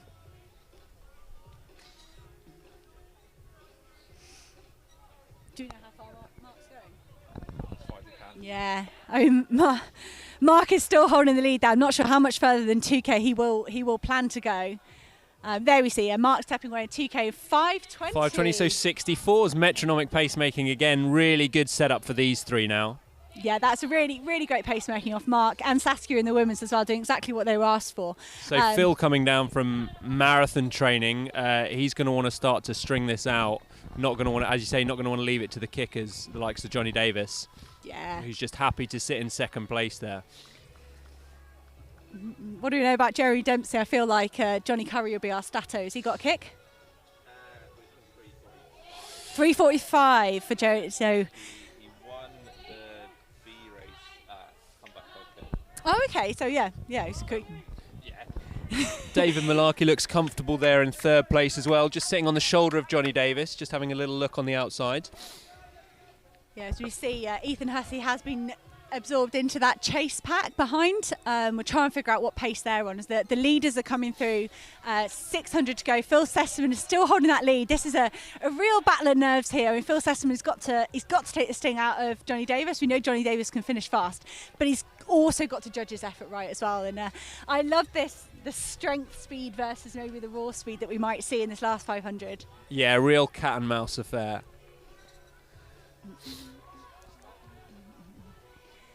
I don't think anyone's really shown their colours yet. I think this is going to be proper burn up in this last lap as we come towards the bow. It's still Phil Sessman in the lead, Johnny Davis right behind him. These guys have had so many races through the years. 6:56 through the bow. Looks like Phil put a real spurt on there with 400 to go, yeah, and they're just starting to leave David Malarkey a little bit now. So this is really down to 2 now as we come up to 300. Josh is on for 8:20. Okay, and we still think Josh Dickinson is still on for sub 8:20. Is he junior? All right, we've got Phil Sessman, Johnny Davis having another go down the back straight. You can see every time Johnny Davis had a go, Phil tries to hold him up. Oh, look at that change of pace. That is what Phil Sessman was trying to burn off. See JD on his home track, who does all his training here, paced by his housemate for the first 2K. Johnny Davis really turning it on in that last 200. That's really impressive, and I think that would have shocked Phil Sessman and maybe even shocked Johnny Davis himself.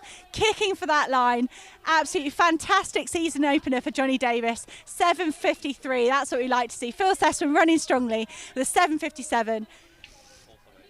And then David Malarkey also coming in, and then Josh. Alfie Manthorpe. Right, Christian Imroff kicking it in, the steeplechase specialist sneaking under that European standard there as well. And Dickinson under that British Athletics European standard of 8:20. Kieran Clements having a great run, coached by the wonderful Chris Thompson, who we all love to watch in the marathon, having a great run there as well. As these guys still under 8:30 here. That's some brilliant running. But that was, did you get a last lap? Anyone get a last lap on Johnny Davis? 57, 56, 3 and 57, 3 and 56. 56. Becky Straw, our PA announcer for the day, is telling me it was a 56 last lap. Most of that done in the last 200, so that was a good run, and we'll try and see if we've got any of those junior guys under the European standard as well. Okay, so, and do we think the facility, and massively under the facility record, well of under the facility record. So there we go. Just a few seconds outside his Buac record as well. Oh, nice. That's got to be probably one of Johnny's top 3 or 4 fastest times ever. Again, we don't see that many 3,000 meters outdoors, but yeah, great run. So, have we got any update we can bring people on field jump? So we go to the men's high jump. We're trying to see where they're up to. So there we go. So Luke Okasomi is out at 193, and so is Wiley Harry at 190. Charlie Husbands as well out at 190. Joel Clark Khan has done a 201. Do we think he's attempting 206? Yeah. Okay, Adam Brooks has cleared 206, so we expect that Joel Clark Khan is going to attempt that 206.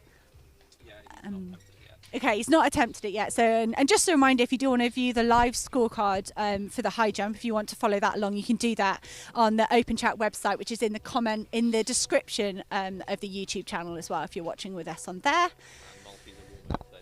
And the multi-eventers are warming up for the javelin. Is the javelin field wholly multi-eventers? Yeah. Yes. Okay. So they've had a long day. They're tired. They're probably hungry.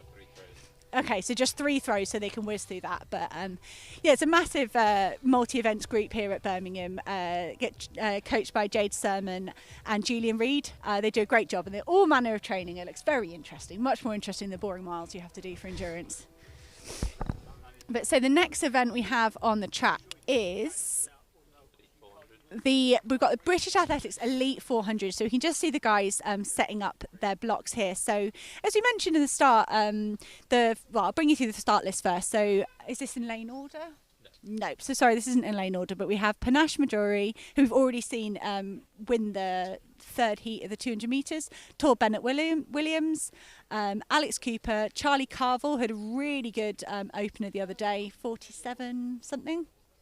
I know that's not accurate enough for sprinters, sorry. But Rory Keane and Stephen Jones. So these guys are lining up for the British Athletics 400. And just to explain again, British Athletics have put some funding out for a number of open races across the country, but they are supporting the Open Series here at the University of Birmingham Track and Field Series. It's just really trying to make sure we protect the domestic opportunities for our athletes, but actively protect those, especially during COVID. It's been really tricky for meet organisers to figure out what they can do, how they can make a meet happen. Lots of this open meet, we'd normally have many more heats and be making money from those entries, and that's not necessarily an option with the current restrictions that we have. So it's really great to see organisations like British Athletics plump some money towards these events to help keep them going. And they're trying to create a domestic narrative as we look towards the Olympic trials in Manchester later in the summer. England Athletics did a similar thing last summer as well, really helping open meet organisers get up and running and ensure they can have their events. So before we get onto this 400 metres, we're quickly going to move through some of the results of the BMC races we had earlier. So first, if we take the BMC men's race, we saw Ben Greenwood take the win in 1:48.72. Angus Harrington is a facility record, thank you very much. Finley's, I can't remember his second name, Finley McClear, the very accomplished 800 metre runner, taking his stadium record. Angus Harrington in 1:50.20 and Daniel Howes in 1:50.41. You can see the other guys opening up their seasons well, and I'm sure they'll be looking forward to the next races. And then for the women's, we saw Katie Kirk take a really dominant race. She really went for it with the pacemaker with 2:05. Amy Griffiths 2:07. Cheska Bryn holding on to that 3rd place with a 2:10. Facility record there for Katie Kirk as well. Okay, and we've got the 400 guys getting into the blocks. After this race, we will come back to those 1500 metre results to have a look at those, but we don't want to make sure we don't miss the start of this men's 400 metres. So if I give you the start list again quickly, we have Stephen Jones, Rory Keane, Charlie Carville, Alex Cooper, Panache Majori and Tor Bennett Williams.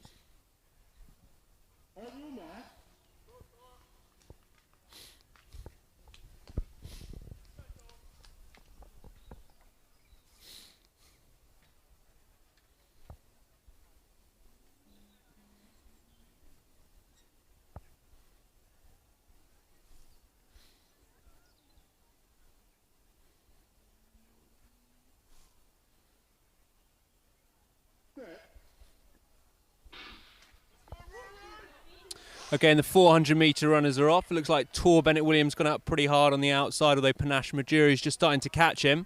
So Panache from the 200 metres earlier. Clearly got a lot of speed in his legs. That's Alex Cooper in the black, just on the inside of him. Running him down, looks like he's going to catch him just before 200 metres. And just watch out for Charlie Carville in the yellow. He looks like he's going pretty strong as well. So it looks like it's probably going to be between Carville and Cooper. Carville's probably just going to edge it as we come to with 100 to go. Carville and Cooper battling it out down the home straight. Carville just edging it now. Carville just starting to run away with it as we come into the finish. And a 46-47-ish, which is a quick season opener on a cold, windy Birmingham night. That was very nice, wasn't it? Yeah, the coach looks happy. Coach looks very happy. And he looks happy and surprised as he crossed the line as well. So, yeah, really impressive time there. We've got Charlie and Charlie Carville and Alex Cooper, both juniors in that race as well. So hopefully. So what time are we looking for the juniors? Get our spreadsheet, get our cheat sheet up. So we're looking at the British Athletic Standard for the men's 400, 147.5 for the. Thank you. 47.5 for the Europeans, 46.5 for the Worlds. So we're looking like probably first race of the season, and he's somewhere between those two qualifying times. We'd expect probably under the Euro, under 20, probably not quite under the Worlds yet. But early days, and it has got really cold in the last hour or so, hasn't it? It has got cold, and I think he judged that really well as well. You called it, you said Panache flying off, and you can Absolutely. see that 200 metre speed that he showed off in the 200 event. But it looked like Charlie just paced that really well and came through. And fairly local lad as well, he's from Telford. Does a lot of his strength and conditioning with Rudy Farquharson. I know well, yes. Ed and I did our Rudy, S&C conditioning with. Let's hope Rudy's watching, so that'll make us look good. He won't make us do our glute exercises. But that was fantastic running there from Charlie. And when we try and get the results, we'll try and confirm the European standard there that he hopefully would have hit the British Athletics European standard. So we've talked a lot about these juniors running these qualifying standards. They will go on to the age group championships. Will be in Bedford. We'll have the England Athletics Championships there, but it's the British trial for these age group events. So those guys will go there and try and get their automatic selection by finishing the top two there. But getting that qualifying mark is a really cool thing to have in your back pocket. You've got that qualifying mark, and then you can concentrate on placing at those championships instead of also worrying about the qualifying mark. Absolutely, especially I guess for the middle distance guys down at Bedford. Bedford, typically a very windy track, obviously championship rounds for them, so time's not always the quickest on that championship day. It is really about just nailing those top two spots and getting automatic qualification. So if you can go there with that time already secure, it is really a load off your mind. Absolutely, and particularly in the endurance events, when you're going to get a tactical race, you don't know what wind you're going to get in the sprint events, and then you don't know what tactics you might get in the endurance events. Okay, so we come back to the men's high jump. We've got Adam Brooks, who is through, and so is him attempting both. Okay, so they both cleared 2:06 and they're both attempting 2:11, but they both had two failures. Correct. Okay, so we've got Adam Brooks and Joel Clark Khan are both on their last attempt at 2:11. Are either of them on the fan right now? I can't. No, but we'll leave the camera on there. See if we can leave the field camera on, and then we can make sure we might be able to see their last attempts at 2:11. And we can also see the javelin in the background with the multi-eventers.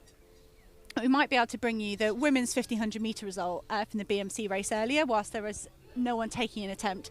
So we've got Alex Bell really commanding win in that. She had 4:14 from Reve Walcott-Nolan, and Louise Shanahan finishing strongly with a 4:15, and potentially an equal PB for Emily Thompson there in fourth place.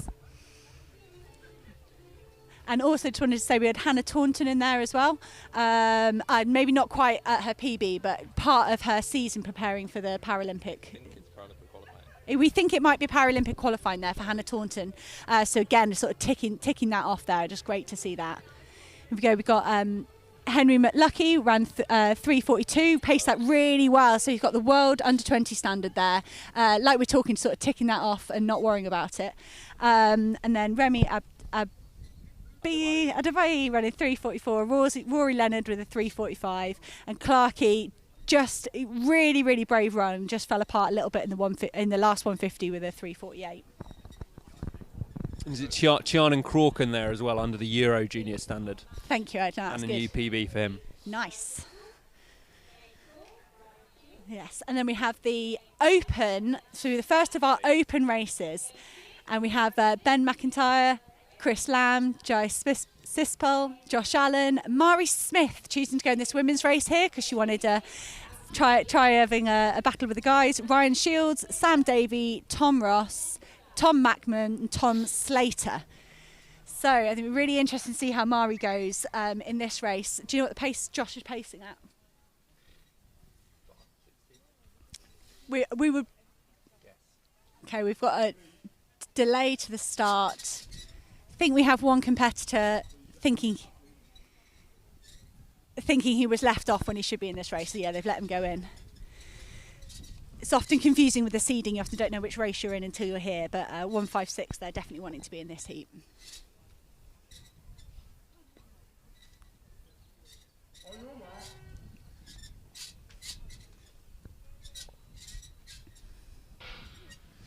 Okay, and here we go in the first heat of this 800 metres open set of races we have. We have 2 800s, 2 1500s and 3 3Ks to finish off the night.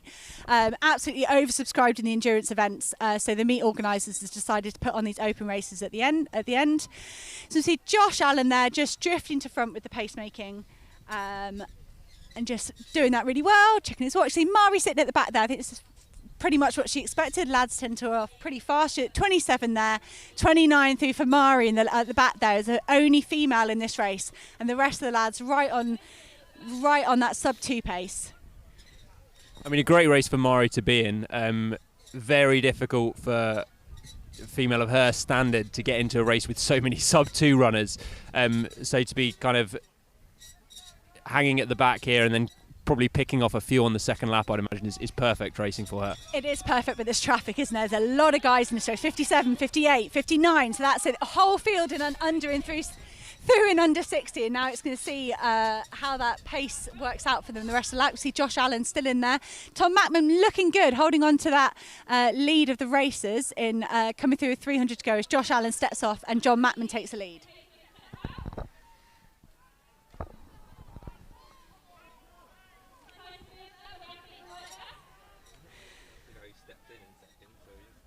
Yeah, the guy who battled his way into the field, I think it's Sam Davey.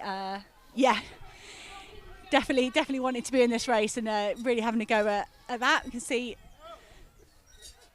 them coming in with 100 to go. I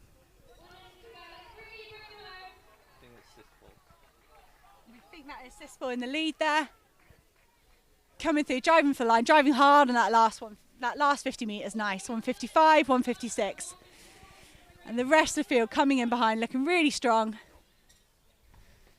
Great running from those guys. We've got Mari through there in about 2.3, 2.4. So nice run from Mari. Mixing it up with the lads. And I think just having that traffic around you as well, it would take a lot to get that experience at this time of year.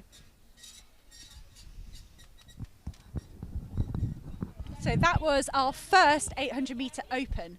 So we have another 800 metre open after this. It looks like we've got Izzy Boffey pacing that again.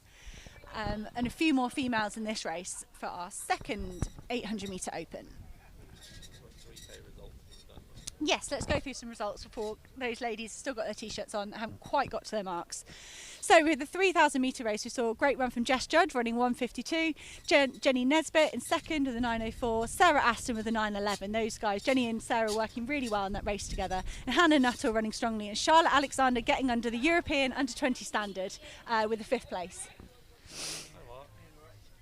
And some great runs down the field there as well. Great to see Hannah Irwin backing up a brilliant 5K, and Kate Seary and Judah Cook back to racing well.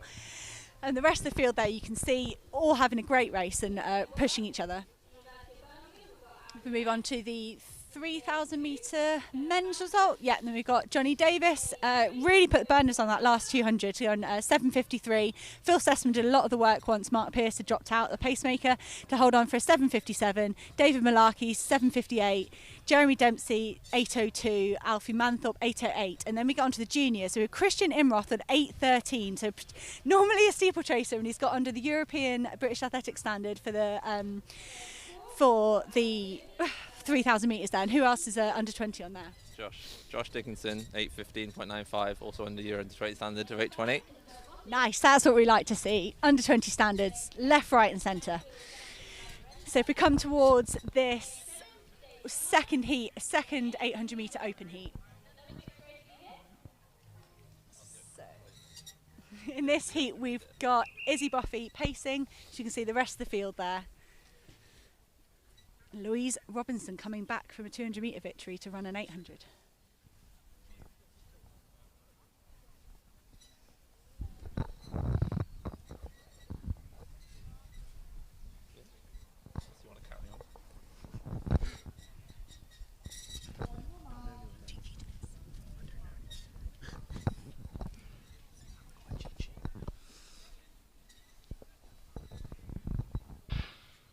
Okay, and the second heat of second open heat of the 800 metres underway.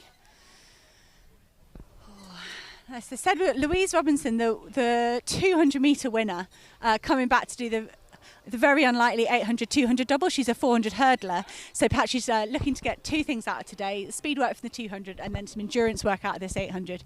You can see Izzy Buffy coming through, pacing these guys, coming through 200 in 29:30. That's pretty swift for these guys. I think this could get a bit messy. Okay, and both of them. So we think both the high jump is over. We had no clearances at 2:11.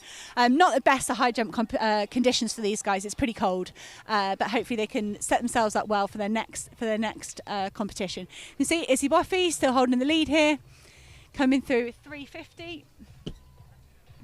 And she is, I think we have Abayamo Adejemi from Brat. It's a brilliant local club, so he's really coming up on Izzy there. She comes through in 63 and steps off the track and leaves the track. So Brat is a wonderful local running and triathlon club we've got here in Birmingham. I think mostly find them at the 5K. It's brilliant to see them having a go at the 800 as well. We've got Louise Robinson holding on to second position there. But Abayome really piling on the pressure down that back straight. I bet he was excited to see an 800 here today and getting a chance to run at the Open. As these field moves through 600, so we go through 600 in about 2:12 pace, about 1:36. There's the rest of the field left behind. We've got 150 to go with Abayome Adejemi, and I apologise to him if he watches this, I cannot say that right. One of our Brat runners. They train here at this track as well. He's run absolutely fantastic last 100 metres, and I hope to see many more Brat athletes as we move towards the rest of these open meets.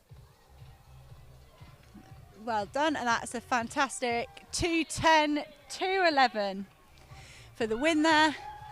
You'll see Louise having a fantastic day there, holding on to a 2:19. Just really great running from these guys. And Abby Rex, our Buac social sec, coming through to have a great run there as well.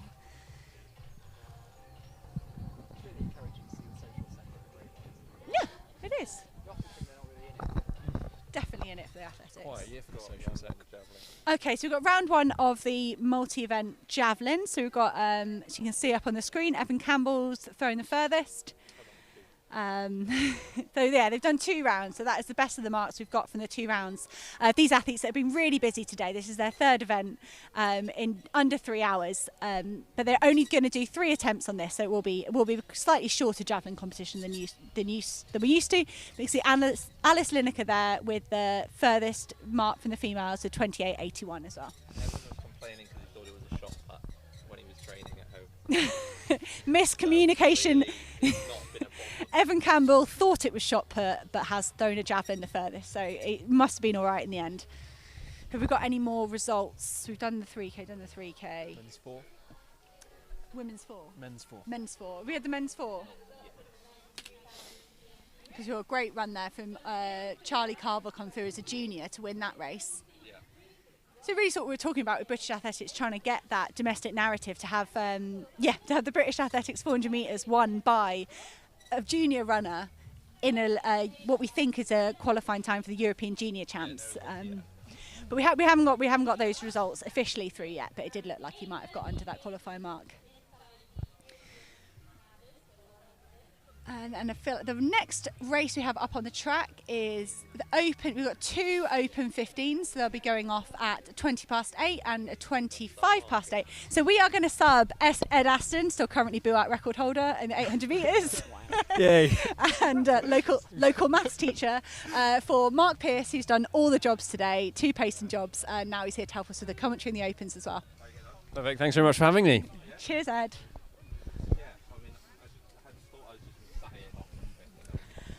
Thank you for joining us, Mark. So for those of you that have been watching all evening, we first saw Mark pace 3 laps of the... How far did you go in the 2,000 metre steeplechase? I went 1,400. 1,400? Couldn't face the penultimate water jump. Was that part of your decision when you would... Yeah. But how did it feel? Yeah, really hard.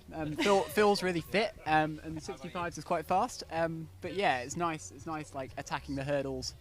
Kind of in my mind, I feel like a 400-metre hurdler, like really dynamic and springy, and yeah, great. Spirit animal of a 400-metre hurdler. Exactly. Cool, but no, I think I was trying to convey to people like why you might do a 2,000 steeplechase rather than a 3,000 at this time of year. I don't know if you have more of an insight as an actual steeplechaser, Nice a very insight. accomplished steeplechaser. Why might someone run a 2K instead of a 3K today? I guess like part of it is just taking anything that's going.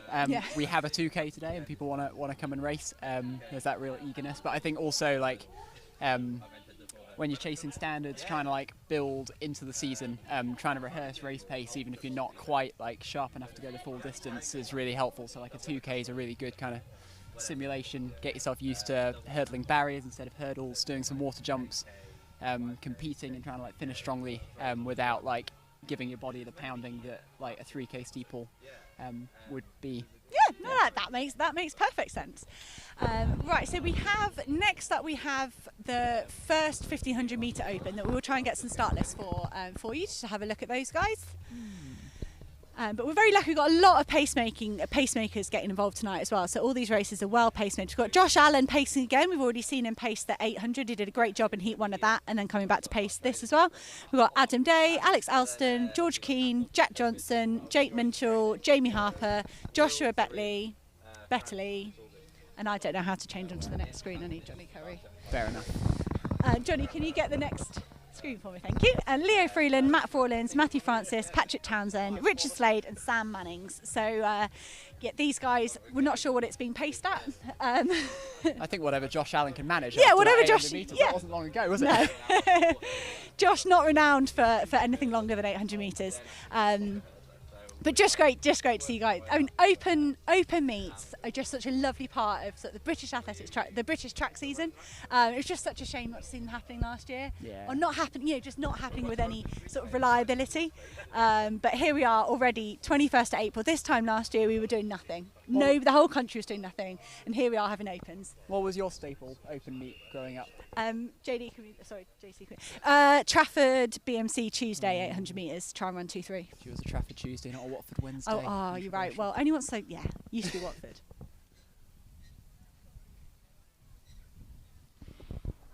But who does need Watford or Trafford when you've got the University of Birmingham track and field open? So here we see Josh Allen getting given run for his money to try and get to the front there, but he has done it. Who's after him there? Is that Matt? You tell me. That's why you're here. I couldn't. I don't know. I can't see from here. It is hard. Sorry, we do struggle. We are struggling to read the race numbers from here. I think that's also why we have Johnny Curry. He knows everyone.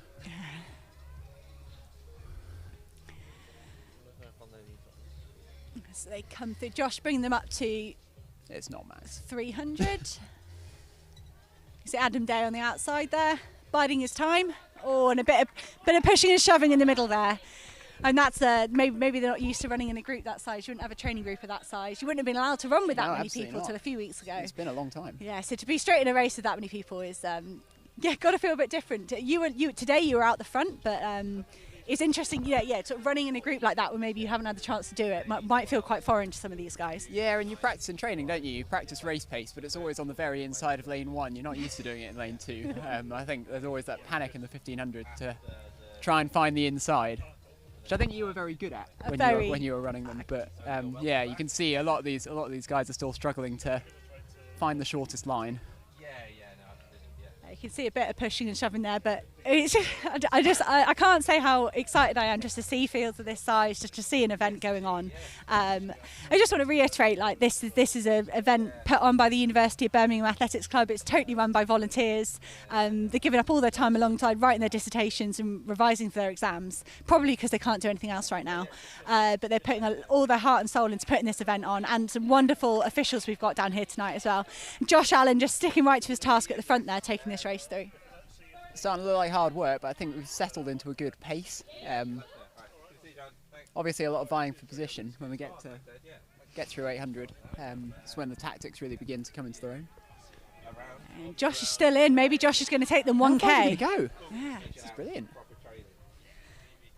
Josh putting in the graft. Ah, there he goes. Steps off with 8:50 to lead the rest of the guys to have a race.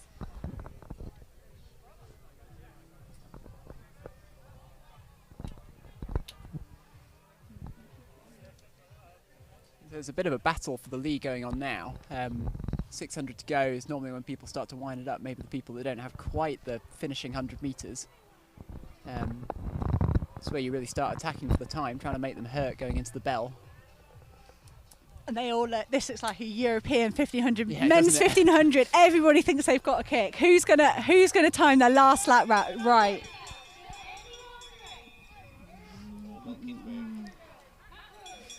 So we Matt Rawlins holding on to the front there. The University of Birmingham vest, wearing it with pride, holding on to the front, hitting 300 to go. Can he hold off those attacks? He stretched that lead from the bell. He's looking strong, but he's going to have to hold off a strong attack down the back straight from this guy in the traffic vest. Milton Keynes. I think he's got it, you know. He's really going in the arms. His form looks excellent. I think it's muscle memory from training here. The Milton Keynes athlete is starting to struggle now. Maybe a slightly premature move. Early season, we're all trying out new tactics. There's a really brilliant last 600 from Matt Rawlins. Plenty more to come. I reckon he'll be relishing that next race with a bit more competition and push him a little bit faster. Looking so strong in that last 50. Really going to Adam Day finishing strong. Is he going to sneak that second? Adam Day just getting past on the line. Just getting past Alec Alston on the line, and the rest of the guys coming through as well. Good 3 or 4 of them there under that 4-minute mark. Great season's opener. That was an emphatic victory for Matt. He looked fantastic. I don't know when he's going to be racing next, but let's I hope it's soon. Yeah, let's hope tomorrow. Maybe Saturday. Give himself a rest. So that was our first Open 1500, and as you can see, those guys sat on the track having a rest. I'm sure already ruining their tactics and what they're going to do different next time, apart from Matt Rawlins, who looked great and stormed away from the field. Jab's done and 400 is up. Okay, so we're going to bring you the conclusion of the javelin results and the men's 400 metre results. So here we go. First to the javelin. As you can see, not much changed from what we showed you last time. Jamie Warman leapfrogged over Harry Crosby, hopefully for some bragging rights, and then they will all have a well-earned rest tomorrow, I'm sure, after 3 events today. So well done to those guys. We have the British Athletics 400 metres, a really brilliant, strong victory for Charlie Carville. So let's have a look at that. Is that under the selection standard? So it's a European, so he snuck under the European under 20 standard of 47.5, so he's well under that, but not quite the 46.5, which is the British Athletics World Junior standard. But that's just brilliant from Alex Carville, and great to see.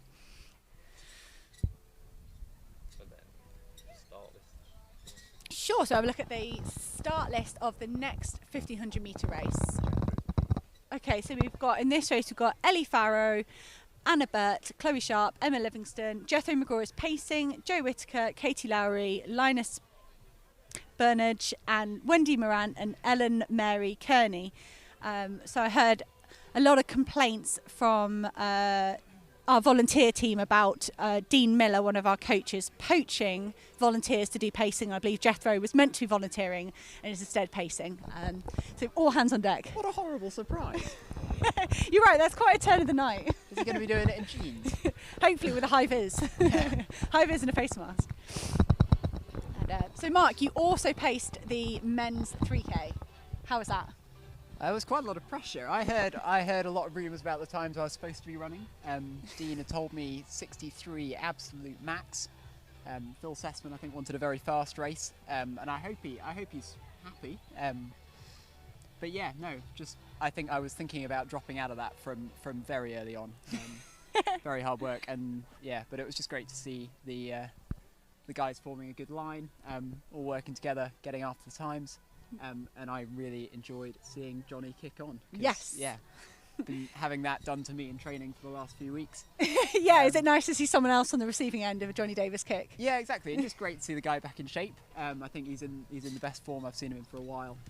It's just really exciting going into Olympic year to see how he'll push on and try and make the most of it. No, it's really great, and I think like one of the things in Britain we have fantastic university groups, and then often not a lot after that. It's often very hard for people to sort of find their place in that post-university athletics, and I think you University of Birmingham guys are doing that.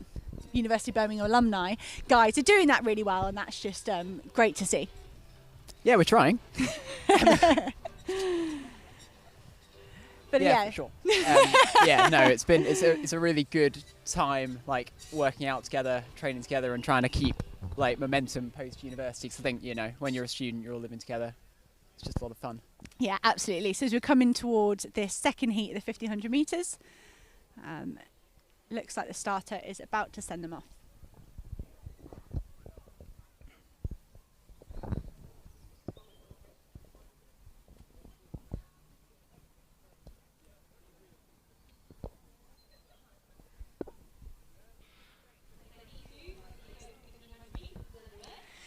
Okay, and off they go. I'm going to see Jethro get himself to the front. I would say probably looking at 4:40, 4:45 for these ladies, maybe a touch faster. So Jethro can give them a good pacemaking job. You set off with intent, that's for sure. Yeah. Already a gap opened up. It's hard to know though, isn't it? Yeah, that's well, you've just gone through it as a pacemaker. Like, what do you do if you'd gone off and none of them had gone with you? Do you slow down and help the race, or do you stick to your task? I think you do, but it is a bit of a point of pride, isn't it? If you're a pacemaker and you're asked to run a certain time, you do sort of want to show the people who are paying you that you can do it. So yeah, definitely you want to give them a chance to go with the pace that's been set. But Jethro won't have rehearsed this pace either, so I guess he'll be checking his watch, trying to make sure that he's being metronomic as possible. Yeah, absolutely. And that's a great start for Ellie Farrow there. Just she looks like the one that most eager to get back on Jethro and use his help to pull them through. So they come through there in 72, 73, so it's about 4:30, 4:35. That's really good. They're a bit up on what they would have expected. Yeah, it's a really great pace there, and Ellie looks eager to get on that. As you can see some of the other ladies on the far side of the track to us. You can see some of those other ladies trying to close that gap down to Ellie. They don't want to let her have it all her own way. Yeah, so I guess Jethro does now want to slow down, just pay attention to what's going on behind him, maybe give Ellie a hand, because that gap's a little bit large for comfort. Ellie will be trying to close it, and I think Jethro's just focusing on running as steady as possible. No, we're really lucky. We're looking forward to the European Cup here on the 5th of June. I'm pretty sure they're working hard to try and get the lighting on the inside, the rail lighting, to help with the pace. Really? Yeah. Oh, that'd be amazing. You know, it's one of those two things. You know, the pacemaker, are they there to take the wind? Are they there to allow you to relax mentally? Are they there to set a pace? You know, and the lights could do one of those jobs, and probably make the pacemaker's job easy as well. But Ellie looks good there. We've got Anna Burt in second place. Yeah, she's really closing in on that gap on Jethro now. Starting to settle into a good rhythm. Yeah. The others aren't coming back to her. It doesn't look like. She's still got a bit of a comfortable lead.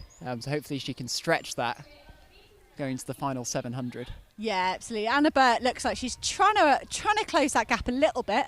Anna Burt, I think, normally runs 800 metres, so... so this will be a bit of a step up for her. Well, maybe relieved. I often think when you do 800 metres, you're often just relieved when you get to 600 to go and you sort of, take the handbrake off. And so maybe that's what Anna's doing, just trying to close that back. And Jethro steps off, and we'll just see whether Ellie can maintain that gap on her own, or whether those three girls working together will pull her back.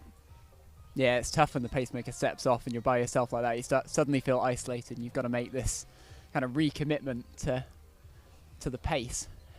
No, absolutely. I thought we saw Adam Clark unfortunately come off on the bad side of that. Oh, that looked tough. Yeah, he got really led out tremendously well, and then just struggled to hold on to that. And you can see these ladies are closing Ellie down. who make out the numbers. 164, Chloe Sharp, sort of leading Anna Burt, trying to get back to Ellie Farrow, and they are taking Katie Lowry with her as well. And they've both got 4:25 personal bests. No, or are they seed times? Okay. Will they run those? They might, and we can see Chloe Sharp really the first one to set herself apart from those chasing three, really chasing down Ellie Farrow there. And how will Ellie Farrow react? That's really hard mentally and physically. I see Chloe has got herself past Ellie, but Ellie looks like she's woken. That looks like it's woken Ellie Farrow up. I think she looks like she's going with Chloe Sharp, and she's going to give her a battle in the last 200. Sit back and watch how this unfolds. She's got the 800-metre pace, that's for sure. Yeah. See Chloe Sharp looking really strong there, opening up her stride in that last 150 and kicking away. That was this has been really, really well judged by Chloe Sharp. She sat off the pace in the first K or so, and then she was the one that made that effort to bridge the gap back to Ellie Farrow, and she's going to be rewarded with a win here. Chloe Sharp working really hard all the way to the line. It's fantastic running. 32, 33, Ellie Farrow holding on well for a second in 4:34.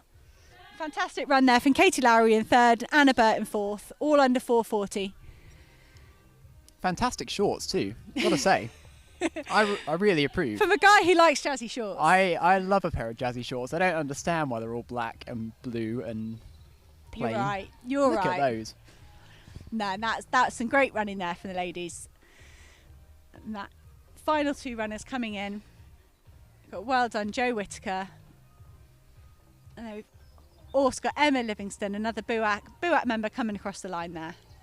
So that is our second 1500 metre open heat, and we will now move on to three 3Ks.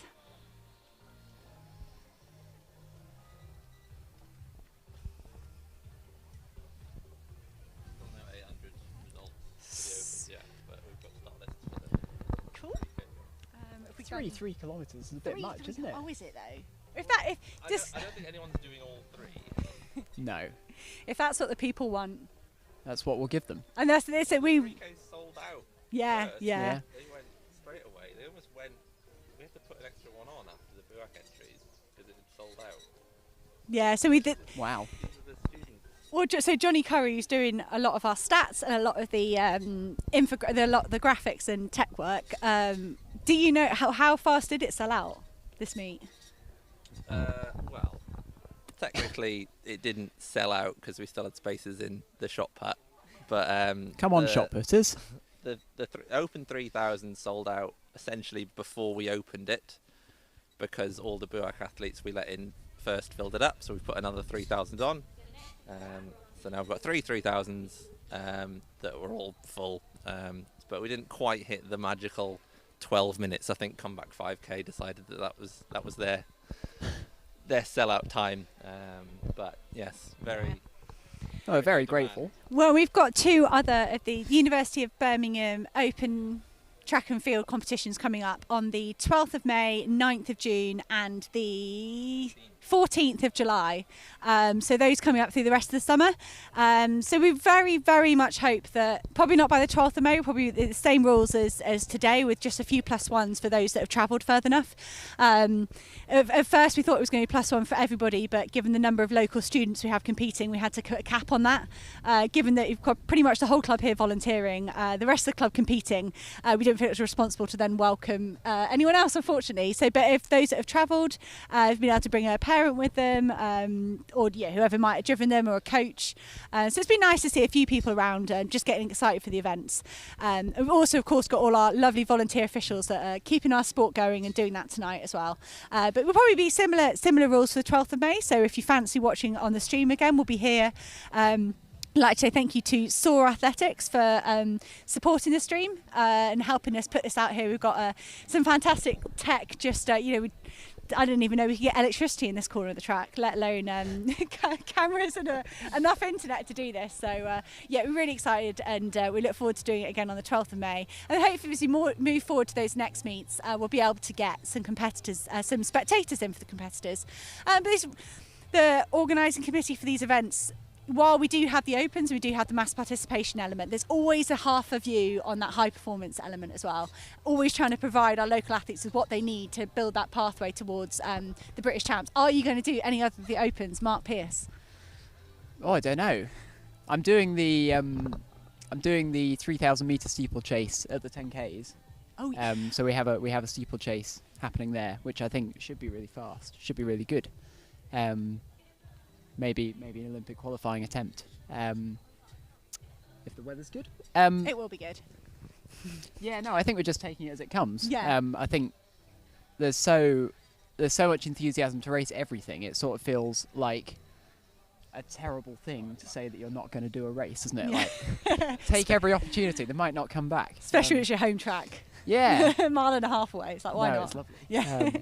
It's so nice to have this atmosphere. Like, it's all, we've missed this as like a Birmingham community. Like, track nights down here, whether it's Brat, whether it's the University of Birmingham, like, there are always so many people down here just like egging each other on.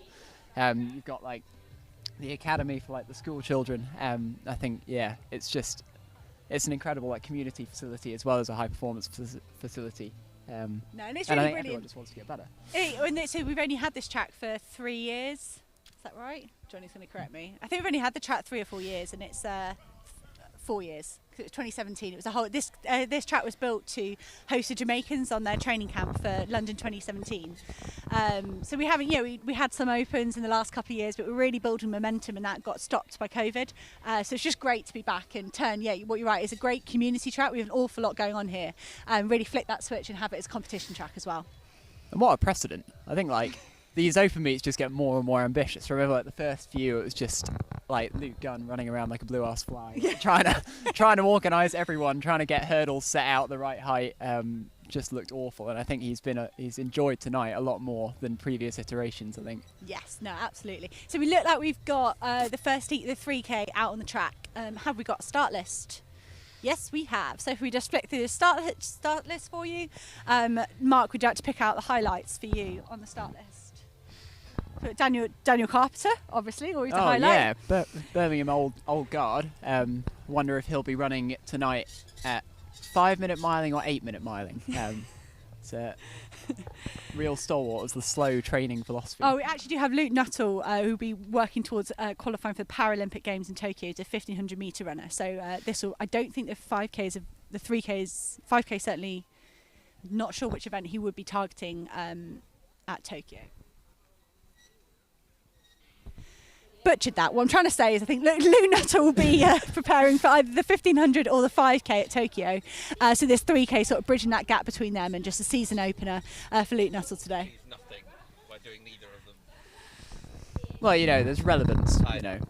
John is just protesting that it's ridiculous to not do one of your events, but this is a real staple of an open meet. We've been talking about open meets being like the grassroots of athletics, and the cold 3,000 meters after the sunset, I think, is one of those necessary features of the open meeting.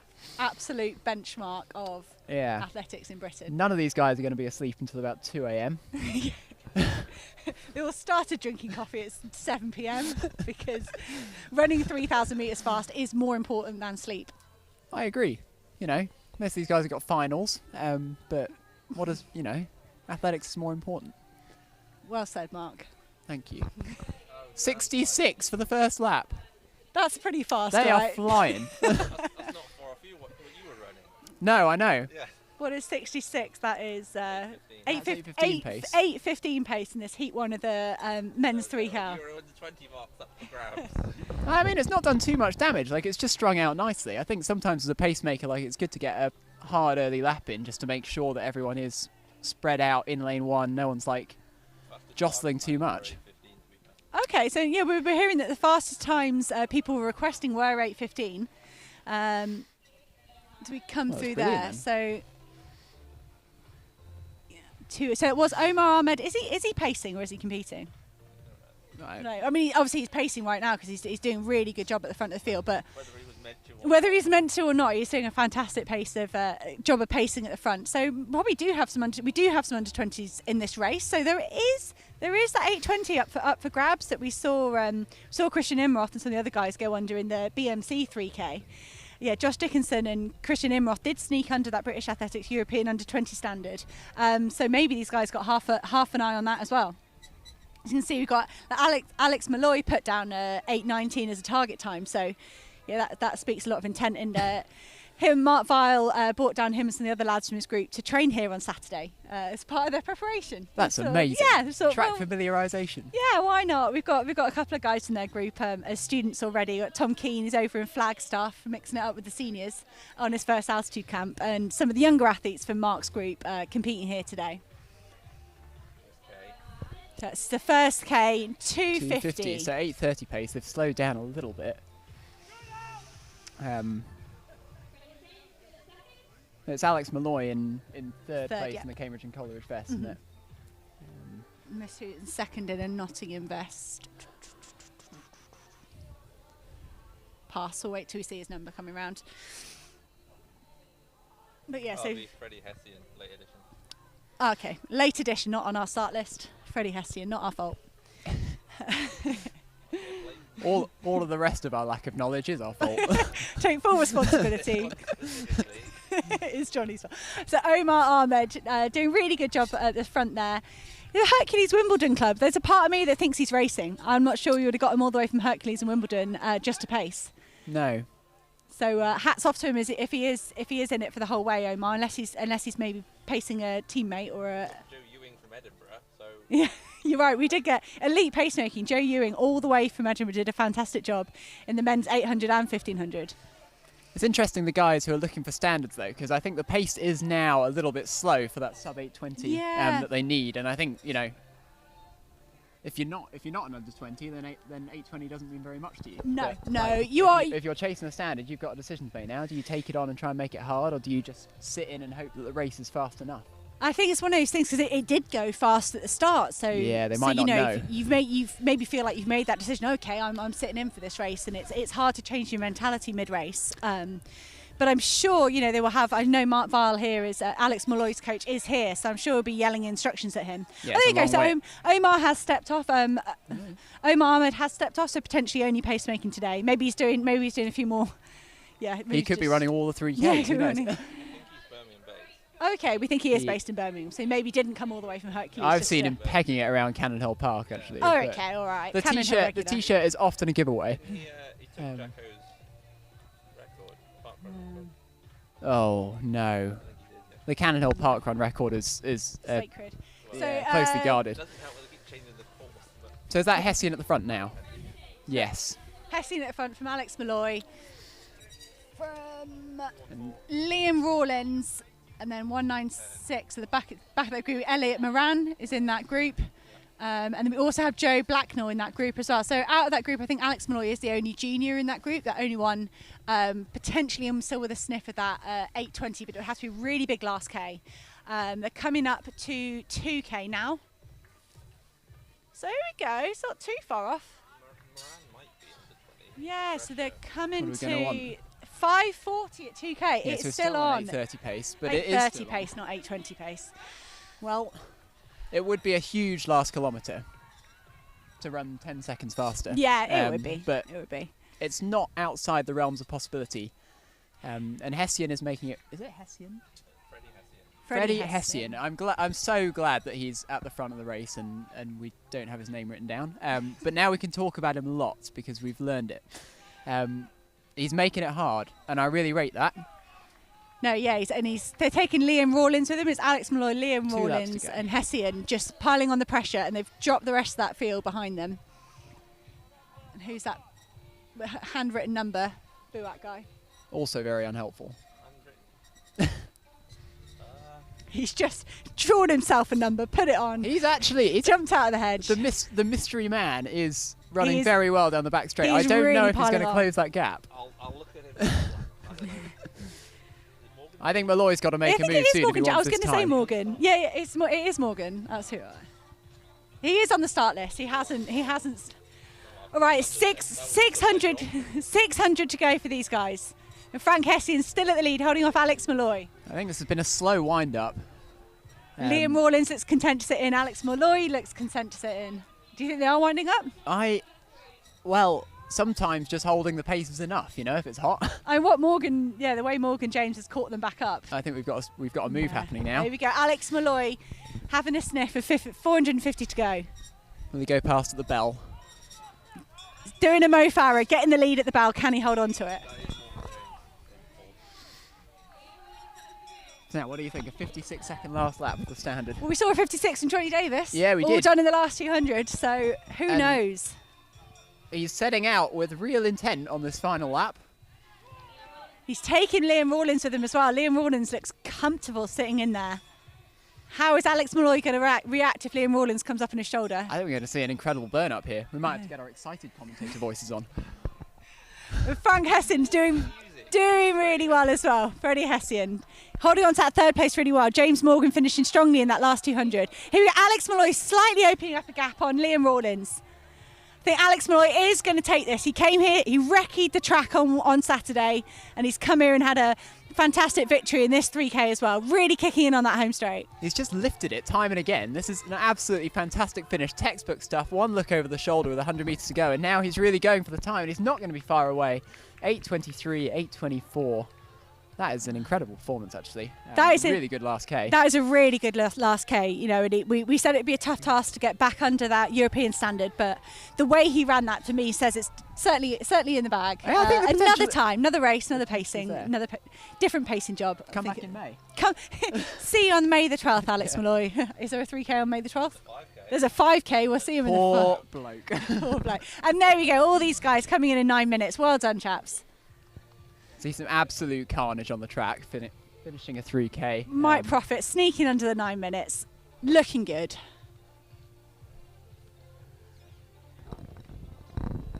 And Joe coming through as well. And we think that is it for Heat 1 of the 3,000 metres. Well done to all those guys. Great running. Joe Hudson, by the way, go and check out his documentary on YouTube. That's Joe Connors. No, not Joe Hudson. Joe Connors. I was looking at the name on the screen. Yeah. Sorry. If you go and look at Joe Connors' documentary on his COVID summer last summer, finishing a very rainy Trafford, that is such an insight into domestic British distance running.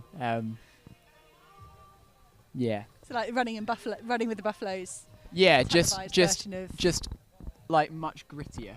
Okay. Like, nice. Yeah, there's none of that flashy NCAA rubbish. Okay. None of the altitude.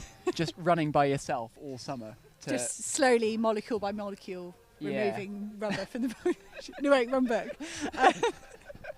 Johnny Curry's going to kick me off the commentary scene. So we have Heat 2 of the Open 3,000 metres coming up. So as you can see, Imagine Jethro is pacing again. You can see the rest of the start list moving through there. Mixed race for this. So that'd be nice to see these guys all get involved and have a good 3,000 metres. And Kate Palfreeman Watt as well, last on that list there. One of our medics, student studying medicine, so just hats off to anyone that's managing to balance that course with any sort of training. We saw Maisie Grice take a really good victory in the 2,000 metre steeplechase despite really challenging physio course and all the placements she's been on. Yeah, hard every year, but even harder this year. Okay, we're going to bring you some. Do you think we? Okay, we're going to wait. We're going to wait to bring you the results. If you do want to see the live results, if you're waiting on a particular result, you can head to the OpenTrack website. It's in the description of the YouTube video, and you can see live results there. So you can either relive any result you might not have taken in, or see anything we haven't shown you yet. But the start of a 3K is very important, so we're going to pay very close attention. Don't want to see any false starts here.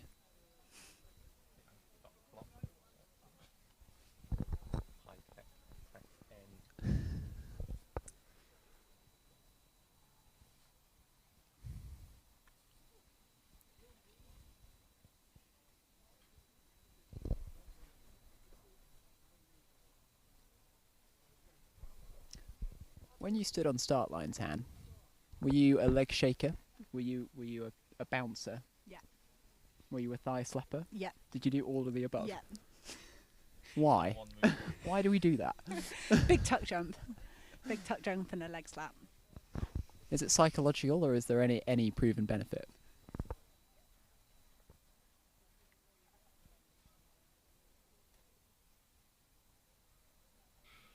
I'm waiting for someone to bust out like a backflip. I'm not sure it's allowed. We'd lose our permit if anyone backflipped.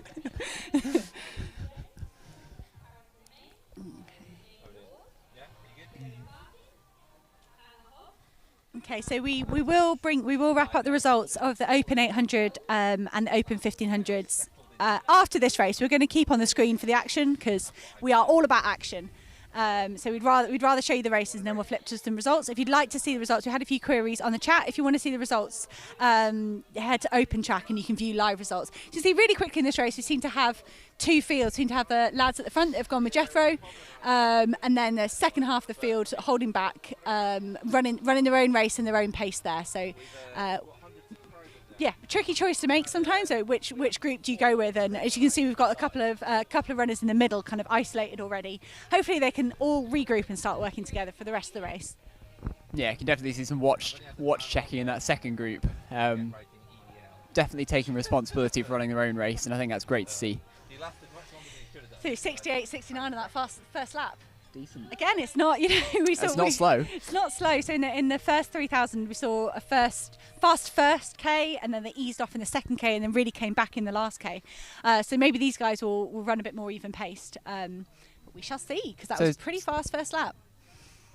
I think 8:40 is the fastest seed time we've got on here. So we're looking like we're aiming for 8:40s to 8:45s in this race, and that would be 70s.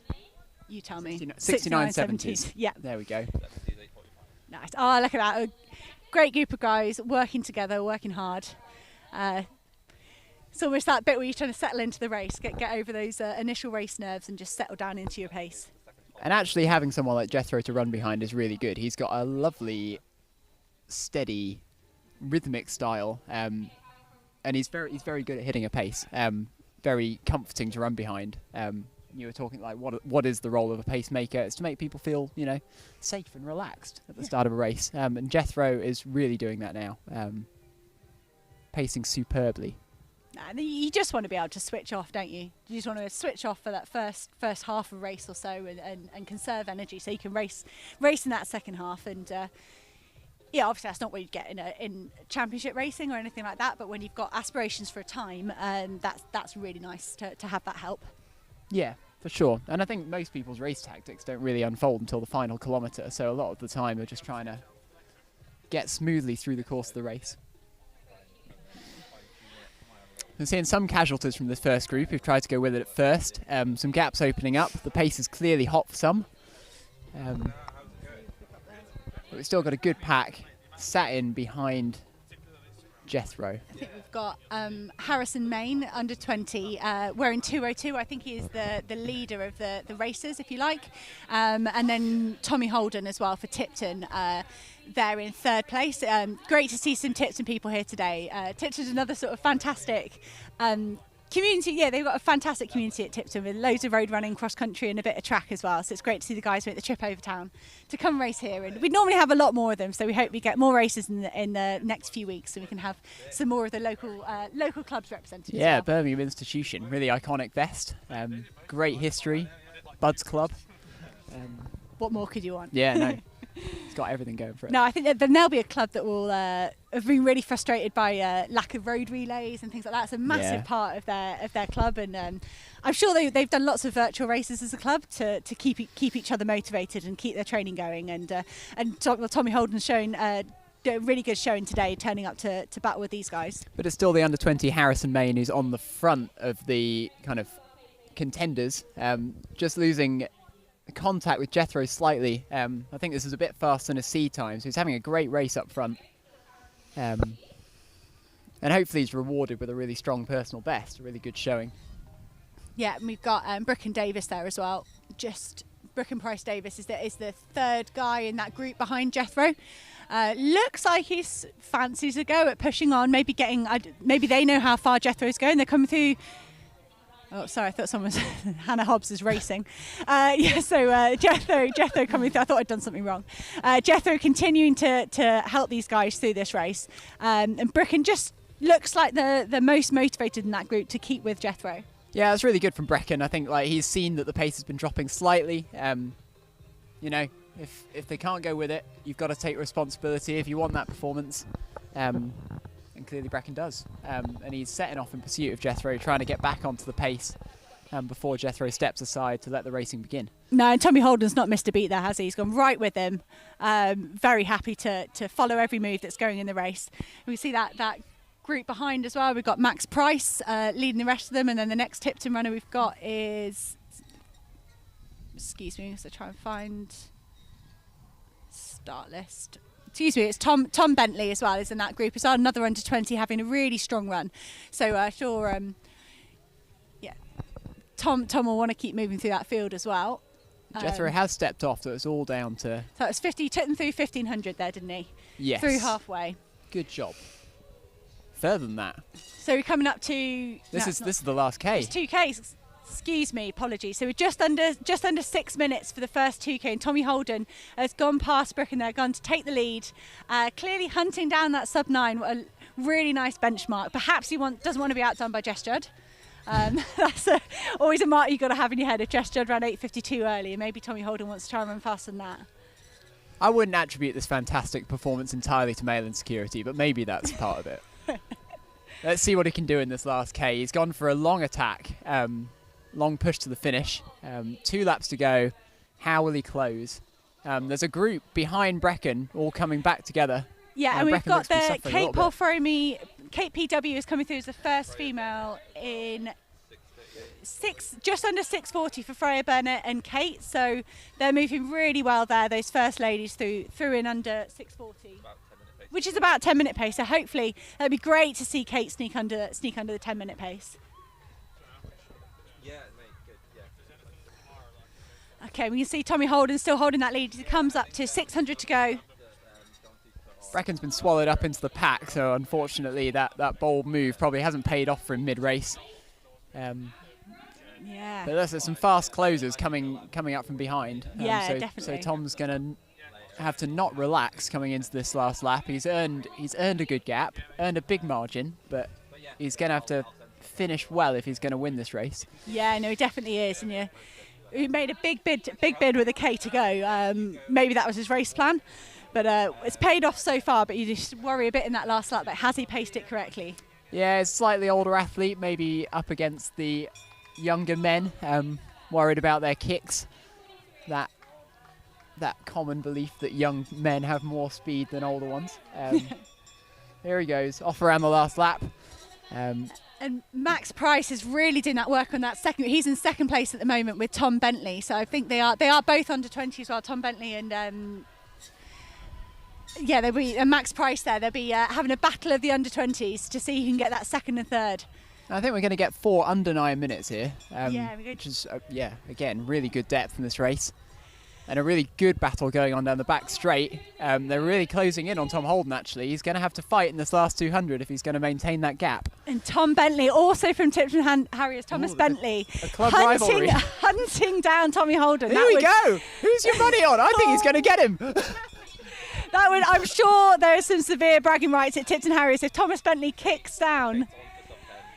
Kate PW still on for sub 10, and here we go. Thomas Bentley I think he is going to kick down Tommy Holden. He goes past. 50. What an amazing last lap. Tom Bentley, kick of the night. And just under Jess Judd's time, I think. Yeah. Nice running from those guys. That's it. Great running from Tom Bentley as well to hold on to that third position, and from Jordan Jones as well. 12%. Okay. Don't worry, for yours is more important than mine. Well, I swapped a bit ago. All right, so that was heat 2 of our 3,000 metres. So we're now just going to whiz through. Let's wait and see the ladies in. Absolutely, my bad. And Jamie Warman as well. Wrong, Jamie Ward coming in as well. Bang on the 9:30 mark. We see Kate PW just coming into the home straight now. Kicking it in. She's got plenty of time for that sub 10. Come on, Kate. She could might not know showboat. Oh. Will we see a cartwheel? That's it, all the way to the line. Fantastic running for Kate. 9:55. Look at that. I think she'll be happier when she gets her breath back. Great running there as well for our second lady across the line. Is Martha Collings. So it's one of our under 20 athletes running well there as well. Followed next by 2:05. And then 1:99. So Freya was third. Nice. No. Brilliant. Good running. And Hannah Hobbs coming in as well for the University of Birmingham. Great running. And that is that. That whole field in under 10:30. Well done. All right, we are going to whiz through some of the results from the Opens. So here we go. We've got the first Open heat. So it's Jai Sispel, one in 1:54, and Sam Davey, Ryan Shields. So really good running from those top three. And we can see Mari Smith with a 2:03. It's a fantastic opener running with the lads. And Tom Slater there as well. And heat 2, we got Abayomi Ajadimi, Medji from Brat with a 2:10, a really dominant victory. I think he'll be saying he should have been in the other heat. I'm sure he's giving Charlie Davis a talking to because he should have been in that other heat. And Louise Robinson, for me, a really interesting double to win the 200 metres against some 200 metre specialists and then come back and come second in 2:19 there. As a 400 hurdler, we saw Perry Shake Straighten would often run a 6 or an 8 as well. So I think it's a really interesting element for a 400 girl to do that. And we look forward to seeing what she does in the rest of the season. And Daisy Palmer from good old Oxford City there as well, so good to see her. And we've got the 1500 metres first heat was taken by Matt Rawlins in 3:56, and a strong finish from Adam Day there as well. So we see the rest of the field, and we move on to our final heat of the 3000 metres.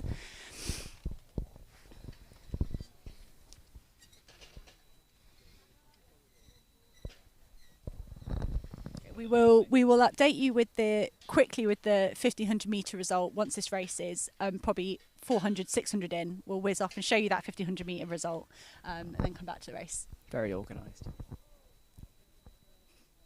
Don't sound so surprised, Mark. Someone's a professional commentator. Wait, am I getting paid? No.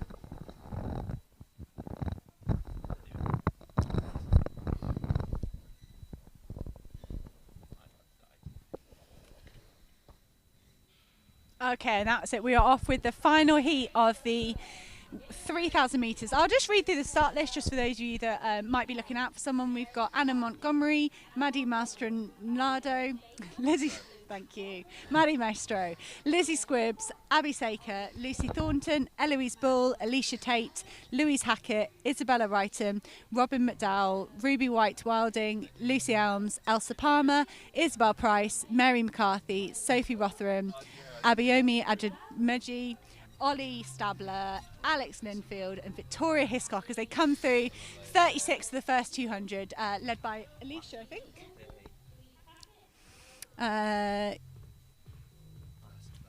Elsa, my bad. Led through by Elsa Tate. Alicia, oh, I did say Alicia. No, I think it was Elsa. And was it Elsa? Okay, all right. No, someone else has taken over. They're settling in, but...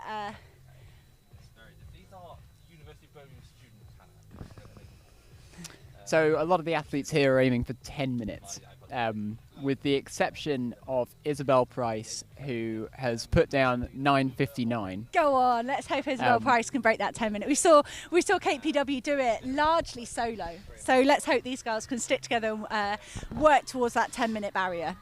I'm sure that it'll say later, if I switch to it. You can see we've got couple of girls that pulled away there. We'll finalise their names when they get a little bit closer to us, and a couple of groups forming behind. Hopefully they can just keep working really well as a group and keep clicking off these laps. 7.5 laps for 3K.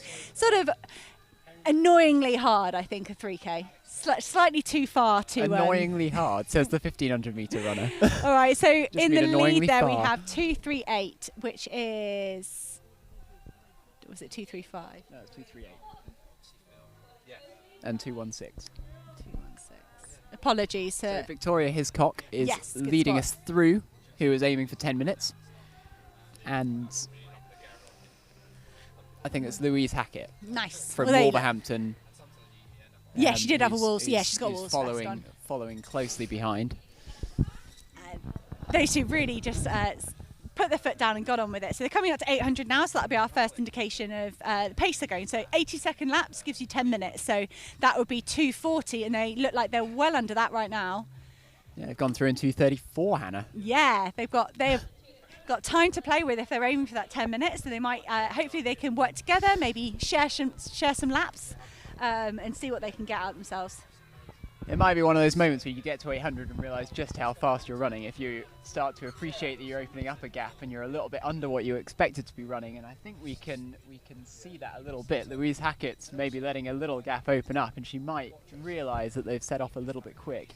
And that's the thing, everyone's going to be excited to race. It happens at any race, but particularly this year when you maybe haven't had a chance to get on a track. We've had track races for elites, we've had more track training for elites, but a lot of these ladies won't have had the opportunity to train or race on a track. But those two look like they're settling down all right, and we've got some great groups forming behind. And see Lucy Thornton, let's see her work back onto Ruby there, see if she can get with that next group of 5 that are running together there. And Abayomi is coming back from the 800 metres. I saw him in earlier to run this race. So a strong double from him. Yeah, I think like we're sort of talking about races like this being a really sort of pillar stone of athletics in Britain, and just these open races, and you see that, why not race twice? If you can, exactly, make the most of it. Yeah, if you're here, get out there and get racing. Yeah. So Victoria's really opening up a gap. She looks great at the front.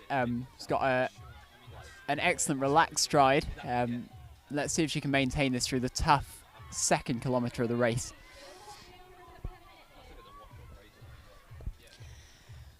There we go, totally solo run out there on her own. We saw Kate PW sneak under 10 on her own. See if we can see it again.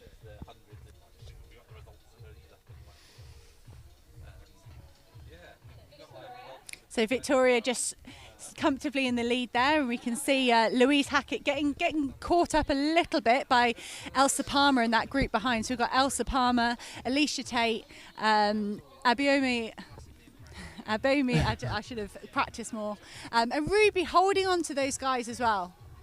And Lucy Thornton just drifting slightly back from that group, but really maintaining a good pace, as are the rest of these athletes we've got churning around the track as well. But Victoria up front and that pack of 5 chasing athletes are all under 10-minute pace at halfway, so I think kind of all still getting after their personal goals. I think, it's important to remember that at this stage. Victoria is flying, going much faster than I think she thought she would. She's just having one of those days. Yeah, no, she looks great. And you've got Elsa challenging in that second and third. She's challenging for that. The race is not over for sure. No, and it'd be nice to see if Louise Hackett and Elsa can work together. Now Elsa's caught her back up, and maybe they can share that pace. And it does. Yeah, it does look like Louise has been brought back to life a little bit with Elsa coming up to her, and hopefully they can work together to finish off this last 3 laps strongly. Yeah, I think that decision at 800 metres to drop back a little bit was a deliberate one. You don't want to go too deep too early in the 3K. It's good to get to the last K feeling like you've got something left to give. And I am getting my Elsas and my Alicias muddled up. We've got Alicia Tate is in second place there. So apologies for getting my Alicias and my Elsas muddled up. But Alicia Tate looks like she's paced this really well. She looks really, really strong. She might be taking Louise Hackett with her as well. But those two look really strong. So we're starting to close back in on Victoria at front. I think, working together, pacing evenly is starting to pay dividends. but you know, Victoria's still got that advantage up front to play with coming into the last kilometre. Yeah, they're hitting 2K there in 2:35, 2:37, 2:40 now through that 2K. 6:40. 6:40. So that is bang, yeah, so 6:40 is bang on 10-minute pace. So they've slowed a little bit, which is totally unsurprising. And the middle K of a 3K is really hard, and that was almost so impressive what we saw with Jess Judd that she didn't. Yeah. She's about the only person that didn't slow in that middle K. But we'll see now. You can see Alicia really coming up on Victoria here, and they're going to have a big last 800 and see if they can get back under that 10-minute mark. And the race coming to a climax is really helpful at this point. This is where you really need those competitors around you to drive you on. If you're going to fight for the time, if you're going to fight for sub 10, just competing at this point is what's going to get you there. So it's going to be really important for Victoria to respond right now. We can see if Louise Hackett, I think she's paced this really well as well. Yeah, she's coming back too. She's coming back, and it's going to be Victoria Hiscott. Looks like Alicia Tate is going to just pace this a little bit better than her as they move towards 600 to go. Alicia Tate looking really strong and just stretching away on this penultimate lap. Victoria's not done yet though. I don't think she's letting that gap go out. The elastic has not snapped. To use the cliche completely unashamedly. 600 to go. It's a long way. Victoria's going to have to time her move, but I don't think you want to respond right away. No, I think this is a really important 300 now. If Alicia stretches the gap, I think I think Victoria will sort of concede that that's happened. But if Victoria can keep in sniffing distance, I think she'll have a chance. And Louise Hackett she's looking stronger with every lap. Yeah, she's really dug in. I think it's been. Louise Hackett, she's going to know she's catching Victoria Hackett. Sorry. Yeah, she's going to smell blood. Louise Hackett is going to catch Victoria Hiscott. Has she got the finishing kick? Alicia Tate really holding on to that lead and stretching it out. She is bang on 10-minute pace, Alicia Tate. If she has got 81 seconds to run 10-minute pace, and she looks like she's going for it. Yeah, I think she's picked it up. Victoria Hiscott's got a hold on here. Louise Hackett's coming.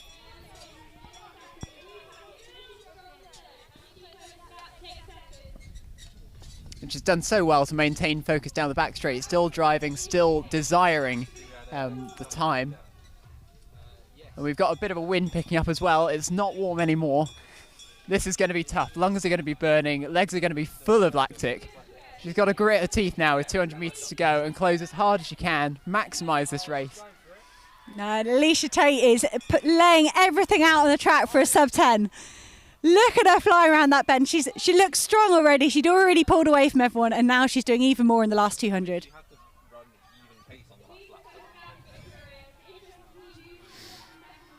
And Abiyomi Adejimi looks like he's flying into second place. He's had a massive last 600. Maybe it took him that long to recover from his 800. But he's flying down the home straight. He's going to get a second place here. You see Alicia Tate driving all the way for the line, miles under that 10 minutes, 9:53, massive last lap. Absolutely brilliant, 9:59. And Abiyomi breaks it as well. Nice. That's fantastic. Brilliant. And a really well-paced race from Louise Hackett there in the Wolves vest. That was just very mature, wasn't it? Yeah, she ran evenly the whole way. A big last K there from Lucy Thornton as well with a 10:10. Lizzie Scribbs as well, just behind her. Kate and Ruby having fantastic runs there as well. There we go. Maddie through in 10:24. As we see we've just hit the 10:30 mark, just going past 10:30. Great running from these ladies.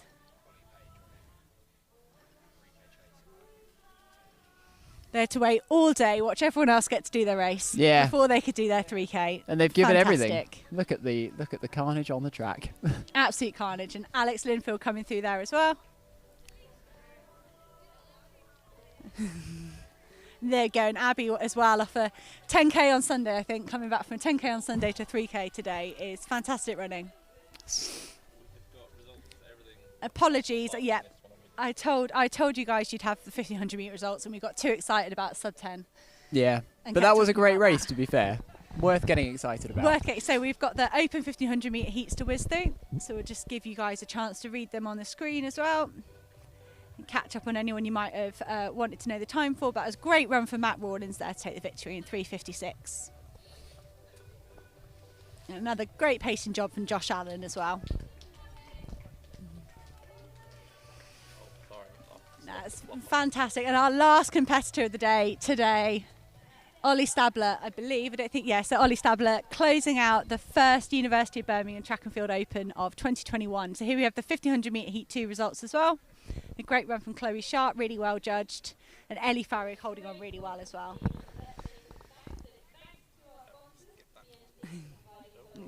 Wrong way. And then we had the first 3,000 metres where we saw Alex Malloy run a sort of fast first K, slower second K, and then almost get back under that 8:20. We look forward to seeing his next attempt at that. Liam Rawlins having a really well-paced race as well. Freddie Hessian doing a lot of that work in the middle. Just a great race from all those guys as well, and a great run from Luke Nuttall as well as he looks towards trying to qualify for the Paralympics in Tokyo later in the summer. And then we see the rest of that field coming in as well. Loads of guys under that magical 9-minute mark. And if we move on Except for Joe Connors, but he can have another go soon. He can have another go soon, he'll be all right. That's the beauty, it's only April, guys. It's freezing. It's only April and it's freezing, so every race is going to get fast. And Heat 2, great run from young Thomas Bentley there to pip Tommy Holden on the line. I'm sure he'll be reliving that and bragging about it as well. Battle of the Tiptons. But well done to everyone else in that field as well. A few more guys sneaking under 9. And Kate breaking 10. Ah, and Kate breaking 10. Well done. Well under 10. All by herself. Yeah. Final year medic. What an inspiration. What an inspiration. Welfare officer for the athletics club as well. That's brilliant. If she wasn't doing enough already, she's I also, think that is enough, yeah. you know? Yeah. Thank you very much to everyone who watched us. Are we probably not going to... Are we going to stay online for those results? Do you think that'd be quick? The likelihood is, the likelihood is we will get the results at about the same time as they appear on the website, so we will not be offended if people choose to see them on the website. But thank you very much to everyone that tuned in to watch. We hope to see you guys in person. Probably not at May the 12th at our next meet, but maybe by June the 9th we might be able to get some spectators. But we hope everyone enjoys the whole summer of athletics. And I was going to say thank you. Yeah, thank you very much to SOAR that has sponsored the stream. We've also got BMC that have sponsored us, and British Athletics, partnered with the University of Birmingham, all our wonderful BUAC volunteers and all our wonderful volunteer officials as well. And OpenTrack, that if you want to go look at all the results, head to OpenTrack. And thank you to Mark Pearce for pacing every race and then coming to commentate as well. And thanks to Hannah for being professional. And organised and yeah, knowing people's names and pronouncing them excellently. Thanks very, very much to John Wells for his super duper whizzy equipment. I don't understand how it works, but yes, thank you very much, and we look forward to the next athletics we can see. It's probably world relays if you're looking for some international athletics, but plenty of opens happening here, there, and everywhere. So good luck to everyone that's got races coming up and with their training.